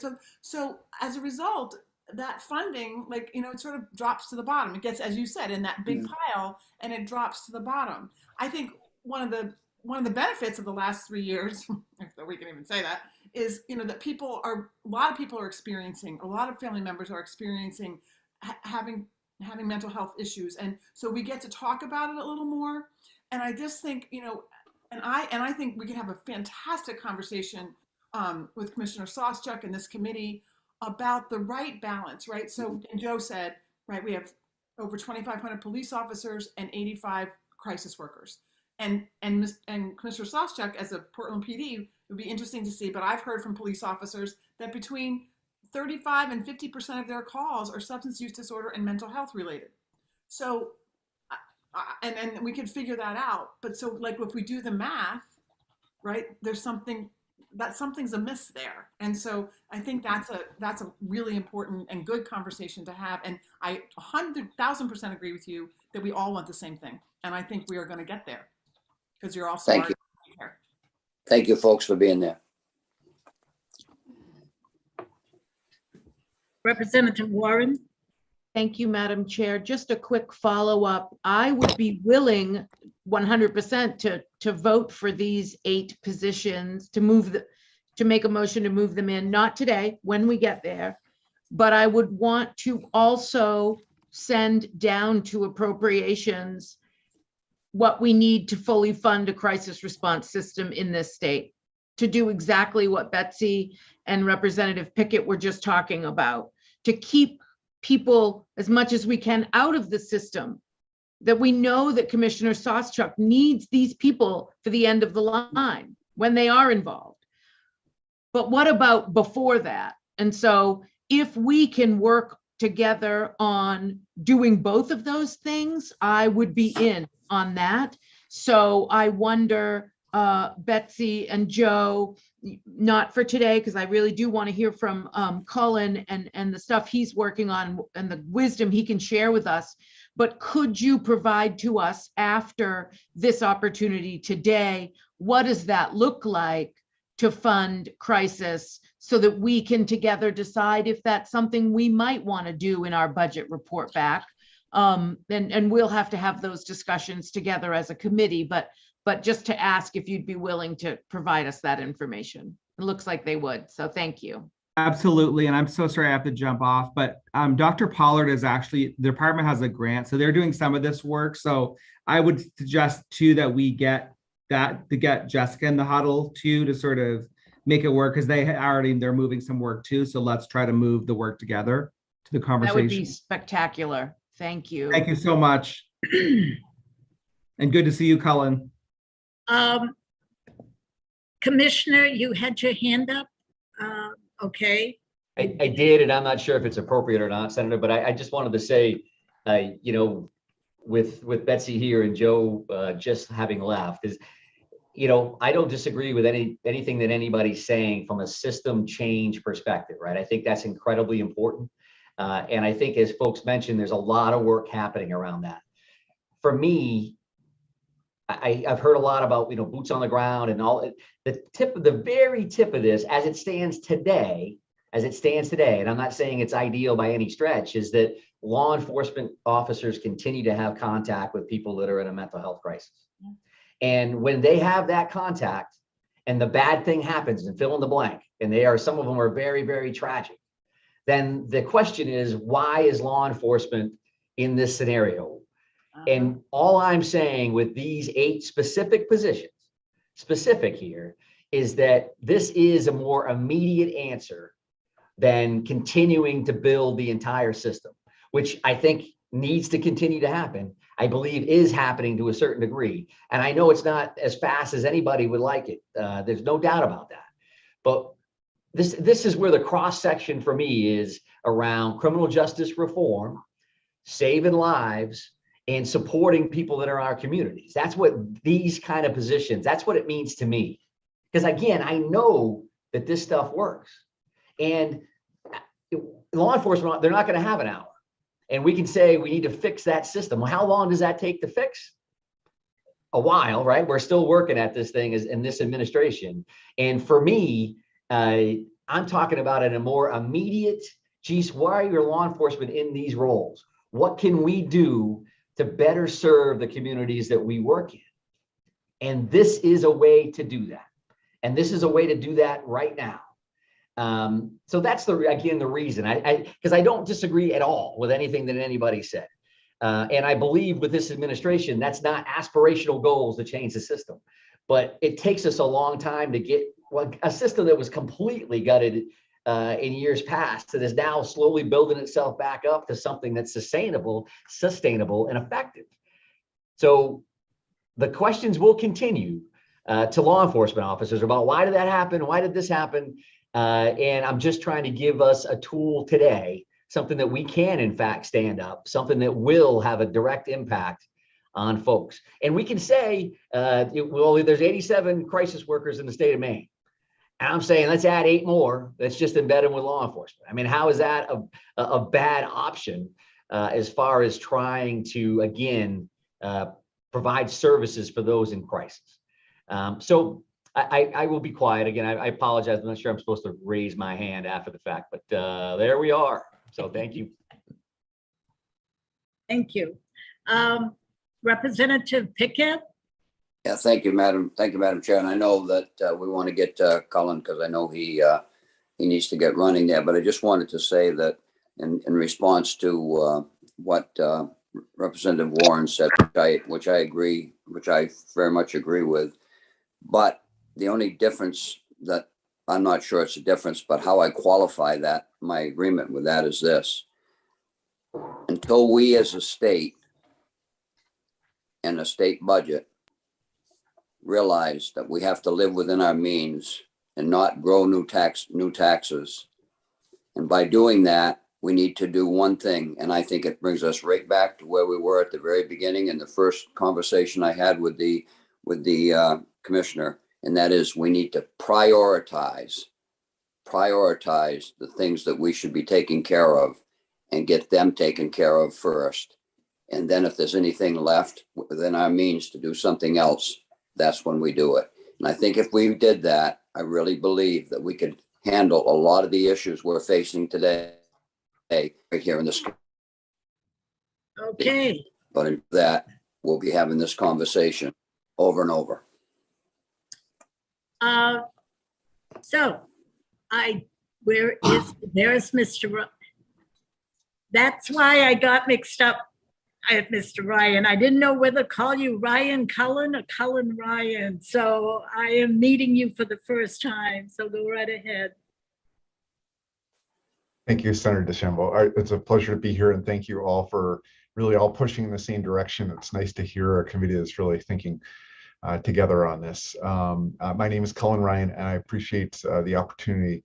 I have known Commissioner Sawstruck for many years and just applaud his work and his understanding of what's going on. And what he's talking about here is really the start of a paradigm shift where we start to treat people with serious and persistent mental illness and substance use disorder in the way that we should, which is to recognize that that's an illness and it presents the same way on any individual, on any situation involving stress, and that the appropriate response is to meet that person with appropriate mental health support. And so it's an idea that has proven to work, and the commissioner put this effort to work in the city of Portland, and I got to work with those liaisons. They're very effective.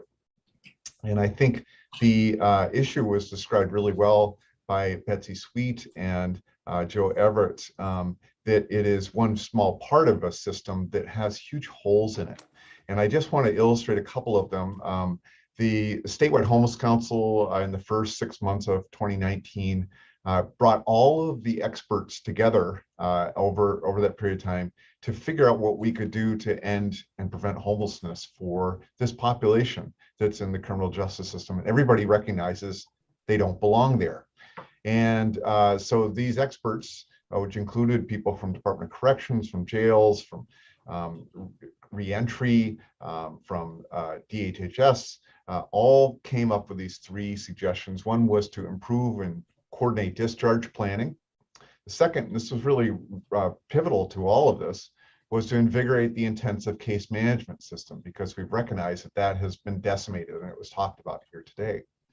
And the third is to coordinate all efforts to ensure all are involved, are on the same page and working together. to end homelessness. So that's what came out of that recommendation. It's detailed, it's very straightforward. It's a whole list of things, and of course, the 6 pages that say if we can do these things, that will make the system better. And I also want to illustrate Fuse, which was put into law last July. Many years' work went into getting it to that point, and then this fall, a group of experts got together to develop a plan to about what to do about a set of circumstances that I'll describe as this. We have about 200 people who are known by name to the criminal justice system, to corrections, to jails, to the police, to fire and rescue personnel, to hospitals, and to homeless shelters and all the people who outreach people who are homeless, because they are constantly ricocheting through all of these very expensive emergency systems, and they don't stop until they're housed. And I'll just demonstrate that. I've been sharing 18 organizations working together to end homelessness for long-term stayers in Portland, and the commissioner referenced that earlier. And again, almost 7 years, we've now housed 384 people, and they have just under a 92% success rate in their housing. That's remarkable. These are the people that you see outside on the streets of Portland. These are the people who are known to the jails because they're going there frequently. They're known in the emergency rooms. Everybody knows them by name, and we're slowly housing them. And here's what's happening. We've got those 384 who are housed now. We've got 121 who are not housed yet, and they're on our by name list. And in the last 12 months, we've been able to take a look at the data because we realized that among these 18 organizations, we have DHHS who is able to tell us with exact detail if somebody is in the hospital this month or today. And we have intensive case managers from the jail. We only have one, and that person is overwhelmed, but can tell us if somebody is in the jail right now with extreme accuracy. They have the list right in front of them. And what we found out is over the course of the last year, this population is up to 19 times more likely to be in the hospital when they're unhoused than when they're housed. And the same population is up to 45 times more likely to be in jail when unhoused than housed.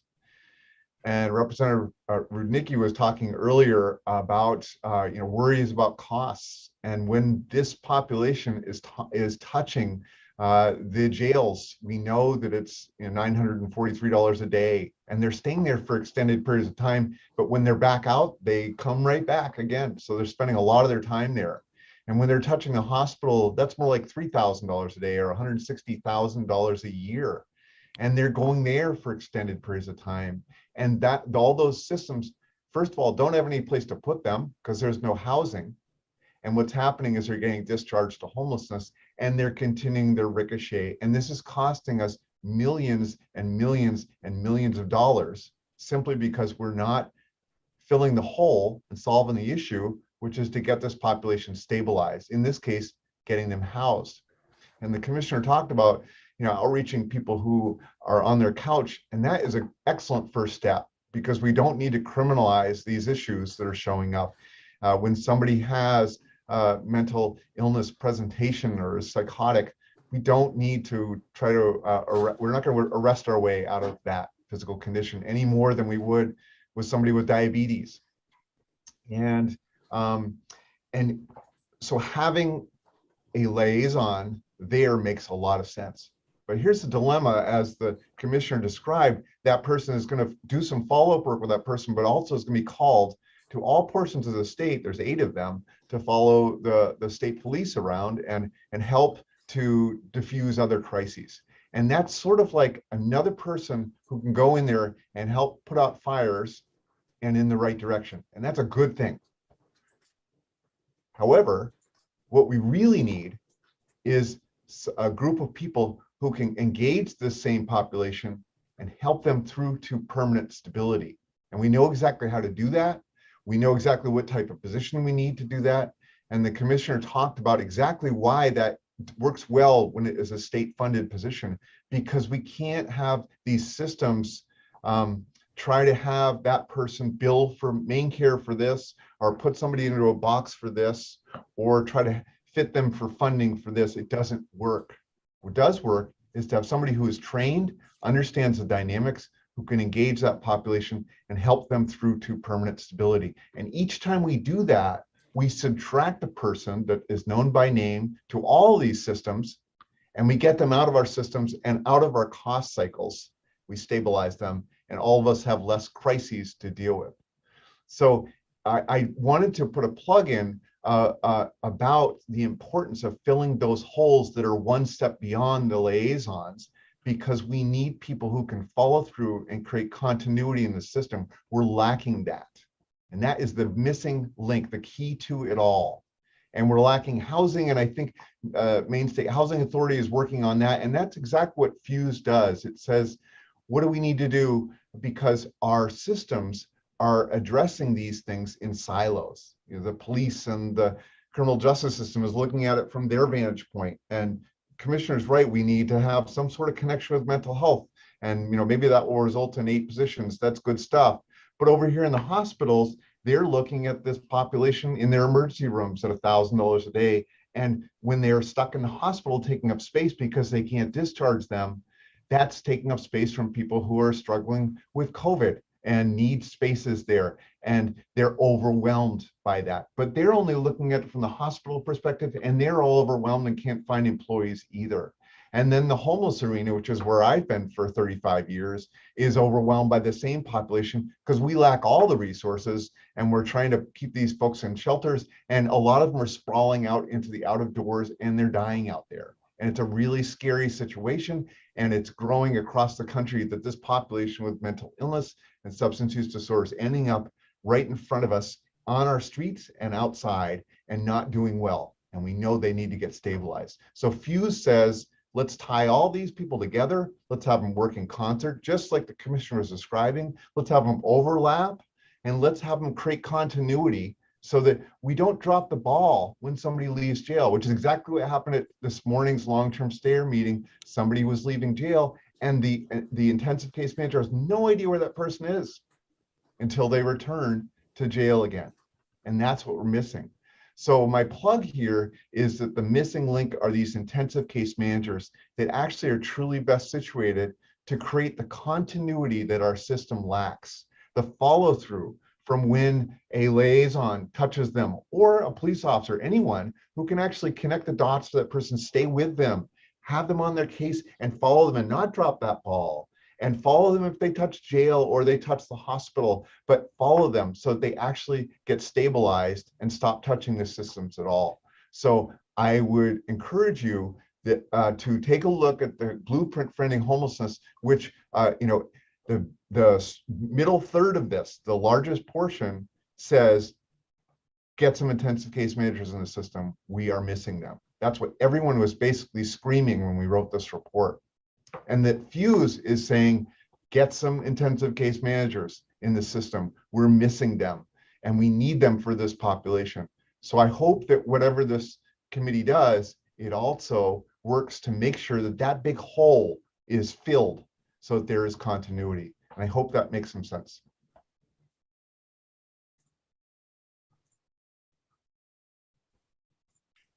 Thank you, Mr. Ryan. Any questions? Representative Warren. Thank you, Madam Chair. Mr. Ryan, thank you very much. I think you tied that together so well. Do you happen to remember, I'm sure Representative Morales remembers this, what the bill number is that Representative Talbot Ross has about ICMs? Yes, it is LD 1968, and that's working its way through Health and Human Services Committee. And it may be that the ICM portion is phrased differently, because when you look at this from the angle of DHHS, they're worried about it being prescribed too much, but it calls for intensive case management, and DHHS has solved the issue of continuity. But it's clearly in there, and it is that's what we need: housing, services, emergency beds, and then the last part of the bill is to make sure that people don't get stuck in jail when they're supposed to be committed. So it sets a 30-day timeline. But the main part of it is housing and services. The missing link, for this population. Mhm. And the missing link in supporting law enforcement at all different levels, it seems, are sheriffs, state police, municipal departments.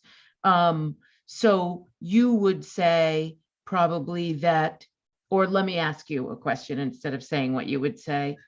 Would you say something similar to what Ms. Sweet and Mr. Everett said, that these positions, and I'm getting on board, Commissioner Sawchuk, so that's good news. I'm getting on board. I just have had a lot of questions. But would you say that also that this is a good idea, these behavioral health coordinator positions, but also another way to really support law enforcement? Obviously housing. We all know nothing happens without housing. Are these ICM positions as well? Yes, I was a formerly licensed clinician, and I just realized it was 30 years ago that I was pioneering some of the first mobile crisis work in the country, and it was in the east side of St. Paul. And we did ride-alongs with the police. We formed those kind of liaison relationships, and we were able to be called into people's homes when there was a crisis and essentially free up the police to not have to write reports. And why this worked wasn't so much because we could go there and listen to parties scream at one another for a whole hour and a half if it took that long, and not have to pull that person out and place them somewhere. And not just because we could free the police to do what they really did best, which was to go around and deal with criminal activity, but simply because we then could follow up with that family and provide psychotherapy to that family in the coming weeks, and actually reverse the issues that led to the crisis in the first place. And I'm doing, right now, my organization is doing permanent supportive housing, and I think that those are the most effective things that I've ever done in my career. But the close runner-up was that mobile crisis work, where we coupled engaging during a crisis with 10 weeks or more of follow-up support services to make sure that we not just put out the fire, but we actually solved the underlying issues that led to the fire in the first place, so that the family was actually okay and would no longer cycle into crises. And that worked. And what I want to see is that if we just send people out as liaison to intervene with mental health crisis, that's a yes, that will definitely help. And it gets people thinking in the right direction. It gets the right professionals doing the right work. But if we stop there and that's as far as we go, we will be called back to put out crises redundantly with each of those situations, or that crisis will come out the wrong way and it will be a bad outcome, as Commissioner Sawchuk described.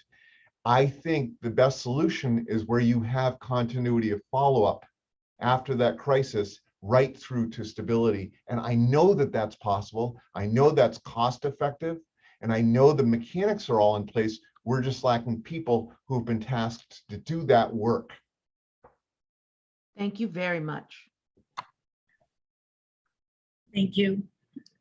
I am looking at the clock. We've got someone else coming, unless someone had specific questions.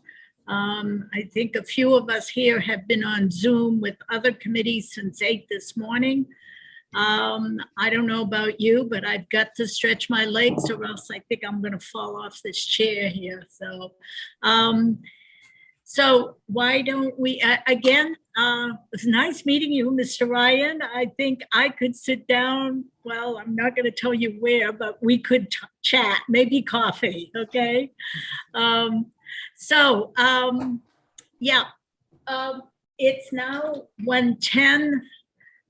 I think with just having a bite to eat and doing other things, I'd like to do at least 30 minutes. So that would be 1:40. Is that okay with everyone? I hope Anna Black and Corrections and everybody else is listening. I will send her a note. So that's a big hand, Representative Warren. Did you? Yes, Okay. sorry. I just wanted to make sure that Commissioner Sawchuk at some point could reach out to Jane and let us know of next week. Is Monday or Wednesday better for you to do the budget stuff? We've also asked that question of Anna, so I just thought Thank you. Okay. And thank you, Representative. I only raised my hand. So far, I'm not hearing homework for us. I didn't hear any questions, and we're usually trying to track those pretty hard. So obviously, if something comes up between now and next Monday or Wednesday, please let me know and we'll work it up. But if nothing else, I will definitely reach out to Jane this afternoon and let her know from a scheduling standpoint. So thank you very much for having me. Good to see you, Colin. Thank you. Thank you. Okay. See you later, guys. Thank you.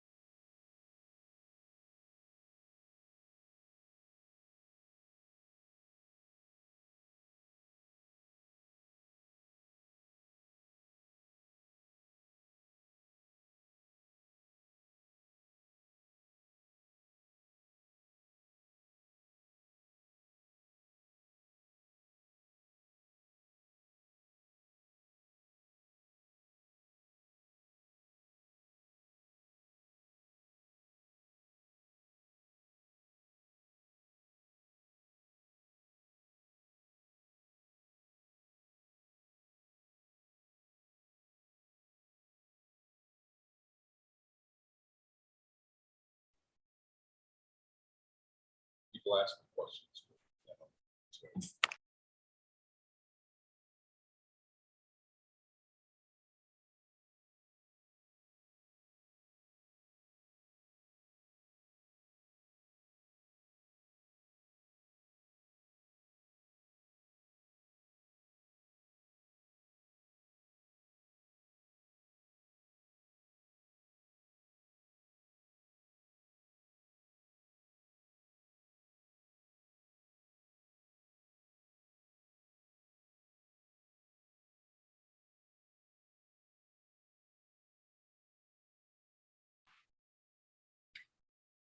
Nice seeing you, Representative Costain.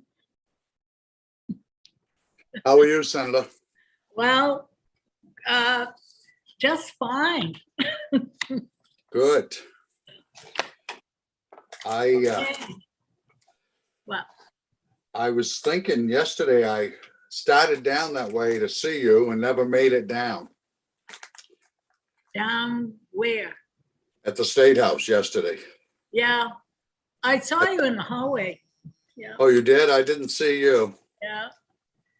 So I was on my way down to speak to you, and somebody else caught me and I never made it. Oh, you should have pushed them aside. Yeah.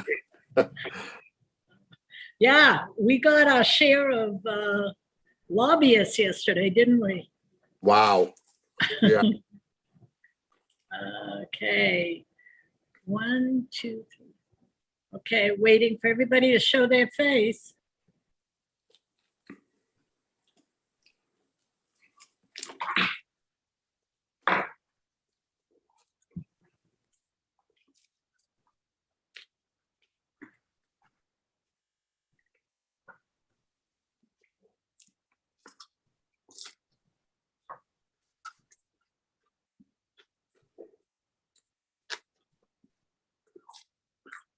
Six. Waiting for a couple more.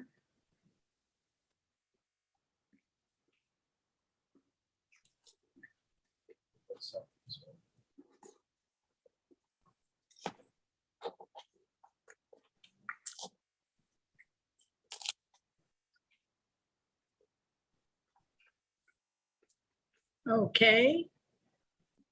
1, 2, 3, 6, 7.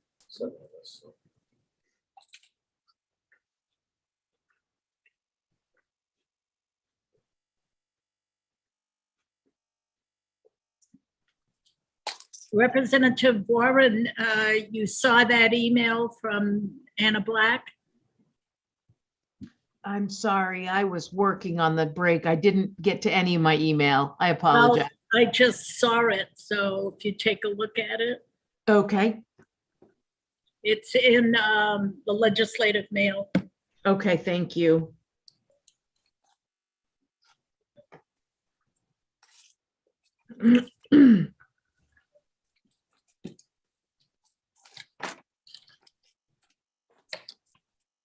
One, 2, 3, 4, 5, 6, 7.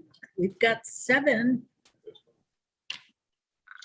I'm fine with what Anna suggests of getting right back into quadruple K, but then I'd like to go to the SUD piece, because again, we need to finish those things before we start on the supplement, start making decisions about the supplemental.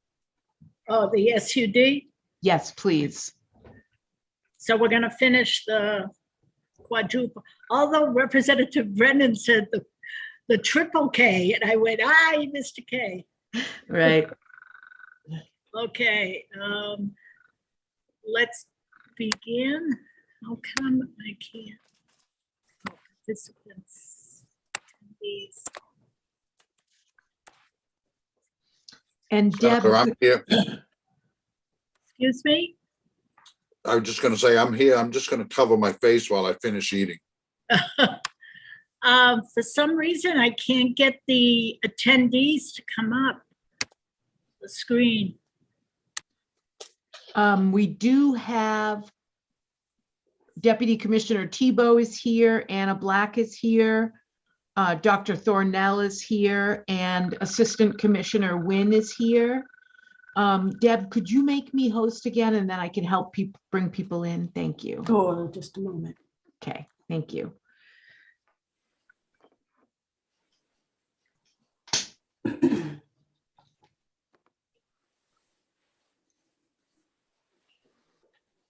People come in, they'll be very quiet when they come in. Now, good afternoon, everyone. This probably is a record. We didn't stay out 30 minutes. We only stayed out 40 minutes. Okay, that's good. So we shall begin. We're bringing in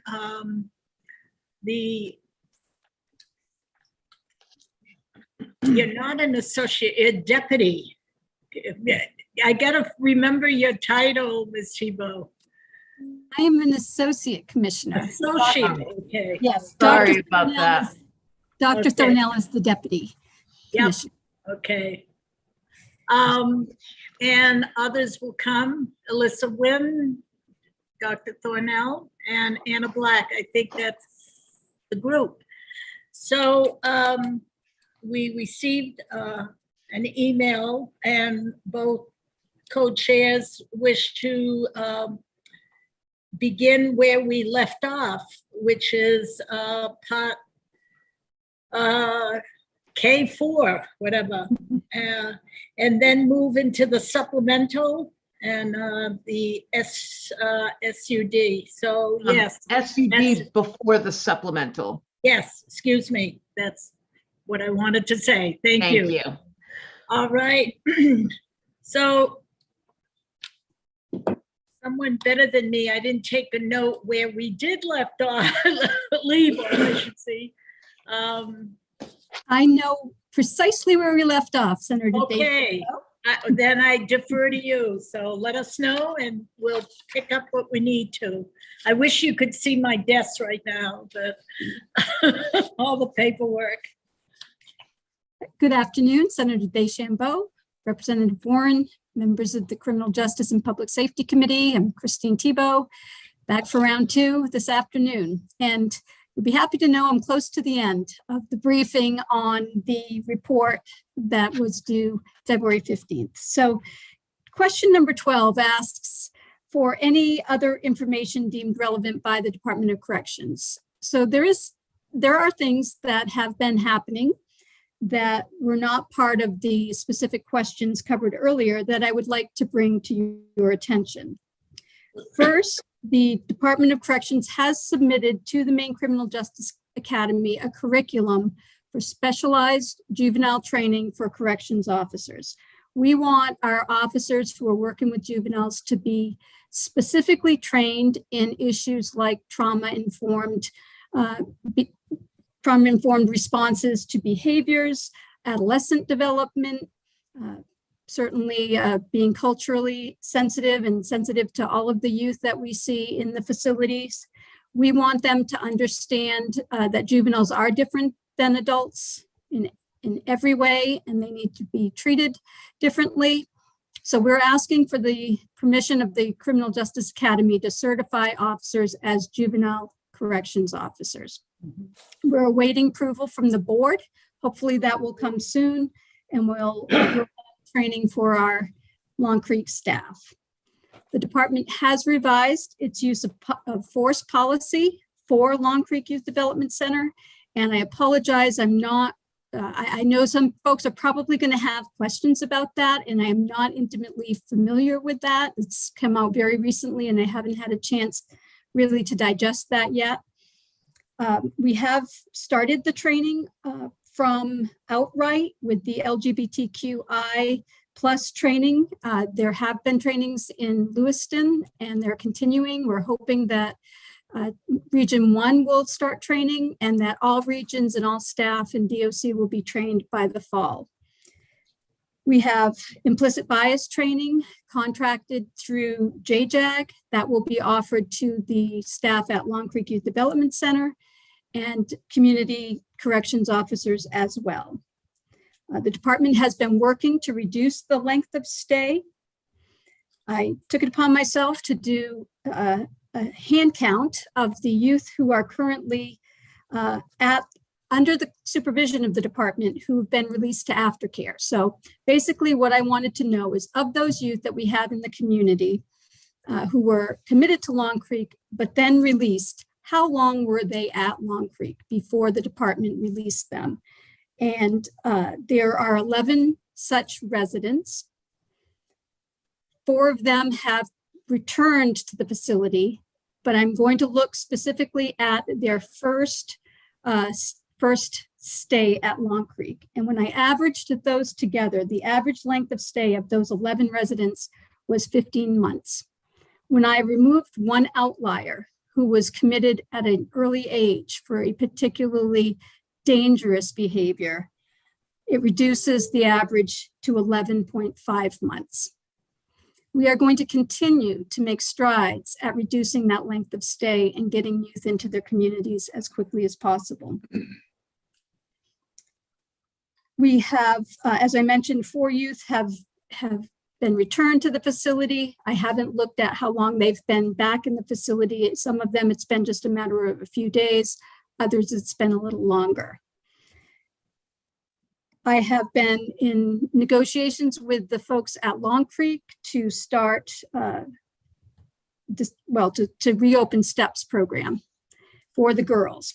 And my goal is to serve both the committed and detained girls. As I mentioned earlier, we have 4 in the facility today, 2 committed, 2 detained. And I would like to be able to serve those girls in a less restrictive environment. You know, keeping in mind, we are mandated by the courts to serve those youth. What we can control, we can't control who comes to us. What we can control is how we serve them when they're in our care. And we are committed to trying to do that girls program again. It was up and running, and then COVID wrecked everything. And we are also in initial conversations with Goodwill Hinckley staff. As you heard from Representative Brennan, we have initiated conversations. I don't want to put the cart before the horse here. I think there are good faith discussions. I've created what we are calling a technical assistance group to help us look at what would that look like? What would we need? Some of the folks involved include Jill Ward from the JJAG and Atlee Riley from Disability Rights. Last week, Jill Allen, who runs the NFI program up at Sydney, was present. And I think she'll be a wealth of information about about the resources that are available in that area and how we could make that work. Also, we've had the technical assistance group to help us distribute the funds that we have available, the 770,000 plus, and hopefully additional funds. We'll get to that with the budget discussions. But when we distribute money into the community, we don't want to do it with blinders. We want to do it with input from a variety of sources, from a variety of places in Maine. And we want really this to be a collaborative effort. So those are, I think, some of the real concrete steps that the Department of Corrections has made toward implementing Part KKKK. And we can remain continued to that strategy. We're working with the Department of Health and Human Services and also with the Department of Education, and we're moving forward. And we support, we look forward to coming back next year and being able to tell you about even more good things we've done. And I'm going to ask Associate Director Wynn if she has any comments to make in closing as well. Thank you, Christine. A couple of things that I just wanted to add. I tried to add earlier, but got kicked out. So fingers crossed that doesn't happen a third time today. One of the other services that we're planning to implement in the coming years, high fidelity wraparound, that may sound familiar to many of you as a national evidence-based care coordination model that many other states use to serve children that are involved in multiple systems, such as the ones we're talking about today, that are involved in child welfare, corrections, special education, et cetera. And so that program will be designed in collaboration with our partners at BOC, as well as slated to serve a number of these youth that we're talking about today. And so some really good outcomes for that program, and looking forward to piloting it statewide. Additionally, we are working on, to Representative Pickett's comment earlier around parenting, we're rolling out evidence-based parenting education. It can be reimbursed through Medicaid. So again, another sustainability metric that we're putting into place. There are 2 evidence-based models that we're offering to parents and partners alike. And one is a positive parenting program, also known as Triple P. Has really, again, excellent outcomes for this population and child welfare involved youth. We're offering at no cost to clinicians across the state, as well as a Ruby, which is the evidence-based parenting model that is to support folks that are parenting youth on the autism spectrum. So again, just another way that we're bolstering the community-based services, giving parents the tools that they need to keep the youth in their homes whenever possible, and or for post juvenile correction involvement, they can return home and parents can have the skills they need to maintain them there. So again, thank you for hearing me and the invitation today. And likely you'll see me again tomorrow. Thank you. Any questions? I see Representative Wernicke followed by Representative Morales and then Representative Warren. Thank you, Madam Chair. So I've heard quite a few times today and previously mentioned Goodwill Hinckley. I've had a conversation with the commissioner, and I'm going to put it right out there. If we're not getting community buy-in for this stuff, and I don't mean the advocates, I mean the actual people that live in this community. I'm in Fairfield. We already have a problem with the program that's going on at Goodwill Hinckley that's costing our town substantially more money in police services, that I can tell you right now that there's going to be a problem with the community on this. And it keeps getting brought up. Well, looking at Goodwill. The community college moved onto that campus. And I think that you have got to get buy-in from the local community before we start throwing out that we're going to put something like this in a different community. I know that a lot of members on this committee want to close Long Creek, but Long Creek's been there a long time. I think that that is the wrong type of thing that you're doing, and you're not getting community buy-in. And I will be the first one in line to do a pushback. I'm bringing this into the community that already has substantial problems with our water. That's going to be costing us millions of dollars, and then to add more services. And I had heard in the past that with Long Creek, we currently have access. These kids are getting a high school education. What are you going to do with these kids that are going into smaller systems? Are you going to put them then in our high school as well? I'm seeing some real issues here that are not being addressed, and there has to be community buy-in for communities that you're putting these things in. Thank you. Someone want to answer that? I will just very briefly, there wasn't a question, so I don't want to. Well, I don't want to answer a non-question, but I will say that the commissioner himself has been in contact with the police chief, and certainly Representative Wernicke. We appreciate your advocacy for your community, and we would be happy to talk with you going forward. I will tell you, Representative Wernicke, I had the same thoughts as you 20, 30, 40 years ago. But the department in the old days just went into a town and didn't talk with the town fathers.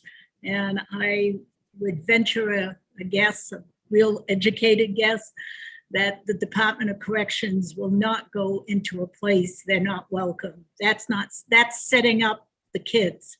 So there'll be some work done, and that's just one place. And I'm not speaking for the department, it's just by experience.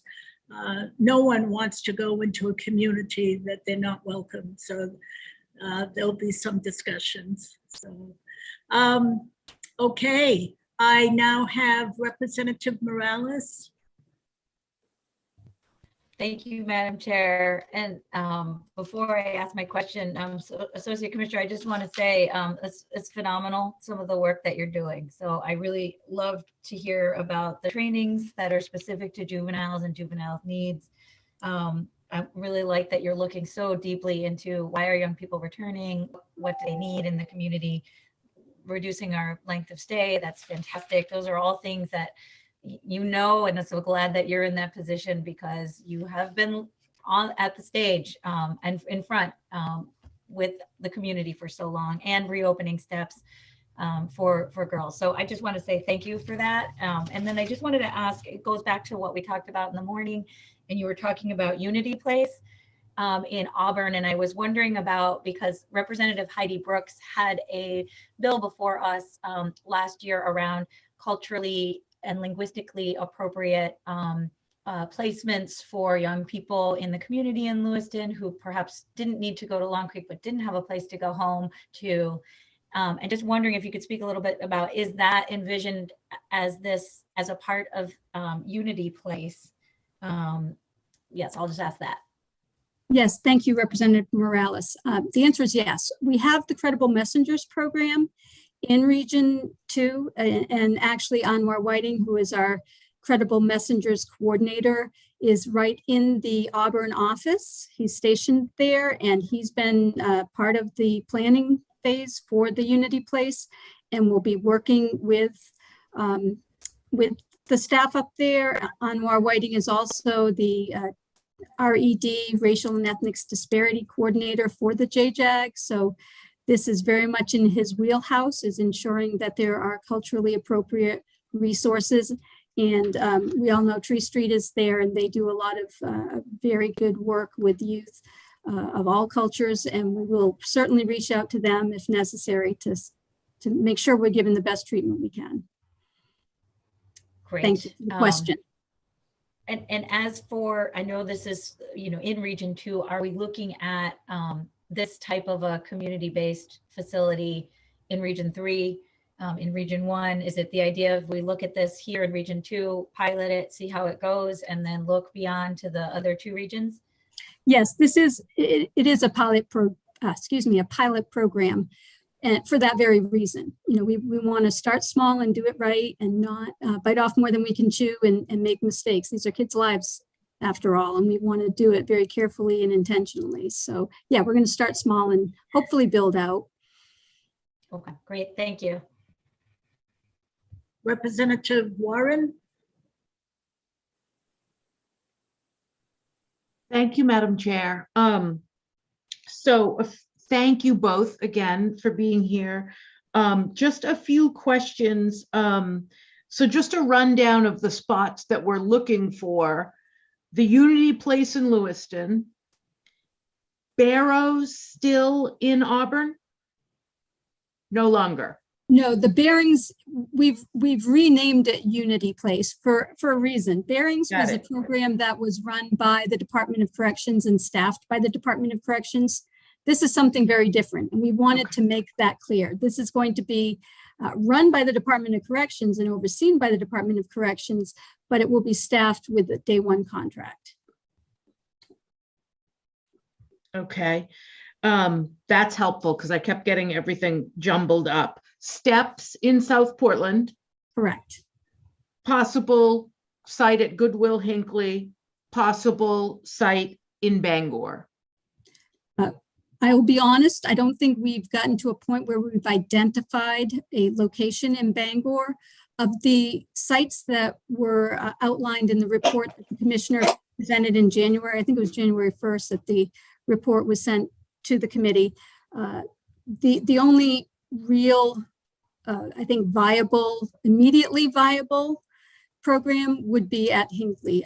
Bangor would be down the road. It would require a lot of, and I see Representative Rudnicki is a little skeptical, but just looking at at the structures, without looking at the infrastructure, just looking at if there were a place that could serve the purpose. The only building that could serve the purpose would be at Hinckley. And she's absolutely right.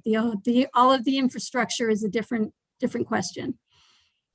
And thank you for that. So that's helpful to me.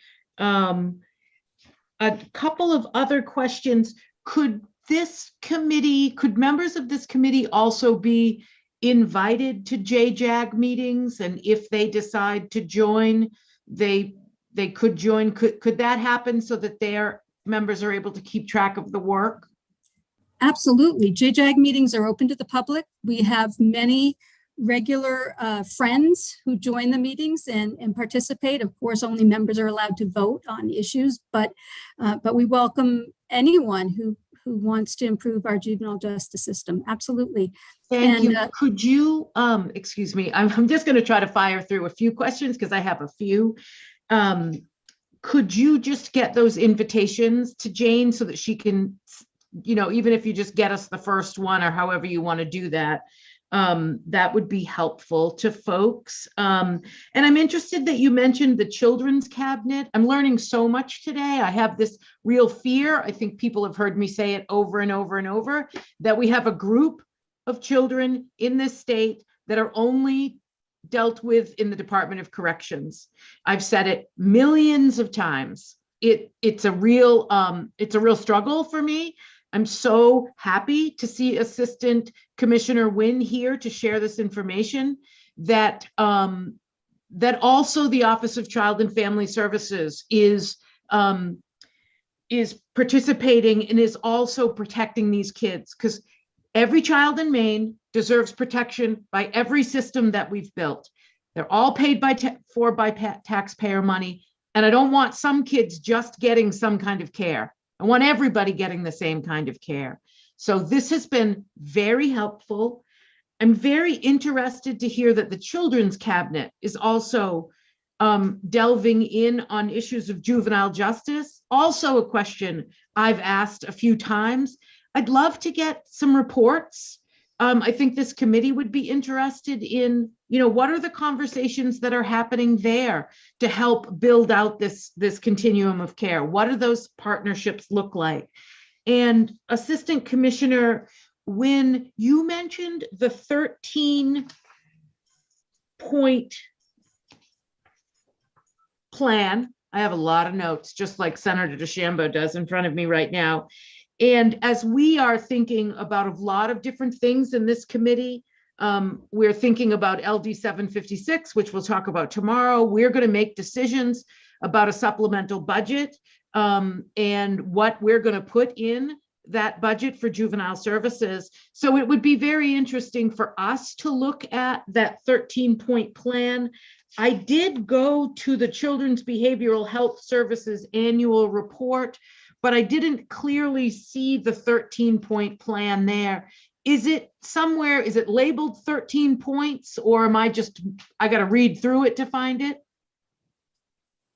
There's a separate attachment that has our vision document that includes the 13 strategies that we're working on. I certainly will have that sent over to you. I'll parse it out from the annual report and have them all sent. That would be great. Do you think that might happen today? I'm sure that it can happen today. Yes. And I'm sorry to be pushy, but we're doing that bill tomorrow. So everything's on a very tight time frame. Thank you very much. Those are all of my questions. I have Senator Seaway has his hand up. Thank you, Madam Chair. I don't know which one from DOC would answer this question, but I have concerns with Goodwill Hinckley as well.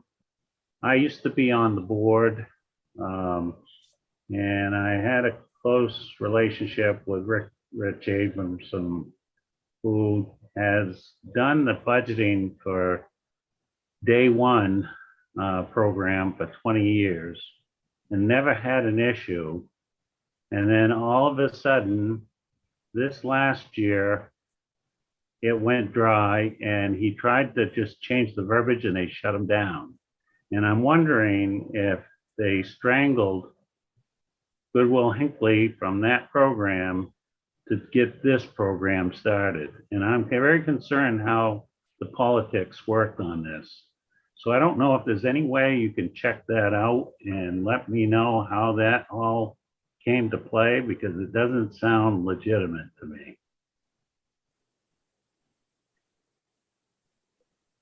I could certainly jump in and speak to that, Senator Searway. Thank you for the question.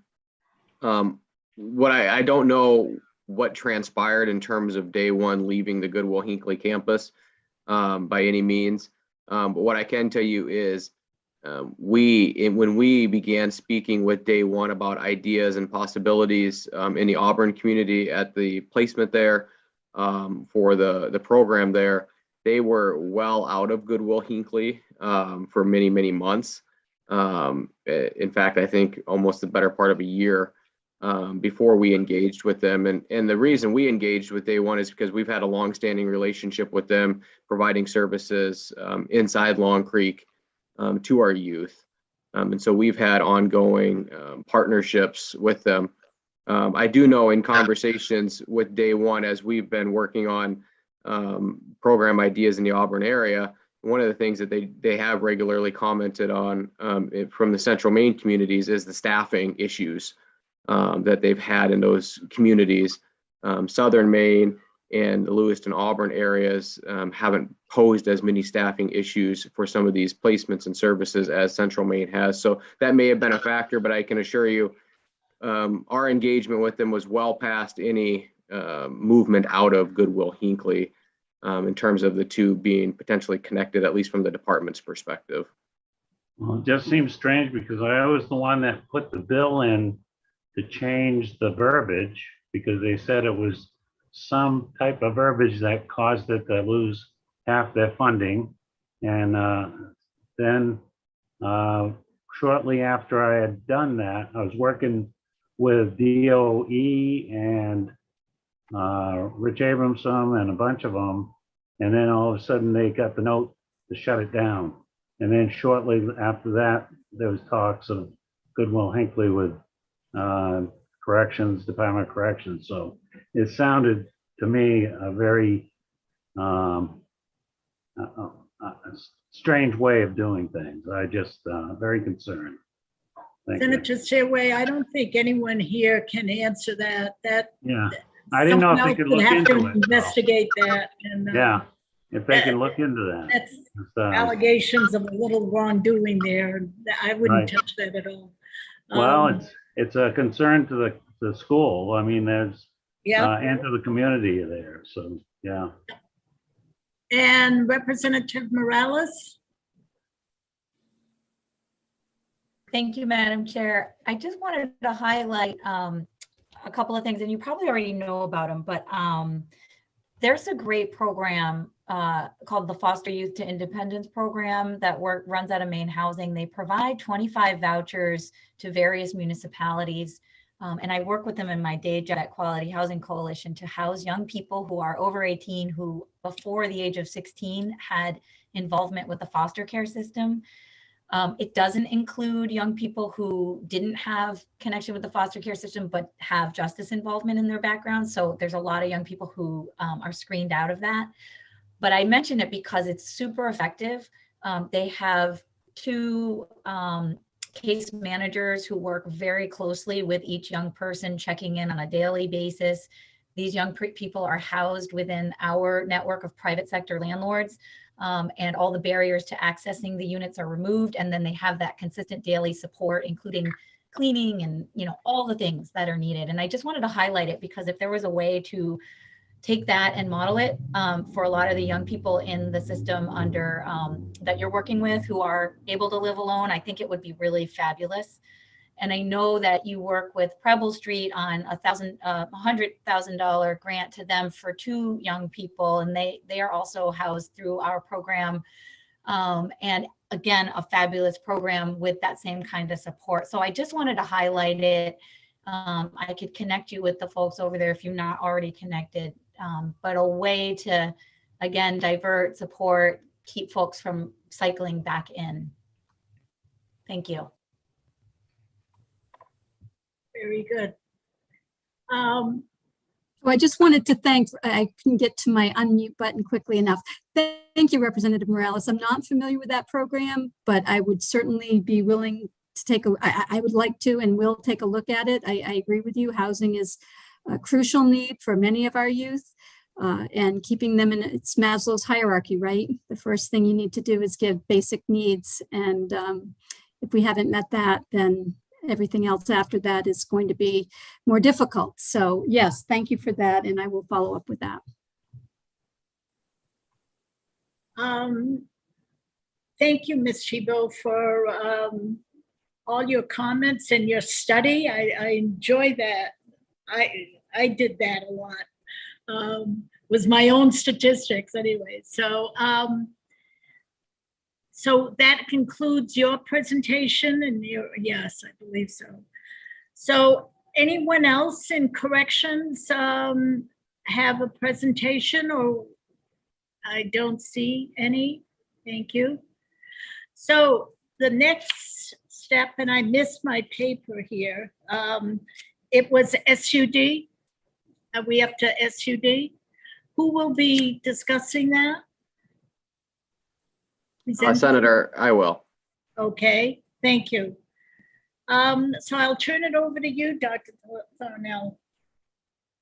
Thanks, Senator. And I should say, I'll be discussing it, but it largely is in follow-up to the briefing that Commissioner Liberty gave to the committee on February 7th. We submitted our report to the committee at the end of January and then did the briefing on February 7th. Since then, Representative Warren had asked for some additional data and information that we had sent to the committee as well after that briefing. And then we were invited back today to do a follow-up discussion. And so certainly prepared to speak on our MSUD services and do some follow-up, but I would request maybe the committee steer us in what areas of that briefing and topic you'd like to hear more on. I'll defer to Representative Warren.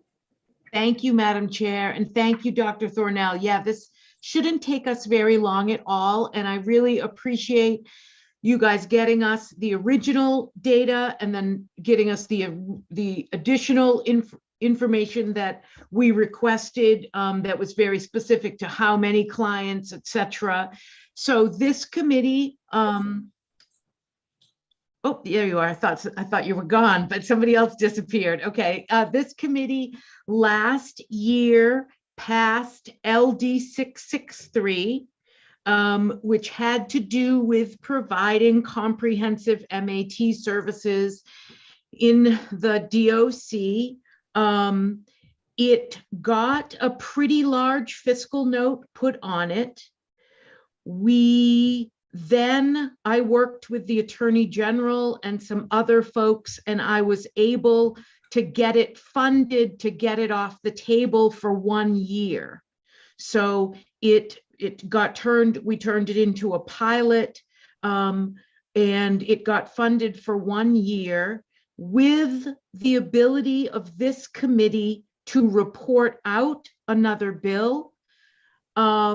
And what we have since learned from the commissioner a couple of times in a couple of different presentations is that you don't actually need that funding at all, that you have all of the funding, and that has been provided to you through the Office of Behavioral Health. So all we need to do is report the committee a bill back down to the House. And then if you all could just write a letter to OFPR, letting them know that you don't need the funding, it won't have a fiscal note, and it can just move along. So that's the only snag that it hit, is that you had put a rather large fiscal note on it, but now we've learned we don't need that. So I guess the first question is, are you willing to write that letter? And can you get that sent to OFPR for us? Well, thank you, Representative Warren. And I think you captured, from our perspective, what transpired leading up till now as well. I think and certainly what Commissioner Liberty reported in terms of our ongoing funding plan for our universal substance use disorder treatment services is what we're doing right now and plan to continue to do. I will share our concern that we certainly worked together quite a bit with you during the last session on this bill. We do still have our one major concern with the language in 663 as it was proposed at that time, in terms of referencing all medications and the level of specificity around the medication piece specifically. And so I do want to point that out, that is still a concern of ours, largely because, and I'll just draw back to our conversation that we had starting the day out today, 8 o'clock with the county jails, putting certain levels of specificity in statute really restrict and constrain some of what we do, especially in the programs and services and data tracking world of corrections. We know, especially with substance use disorder treatment, it has rapidly evolved in the last 36 months even. And so we still have that concern around medications. I think it's similar to, if I could equate it to other medical issues and medications that we treat in our resident population, there's really no discussion and there would be a lot of concern to put all of those medical issues and medications specifically in statute because it's a continual change. And so I just want to make sure I voice that, because that's still largely our concern around that language of the bill. Thank you. That wasn't the question I asked you. Thank you. I appreciate that. That creates a follow-up question for me, which is what we've heard is that there's not been any problem implementing it all. I think we have great reports and I think we've all shared a lot of pride in the work that you're doing. So what's the snag? What are you worried about that hasn't happened yet?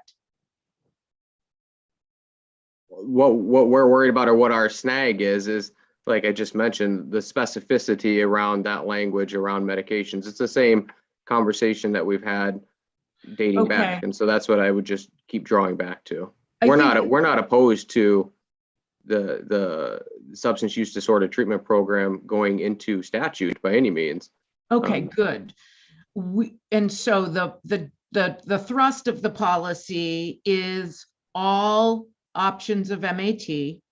You've said you offer all options of MAT, but regardless, we've done the policy discussion here, and we'll likely do the policy discussion again down on the floor. But what I'd like to know is, are you willing to put in your letter to OFPR what you've told our committee?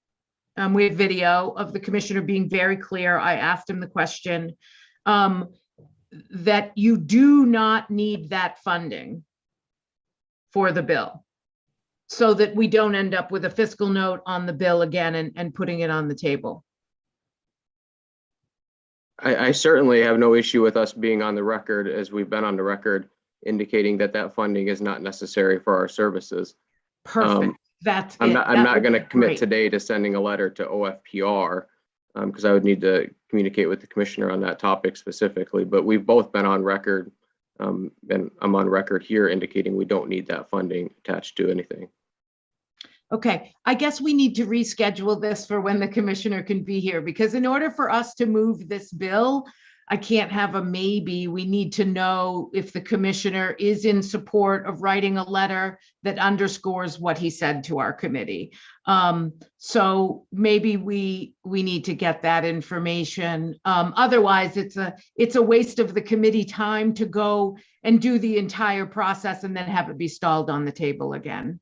So is there, maybe we should just move this to next week, Senator DeChambeau? Is that, does that feel acceptable to you? I got a question. I'll put that question aside for a minute. Senator Seaway. Thank you, Madam Chair. I just wanted to ask, Anna Black what her thoughts are, why we need this bill. I guess that's the question. I'll defer to our committee commissioner about that and your committee about the necessity of the bill. Okay. I certainly can speak to that, Senator Searway. I think the importance of the bill in terms of when we sat down with Representative Warren and others last session, and even in our report out here, from our vantage point, the bill aims to codify the substance use disorder treatment programs and services and their use in corrections specifically, which is rather new and innovative. And as Representative Warren mentioned, we are proud of what we are doing. And so I think the motivation is to codify that to ensure those services stay in place. The department is supportive of codifying those practices in statute, if that is the intent of the committee. What I've voiced, that we've continued to voice only, is that there's some language that we have concern about. And so we've offered up alternative language in order to codify those services, which we think gets at those specificity concerns that I mentioned. But we do see some benefit to codifying this practice, reflecting what we do. So that you're just saying there's no requirement, but this would be just to solidify what you're already doing. Yes, that's our understanding, Senator. All right, thank you. Representative Warren, no one has asked me to ask this question, but I'm puzzled over it. Would a statement or a letter from the commissioner be sufficient to answer that question rather than schedule another meeting on this? Thank you. That's a good question. I just fear, sort of what happened last time, unfortunately, is we did a lot of work. We knew the DOC was opposed to one word, all. We negotiated a lot of things. Everybody in here has done the process of getting a bill across the finish line. It's like a newborn baby. And you walk it along every single step. House to the Senate, back to the House, back to the Senate. And so then to do all of that work and get a fiscal note on it was a little bit of a kick in the shin. So we got it. I then spoke with Attorney General Fry. We got it funded. We have it going. It feels like a little bit of a waste of time for all of us to battle that all out again, shepherd it through the entire process again, if I'm going to end up with a fiscal note again. Now, I do have the video. I have the video of the commissioner twice saying he does not need that funding. But unfortunately, I don't think OFPR can put that video in a file. I think that they need it in writing. I could maybe go through the process and just try to get it in the budget. I think we all do want the same thing. And I just wish in this one case, we could just make it a little easier on all of us. So I can spend a lot of time trying to move mountains downstairs in appropriations. But boy, it would be a lot easier if the department would just write a letter and say, yes, we put this huge fiscal note on it last year. We don't need that anymore. And I think every one of you knows what it's like when you work so hard on a piece of legislation. And I'm going to own that I'm a little frustrated. On the one hand, we can say, oh, we don't need any of the legislature's money to do this and say it so clearly, but then we can't write a letter to it. It's frustrating to me. So I was hoping that since we had heard from the commissioner, both in this committee and in front of appropriations last week, that the money is coming from OBH, I was hoping this would be a pretty easy transactional conversation. We'd send down the bill that was already approved by the House and Senate last year, that got stalled by a fiscal note. and that the department would write a letter saying we don't have to put a fiscal note on it. I thought this would maybe take us 15 minutes. It now appears it's not going to. I would like the opportunity of, instead of wasting everybody's time, I'd like the opportunity to just take a step away and think about what my options are. I'm committed to this work, but I don't want to make everybody else spend all their time on it. Let me try to find another avenue. Or maybe I've got to come back to this avenue and push a little harder. But I think I'm better off if I can step away from it, call the commissioner, find out if he's willing to write a letter, and come back in a time when I can present a pathway that we can all work together and not waste everybody's time having a big fight. Boy, I've had enough of those this year. Yes. That's exactly, I'm glad your last comment is exactly what I thought, that, you know, if the commissioner, I'm told he's not well right now to have been able to attend today.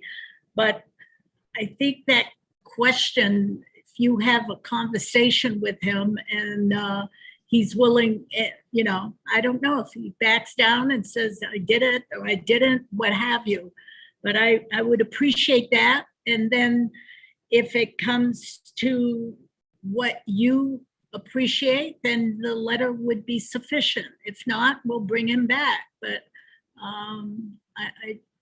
I'd rather we do that. So can we agree that you'll reach out to him and then he can tell us, I'll show up next week or something? That would be great. Thank you for the opportunity. All right. Have we concluded with this particular one right now? To your satisfaction, okay? Now, are we going to turn to the budget? I have a hard time saying budget. It sounds so French to me. Okay, the budget. Okay. All right. I think Careful, Senator DeChambeau. Well, hey, I'm the one that's really French. I can make fun of myself. Yeah. Here, I even sounded again. I'm sorry. I got a COA name too, so. Oh, geez. Okie doke. Jeepers, I had it here a minute ago. Oh, are we looking, are we going to have that, Ms. Overton, on screen share or not? I mean, am I looking at the right thing? Supplemental budget, criminal justice, public safety, sounds right.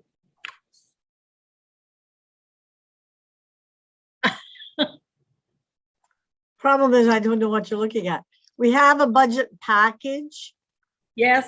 That has like a little chart on the front that has page numbers. There it is. Yep. Like this. You see this? You know, I'm surprised I still have it. God. A lot of writing on it. Okie doke.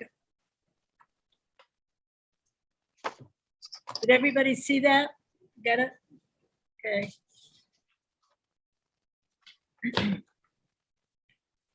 All right. And I think you voted on two things on that budget. One is the MEMA reclassification expenditures, and one was this morning's Fire Protection Services Commission LoSAP appropriation. I don't believe you voted on anything else. That you did talk with the Department of Public Safety this morning, and they indicated, I think, that they would like to come back Wednesday morning, if that's good for you.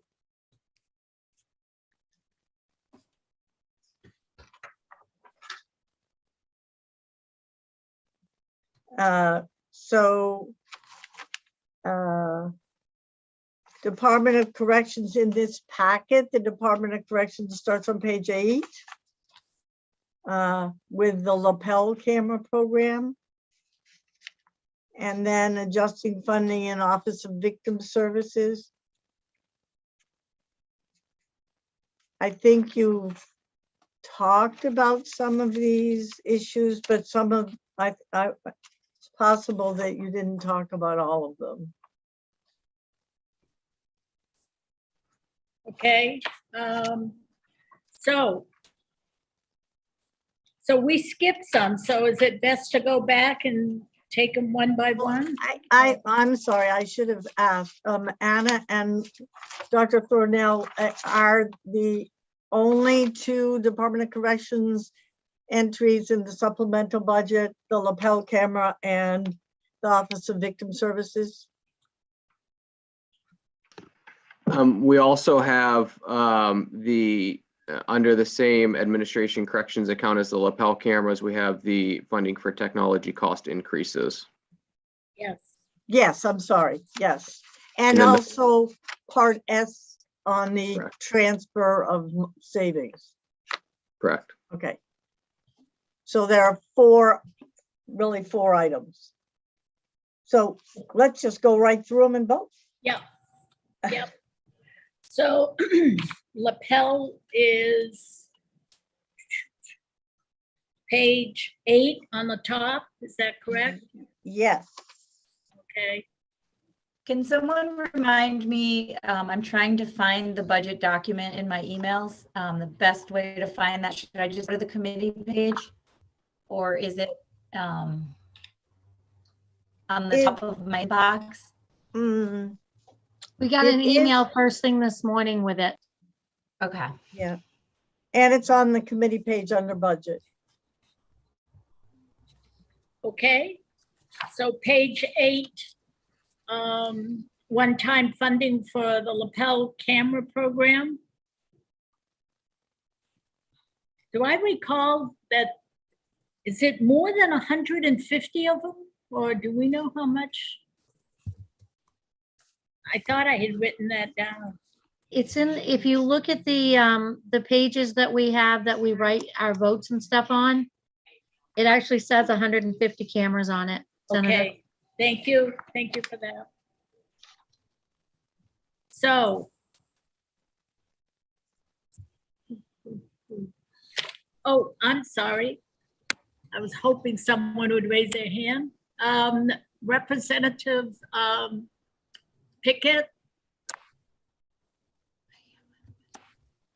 Thank you, Madam Chair.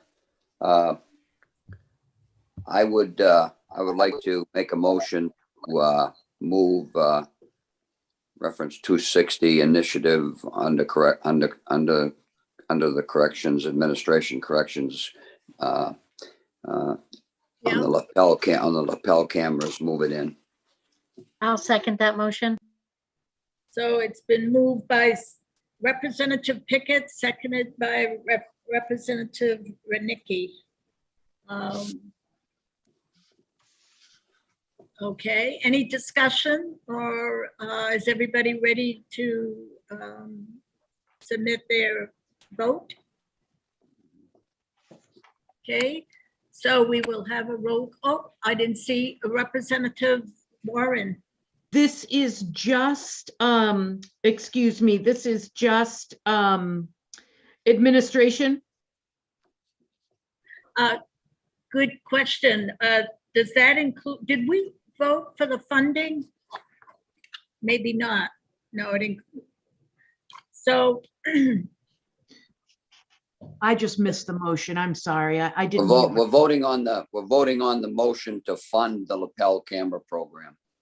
So correct me if I'm wrong, if that's item 0141, it includes both the funding for technology and the lapel camera. No, I'm just voting on the first initiative, the lapel camera. Okay. Not saying I don't support the other, but I'm just taking them one at a time. All right, got it. Someone else has got their hand. Representative Warren, is that still? Sorry. Nope, I'm all good. Thank you. Representative Renicki? I'm all satisfied. Oh my God, I'm the hand police now. Okay, so, all right. So, yes, Deb, you came in for a reason. Let's call roll call. Okay, Representative Warren, Yes. Representative Morales, Yes. Representative Reckitt is absent, Representative Sharp is absent, Representative Lookner is absent, Representative Pickett, Yes. Representative Costin, Yes. Representative Rudnicki, Yes. Representative Newman, Yes. Representative Pluker is absent. Senator Lawrence is absent. Senator Searway, Yes. Senator DeChambeau. Yes, That's 8 yes, 5 absent. how many yeses did you have? 8, Oh, okay. Yeah. Yeah. Jane, do you need to know who's absent? I got it. Okay. Thank you. Okie dokie. Thank you.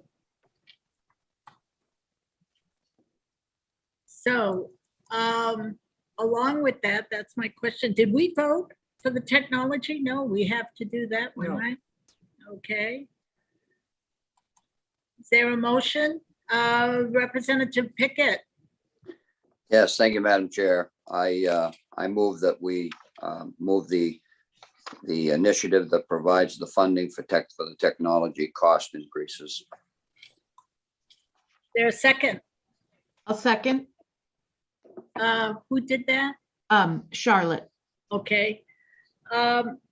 Moved by Representative Pickett, second by Representative Warren. Guess no discussion, so we'll have another vote. Representative Warren, Yes. Representative Morales, Yes. Representative Reckitt is absent. Representative Sharp is absent. Representative Lookner is absent. Representative Pickett, Yes. Representative Costin, Yes. Representative Rudnicki, Yes. Representative Newman, Yes. Representative Pluker is absent. Senator Lawrence is absent. Senator Searway, Yes. Senator DeChambeau. Yes, Again, that's 8 yes and 5 absent. thank you. Okay. And the other one, we've done the lapel. Victim services or transfer of savings. So the next one is victim services. Okay, I see. Let me see. Representative Warren and then Representative Rudnicki. Thank you, Madam Chair. I'll move in number 258. I'll second that. But I do have a question. I'm gonna ask a stupid question. Where do you get 258? What am I missing here? Where is that? Oh, right to the left. Representative. Right I here. got it to the left of committee vote. If you Yeah. look at the committee vote sheet. Right up over Okay. general fund. All right. There are two different sets of documents. Yes, One is that's the what it orig- is. One is the original packet and one is the report back vote sheet. Oh, I Uh, probably have the original one that didn't have the Yeah. number. There aren't very Okay. many items, so I think we can keep them straight today. Just checking up on you, Representative Warren, making sure. Okay, we got it, 258. Any questions, Ms. Representative Warren? No? I think Representative Rudnicki has a question. Okay. You still I have your. do, thank you. I just have a quick question as to, and maybe the Deputy Commissioner can answer this for me. is, and I think the commissioner touched on it in his report to AFA, but just why are we going negative on the Victim Services Fund? Thank you, Representative. Great question. So previously LD 525 from several sessions ago allotted $150,000 to this purpose, which at the time was Batterers Interventions Programming through the department. That sunsetted in 2021. The budget office did not remove that money from our budget program. And so this move is just removing that out of our budget program. There's really no money there, but the budget line is still in there. The actual funding for that continued on, but in LD 1491, last session, the legislature approved ongoing funding for the same purpose in the amount of $287,500 every fiscal year. And so it has been replaced with additional funding through a different LD, which is accounted for in the budget. This is just correcting an error in the budget process. Okay, thank you. Good question. Thank you. So are we ready? Is Representative Morales? Yes, thank you, Madam Chair, but I wanted to confirm, I don't think we are reducing overall the state's contributions to victim services by removing this. Is that right, Dr. Thornell? Can you just explain that? That's correct. We're not making any reduction to it. This is simply correcting really a miss input into our budget. It's just pulling that piece out. Great, thank you. Good. All right, I will entertain a motion. It's on the floor. It's on the floor. Wait a minute. I think Anyone? Representative Warren already made a motion, seconded by Representative Rudnicki.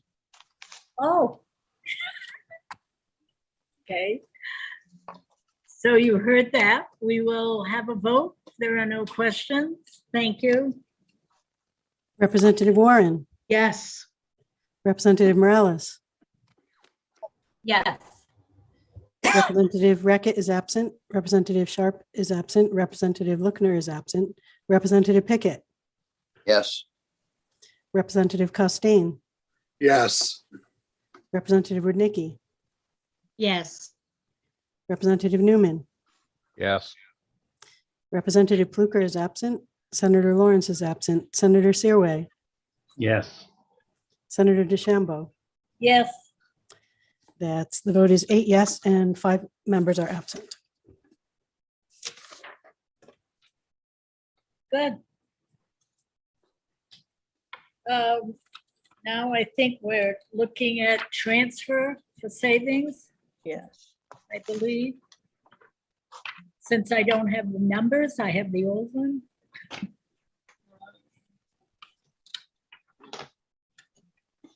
This Can is someone give me- part, Can you this give is me the part- page number? it's part S in the original budget package is page 14. Hey, how do you do that? I don't know. Page 14, thank you for me. So that's part S for me, again.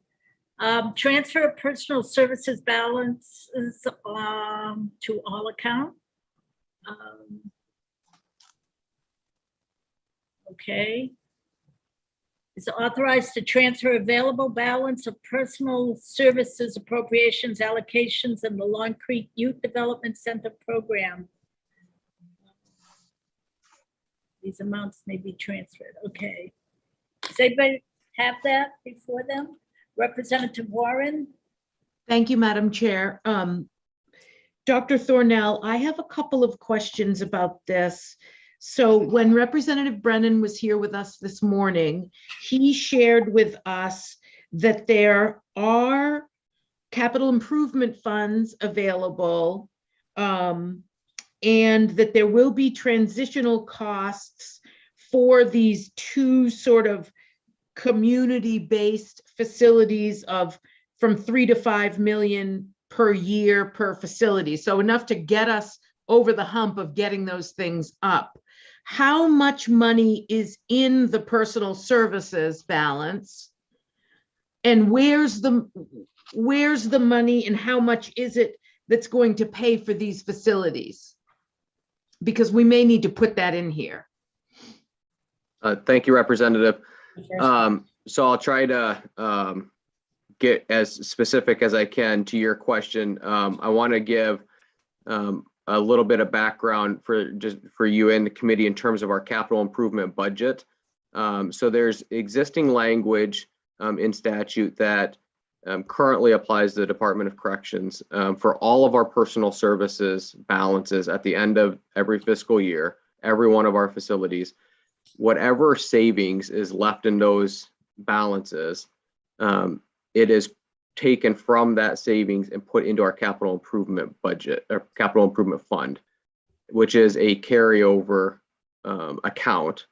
And so it builds every year based upon those personal services balances. And then it's one account. The department utilizes that for obviously our physical plant needs at our facilities. And so that's existing language currently. So that includes Long Creek Youth Development Center personal services savings up until now. At the end of the year, that's where those savings have gone historically. What we're aiming to do here is to separate out Long Creek Youth Development Center personal services balances at the end of the year from going into that capital improvement fund, because we have adequate contributions to that fund from the rest of our savings at our other facilities to maintain our facilities. And so what we're aiming to do here instead is to have the authority through the financial order process to divert those savings at Long Creek specifically into the all other account, which allows us to then contract for services in the community with community service providers, placements, potentially residential placements that we've spoken about earlier, and so forth. Specific to how much that is, it is not a specific number until the end of the fiscal year, because obviously the savings are not finalized until after our last pay period of the last month of the fiscal year. We know projections leading up to that. And so we would take steps to prepare contracts for services and expenditures leading up to that. But up until then, we only can give you what our trends are. At this time, our trends for the current fiscal year are trending at roughly $2 million in personal services savings. And so that's what we anticipate having available for this purpose. So when you hear, potentially, I know Representative Brennan referenced different costs here and there, which are estimates to my knowledge anyway. That's how much money we would have available for purposes like that. Any capital improvement needs, to your other question, would potentially come out of our existing capital improvement fund for the entire department. We would draw from that to help with those needs. Yes, I got all that, and I appreciate you being very clear about that, but I understand how all of that is working. My question more specifically is that I assume we need a fiscal order to take those funds from the capital improvement budget and move them to new facility, or, I don't know how that fiscal order happens, but I didn't think you could spend capital improvement dollars on new facilities, but correct me if I'm wrong. So that financial order process is very similar to all the other financial order processes in that when we have an identified need in our capital improvement budget, potentially, let's say a new boiler at a facility, for example, we are able to submit a financial order to the state budget officer that then goes in front of the governor, where they move that amount of money and allocate it for that specific expenditure purpose in our capital improvement account and move it forward to the current fiscal year to be used for that purpose. And so that has been used in the past for new facilities, for renovations. For those of you who may be familiar, our Southern Maine Women's Reentry Center was funded using personal services savings back in 2013 into 14. So there has been uses of that money previously for facility purposes like that. Great. And so do we have enough? What's the balance of the capital improvement budget? And does it give us enough for those 2 new facilities that the law change that we passed last year says we've got to get online? The balance is roughly $7 million. I can share that with you. I do not know, I do not believe we have an amount established at this point, at least not to my knowledge, of what those costs would be specifically to those facilities, because it largely depends on the sites that are identified, what the needs are, assessments, engineering, all of those things, which has not occurred. So I do not know those amounts offhand, Representative. Okay. And what are the capital improvement plans in the works for the Long Creek building for this year? Do you have that? I do not have that in front of me. I can tell you that they included very small, in terms of capital improvement, I would say small. There was some natural gas work that needed to occur on the rooftop heating and cooling units. And so it was all utility maintenance pieces like that. There were not any major capital, tearing down walls, adding walls, those sorts of things in the plan. It was really just maintenance and upkeep sort of projects. Thank you. That's super helpful. And the 7 million is the capital improvement budget for all of the facilities. It's not separated at all. Awesome. Thank you for all that.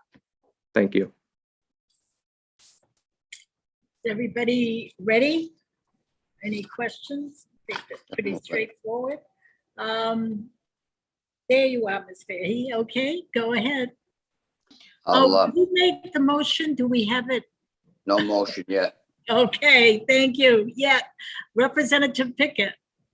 I'll move Part S of the DOC budget, where it talks about the transfer of personal services balances to all other Department of Corrections. I'll second it. Okay. Moved by Representative Pickett, seconded by Senator Seaway. Ms. Overton, do we need a number? That's enough information that it's specific, I guess. Okay, thank you. So, all right, there you are, Ms. Fahey. Thank you. Representative Warren, Yes. Representative Morales, Yes. Representative Reckett is absent. Representative Sharp is absent. Representative Lookner is absent. Representative Pickett, Yes. Representative Costain, Yes. Representative Rudnicki, No. Representative Newman, Yes. Representative Pluker is absent. Senator Lawrence is absent. Senator Searway.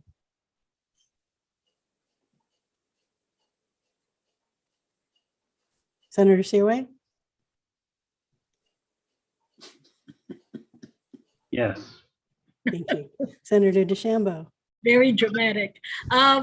Yes. That's 7 yes, 1 no, and 5 absent. Thank you. Taking a wild guess, does that conclude? Is there anything else outstanding in this budget? Representative Warren? Thank you, Madam Chair. There's nothing else from the governor's budget, the supplemental brought to us, but we quite possibly need to talk about what we might add to this after we deal with a couple of bills tomorrow. So let's, Jane, not release this yet. Let's do the whole report at the same time, DOC and DPS in front of appropriations, okay? Although we did vote on those initiatives, just not ready to send it yet. Representative Rudnicki? Did we vote out the Maine Emergency Management Agency part of this budget? I believe we did. Yeah. But that was the first time, yeah. Okay, I missed it, or I It didn't dawn on me. Okay, thank you. I was just looking at it again. Thanks. Okey doke.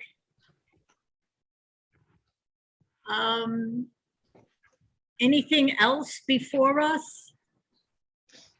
The only thing we have left to do, I think at this point, is all the DPS stuff, but I think we should do that next week. Yeah, yes, I thought that's what we decided. Jane, you had your hand up, or half a hand anyways, so. Yeah, I think I think that completes this part of the budget work with the Department of Corrections. Department of Public Safety asked, could they suggested Wednesday morning for the budget. Is that okay? What date is, oh, the 16th, right? Do we have session? No. Session on the 17th. Oh, Right. okay. Wear your green. Go ahead. Wednesday's fine with me if it's fine with you, Susan. And could we try to do everything that day? Yes. Yeah, because we don't have a lot left. If we vote our bills tomorrow, we've got some language review and a couple 319 reviews, and then the budget, if we could do that all Wednesday. Mhm. Great. Okay, let's aim for that.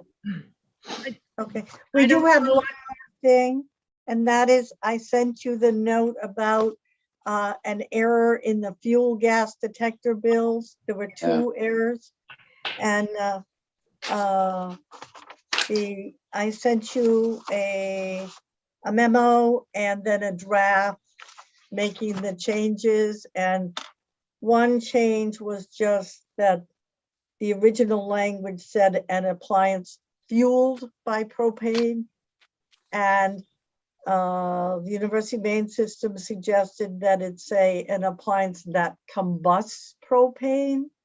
That means that if there's a heat in a room, that the heat comes from the propane down in the basement. You only have to have the detector down in the basement. You don't have to have it up in the room because it doesn't combust in the room. That was suggested by Samantha Warren from the University of Maine system. The committee accepted it, and in the processing of the amendment, that those words got lost. So what I'm suggesting to you is that you have the opportunity to ask the Judiciary Committee that they make that change as part of the errors bill. And if you vote as a committee to request that to them, they'll take that into consideration. They don't take up, this is a substantive change. They don't take up substantive changes without a vote of the Committee of Jurisdiction. So that's the first one. And the second one is a little harder to explain, but. Are we going to be voting on them separately, or should I make a motion right now to do that first one? Sure, would you like to? Yeah, I think we should. Okay, I'll second Richard's Representative Pickett's motion to refer that one for the errors bill. Yep. Can we just do this? Sure. Can just hold your hands up long enough so I can see them? Sure. Okay, thank you. Okay. And then the second one is the committee agreed that the new requirement would apply to business occupancies, mercantile occupancies, and assembly occupancies January 1, 2026. And that was put, that language applying the new law to them in January 2026 was put at the end of the bill. The effect of that is that when the statutes are published, that delayed application does not show. So people look at the statutes online or in the red books, and it looks like those occupancies are required to comply with that right away, because we put the delay at the end of the bill in unallocated language. So what this would do is put the delay right up front in the statutory language. It'd be much easier for them to understand. And the fire marshal's office agreed with that. And you actually didn't vote that, but it is consistent with what you voted on delayed application. I wrote it in a different place so it doesn't show up.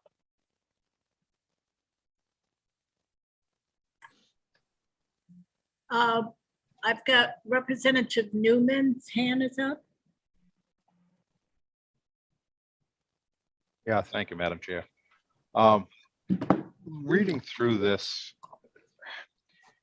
I thought when we had discussed this and voted this, any new buildings that were being constructed as of when this law went into effect had to comply. And I just can't find that in this language.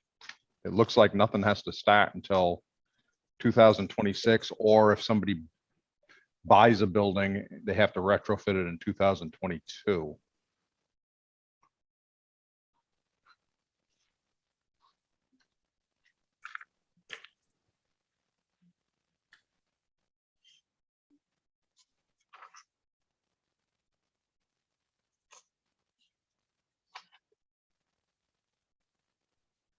I'm sorry, I can't explain that. I think the whole law takes effect January 1, 2022. And so it applies to anything, no matter the date of its original construction, except for these 3 that are delayed. Okay, I just didn't see the language that spelled it out that way, and it was confusing me. Did you say 2022? The law took effect in January 1 of this year. Okay, thank you.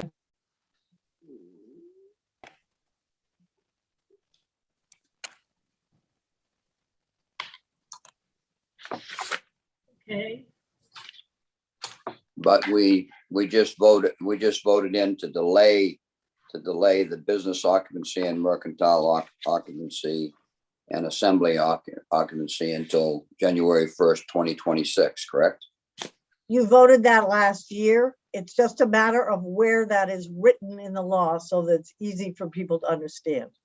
Right, but that is the changes we made. I know is that we just made and talked about this.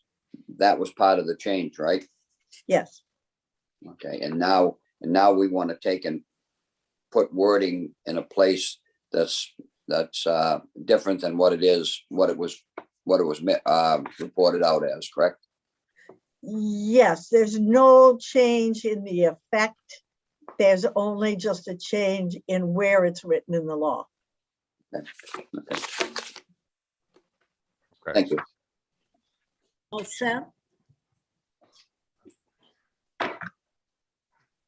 We all set? Okay. So that concludes our work for today. Whoops. Did you want to vote on that?